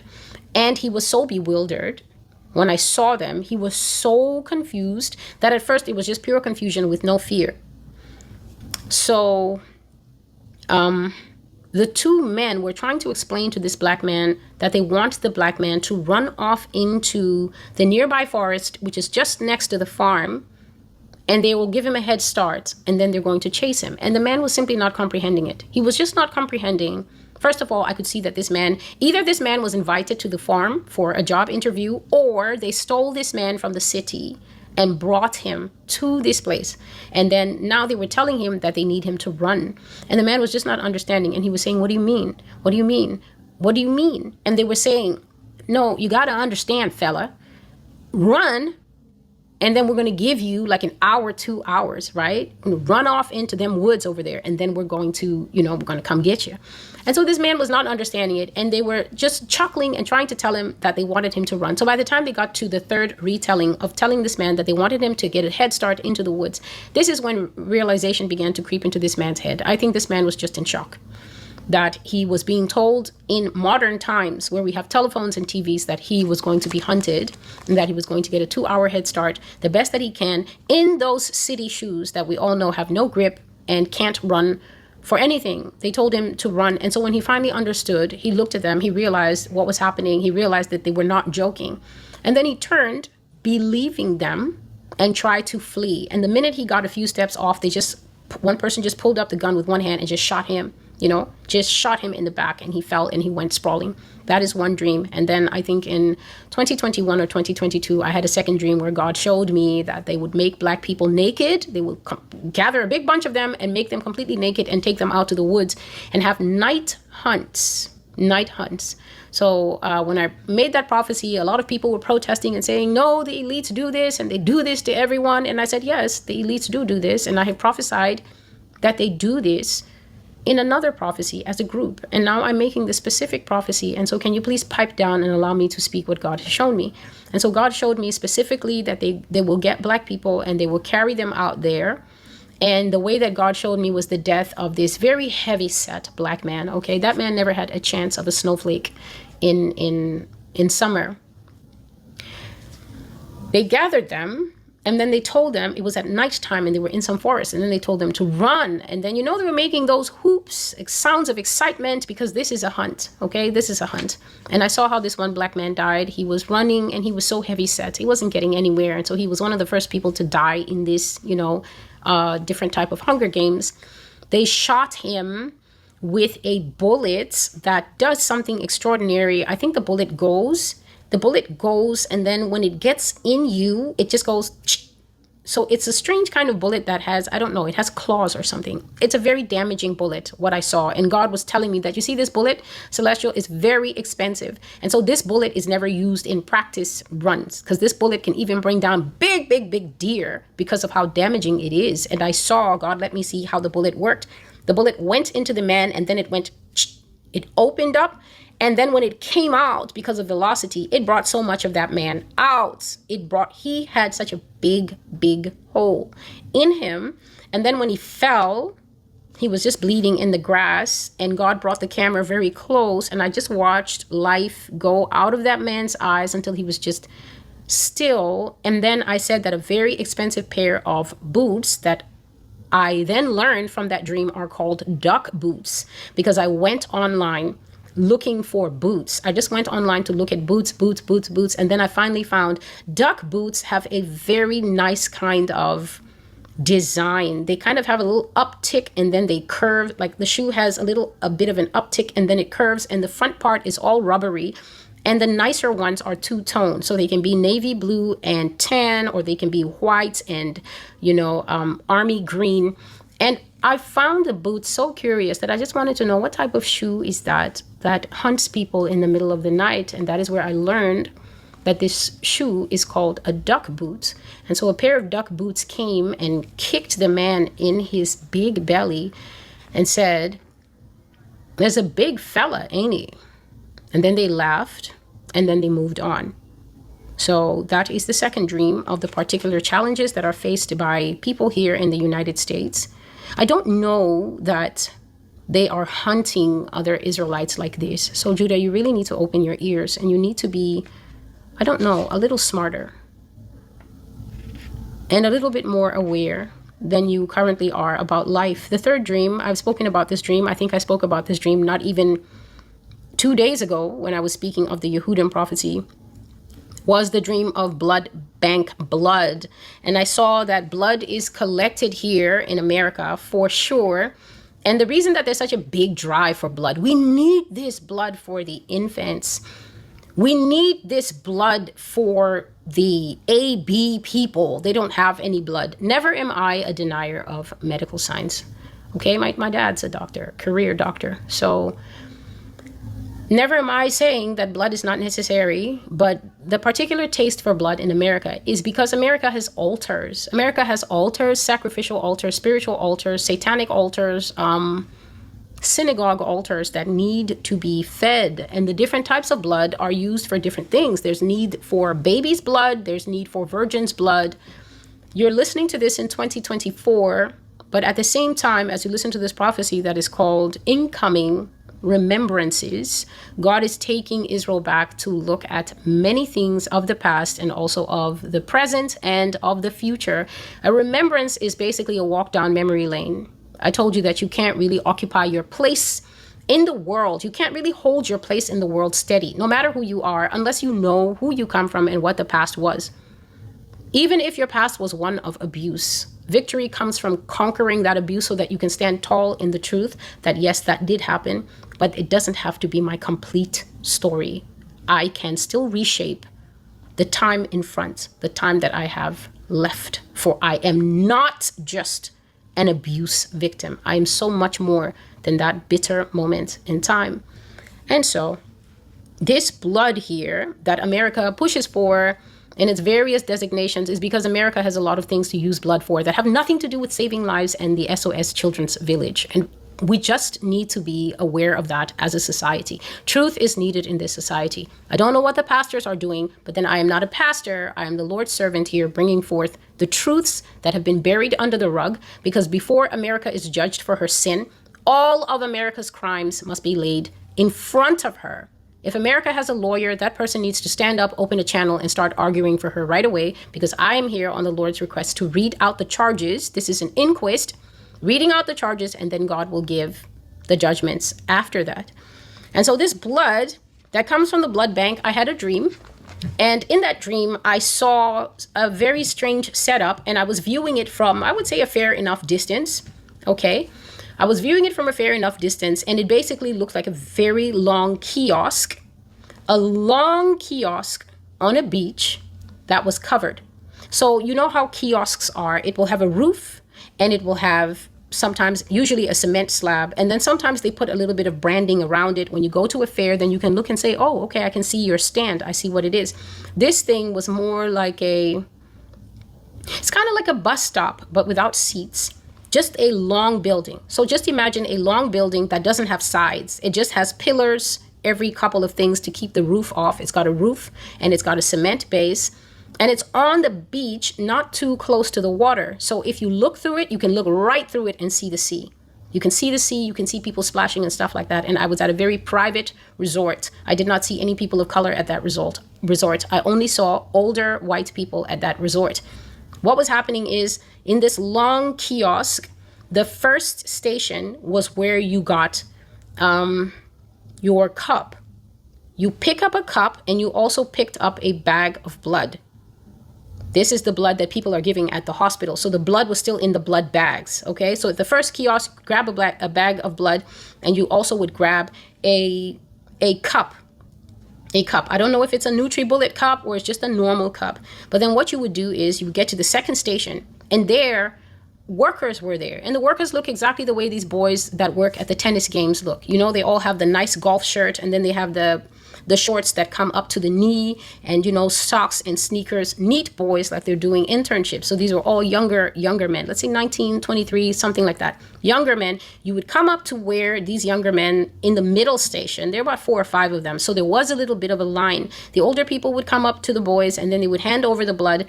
And then the boys would take the blood and pour it into a blender, and then add a fruit that I said may have been dragon fruit, because whatever the effect of this fruit was, the only fruit that I know with a gray inside is the dragon fruit. The dragon fruit is pink on the outside. Some of them are yellow on the outside, but inside the fruit is gray with many seeds.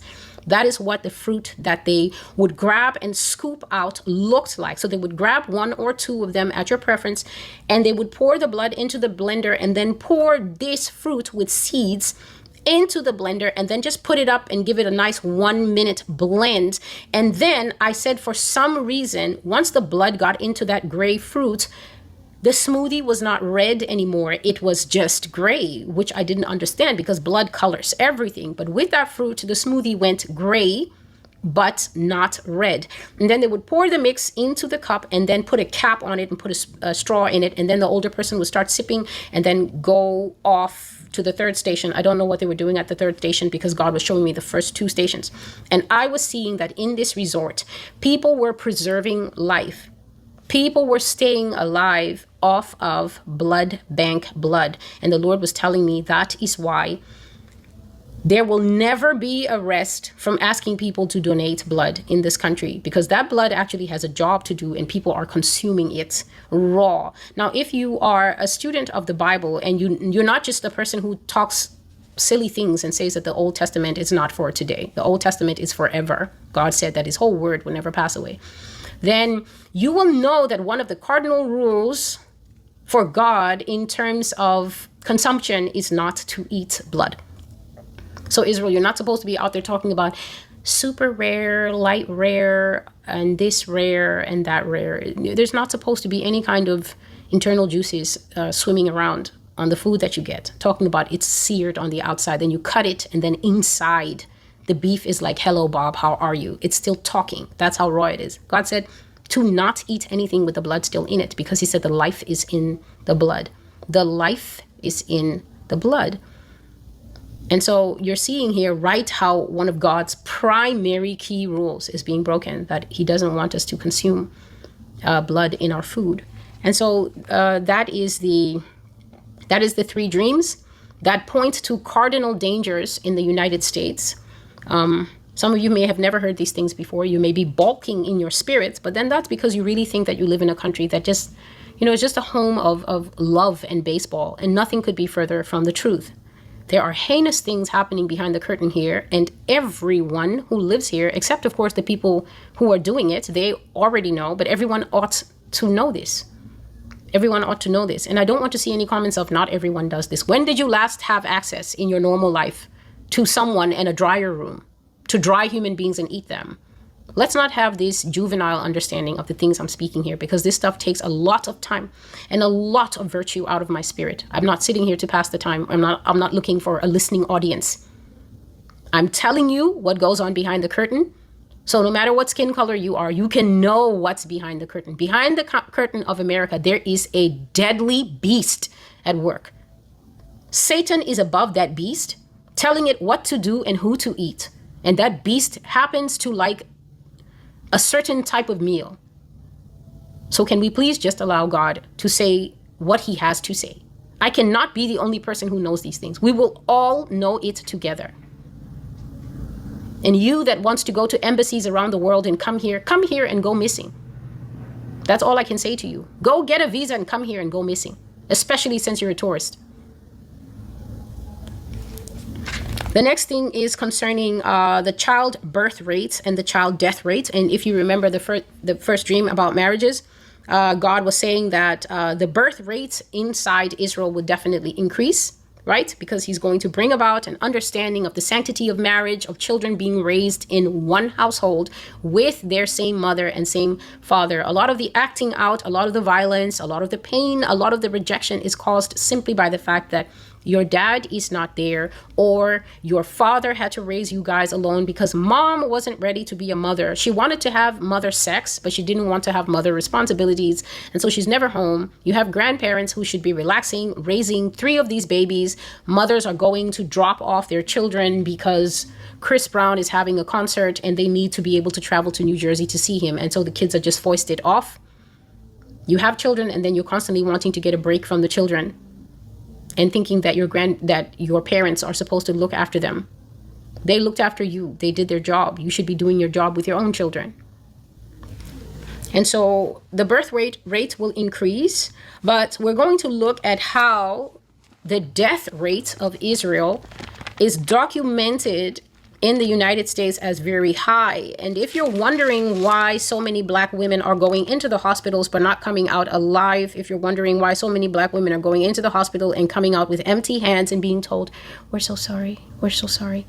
God showed me this. You must be aware when you go into the hospital, Shaniqua, that you open your eyes and know what is going on, because there are forces from the curse still operative. And you ought to know this. We're going to go to the book of Exodus, where the Lord actually opened my eyes to the fact of there's almost a machinery eating your children in this country. Almost a type of machinery eating your children. Let's go to the book of Exodus chapter 1, and we're going to look at,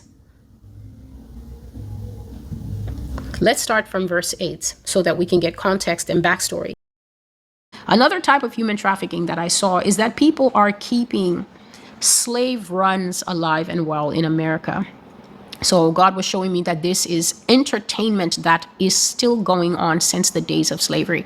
A slave run is obviously when a slave would escape a plantation, decide that they cannot live with those atrocities and that terrible, demeaning, horrific, never-ending life anymore of being raped, being abused, being emasculated, being taken as less than human.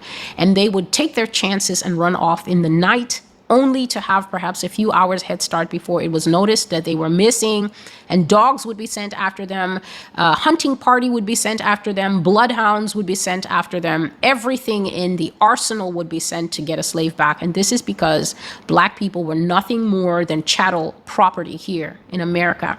And so God says that this is a form of entertainment. You catch a black person, or you catch several black people, you make them run, and then you hunt them as if they're escaping from the plantation. So obviously they're not escaping from the plantation, but the people chasing them are going to be saying the same things as you would be saying when you chase a runaway slave. And this does not happen in the cities for obvious reasons.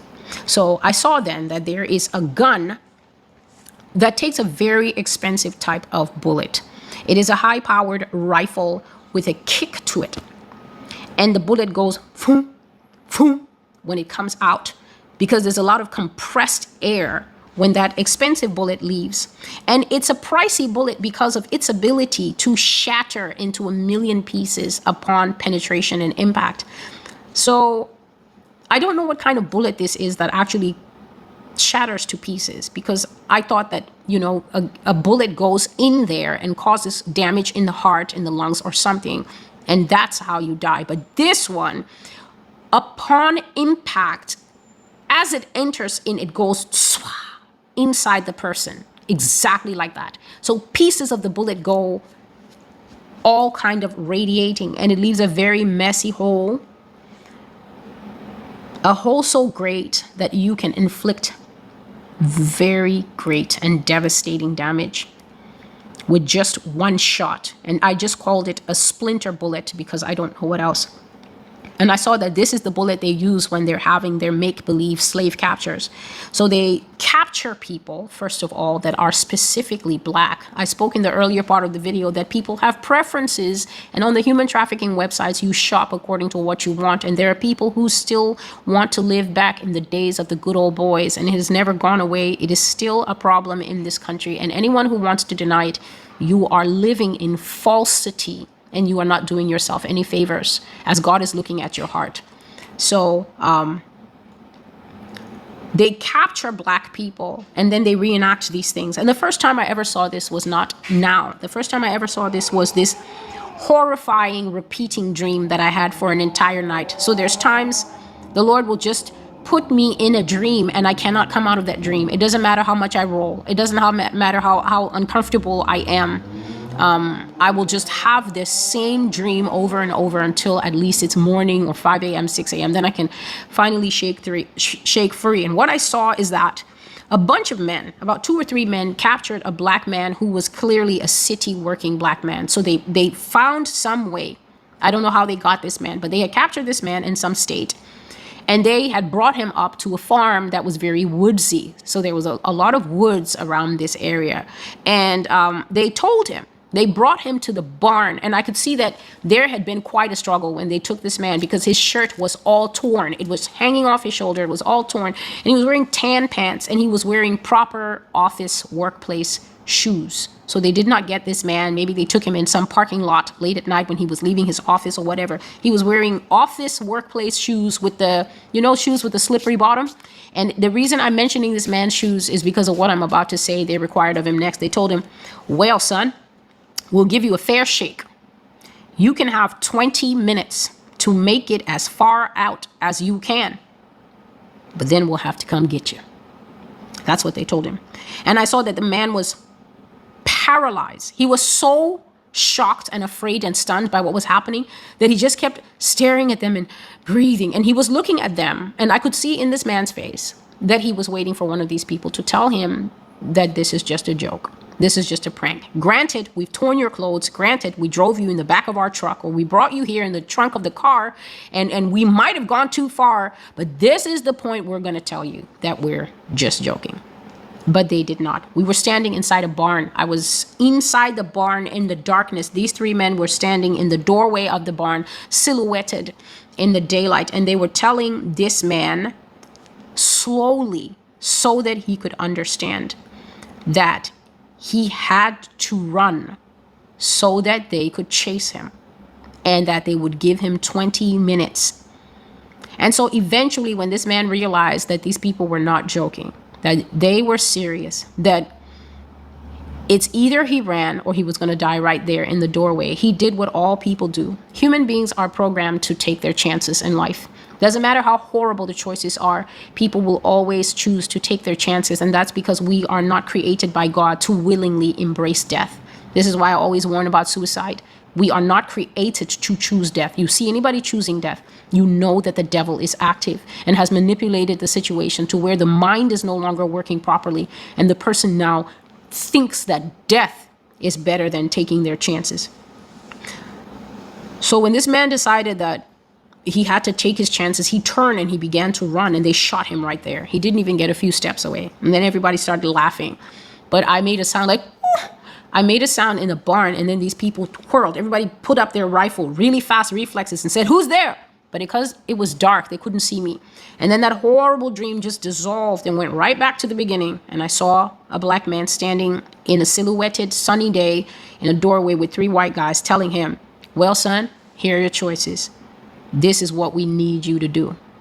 But on this morning that I'm speaking about, July 10, I saw a proper slave run, and I've never seen that. Naked people were released in a forest to run, and run they did. Lord says this is a pastime, and this is a fully recognized, a fully unregistered, but well known about form of sport in the United States. So at this point, I will stop and give a caveat right here, because the master's voice is something that you will either take it as a whole or you will leave it as a whole. People come to this channel, and when they hear that Russia is coming, they can say, you know, I believe that because I've had dreams about Russia. And then they hear that China is coming. You know what? I believe that because I dreamt in the future that all the cashiers were Chinese and we were all working for them.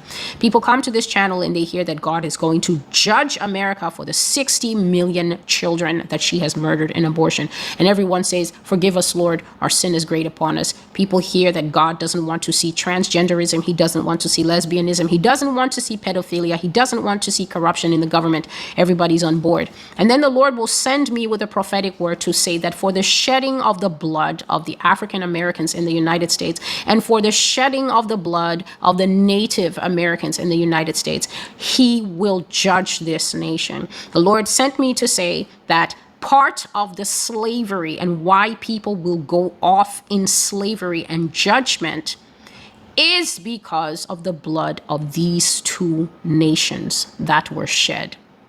And then that's when everyone will tell me not to prophesy from my flesh, not to have dreams of racial vengeance and fantasies. And did I know that the Muslims and the Arabs also did slave trafficking? And did I know that the people all the way in Africa? That is when all of a sudden the Master's Voice is not a true prophetic website. And all of a sudden Celestial needs to be rebuked, corrected, and taught a history lesson, because clearly my parents educated me in everything else except that. You take this blog as a whole or you leave it. It's either words from the Lord, prophetic, true, and his righteous observation of comprehensive sin, which he has every right to say, I shall repay all of it. Or it's all a fabrication, and you need to stop coming here because it's very dangerous to listen to liars online. You will be poisoned on the inside. It's either prophecy or it's all false. It's all true or it's all false. It's not a buffet. You cannot choose the parts that you like. I just want to make that very clear. The Lord says it is a pastime. It's recognized. People know it. They are doing it. He said it's an unregistered sport in America. He says it's happening and the sheriff knows about it, and the sheriff is not going to do a thing to stop it in some places. And that is why they're still finding black people hanging from trees, and they're saying, well, you know, it looks like a suicide. Because, of course, of all the ways that a black person could choose to die, they would choose that one naturally. That must be a very special form of depression that still has black people being found in trees in this time. So he says the sheriff knows about it and does nothing to stop it. Or he says it happens in places where the law enforcement has a pretty good idea that it's happening, but they just can't pin it on anyone. And he said it happens the same way that they steal that online petite wildcat brunette lady, because it's all a form of human trafficking. And killing a race this way is what happens, just like they shop women and tall preteen girls of all races. And so I saw the splinter bullet go off, and it hit this big man. This man was he was very heavy. There was not a chance that this man had a snowflake's chance in summer of surviving this run. He was not fit. He was already overweight, and he was one of the first people that they shot, and he just went down like a moose, and his entire torso had burst open by the effect of this bullet. And I saw some duck boots come up to him, camel style. They came up to him, and then some other shoes came up to him, and he was stark naked. All the people in the run were stark naked. And so they were still running, and they'd come up to the first kill of the night, because what they do is they will chase these people and they will basically hunt them all night until they catch them. You try to imagine people hunting you. I think this is a famous book by the name The Island of Dr. Moreau, where this man had an island, and he invited some people over for hunting, and they were like, oh, what are we going to be hunting? Are we going to be hunting exotic animals? And he wouldn't tell them what they were hunting. And then it turns out that what this man did was invite people over to his private island and then have fun shooting them until they were all gone. I think that is the book. Don't pin me on that, but it is. I read that when I was young. And so it was very difficult in that story for a human being that was fully dressed, and this man who survived, he had hunter's instincts, and he was very, at least he had wildlife instincts, but he also had clothes, and he also had shoes. And he was out on Dr. Moreau's island for a couple days before he finally was able to outwit that sick man and serve him his own medicine. But if you're going to be naked, right? If you're going to be naked and running in the forest, then of course, how long can you last out there with exposure, with bugs, with trees, and being scratched and bleeding, and dogs? It's not long. And so they killed this man. And the Lord was mentioning about this bullet, that this bullet is never used for practice. So when a person is working on their marksmanship, sharpshooting, they never use the splinter bullet. It is only for the actual hunt. So they walked up to the man, and the camo duck boot kicked him to see if he was alive, but that bullet had exploded everything in him outside. And then someone said, "Nice shot." And then the vision went away, and God didn't say anything to me, and there's no need for me to take it any further than that. These are the things that God is showing me. This is why I'm serious. People come and they're like, "Why are you so severe? Why are you so serious?" And I'm like, well, I don't know, but it could be because I'm shoveling out the septic tank of America, and it's not the cheeriest job in the world. These are the things that happen here. And God is going to judge all of it. So we cannot pick and choose and say, well, it was our ancestors. Guess what? The ancestors apparently have a thriving group of descendants in the country. And not only is it in the country, but it's sleeping in the hearts of many people, which is why when I speak what the Lord gives me, then that thing in them rises up to protest and to accuse me of things that are simply preposterous. If God didn't think that I could handle this material in an impartial manner and bring it out, not to put myself up there, because then there would be no acceptable color that I could possibly be to say these things. If he didn't trust me to do this work, someone else would be sitting here. Someone else that he trusted. But it's me. This is Celestial with the Master's Voice. The evils of human trafficking, race-based, all colors, is alive and well in the United States. Human trafficking and murder in America. July the 10th, 2022. Until I see you again, goodbye.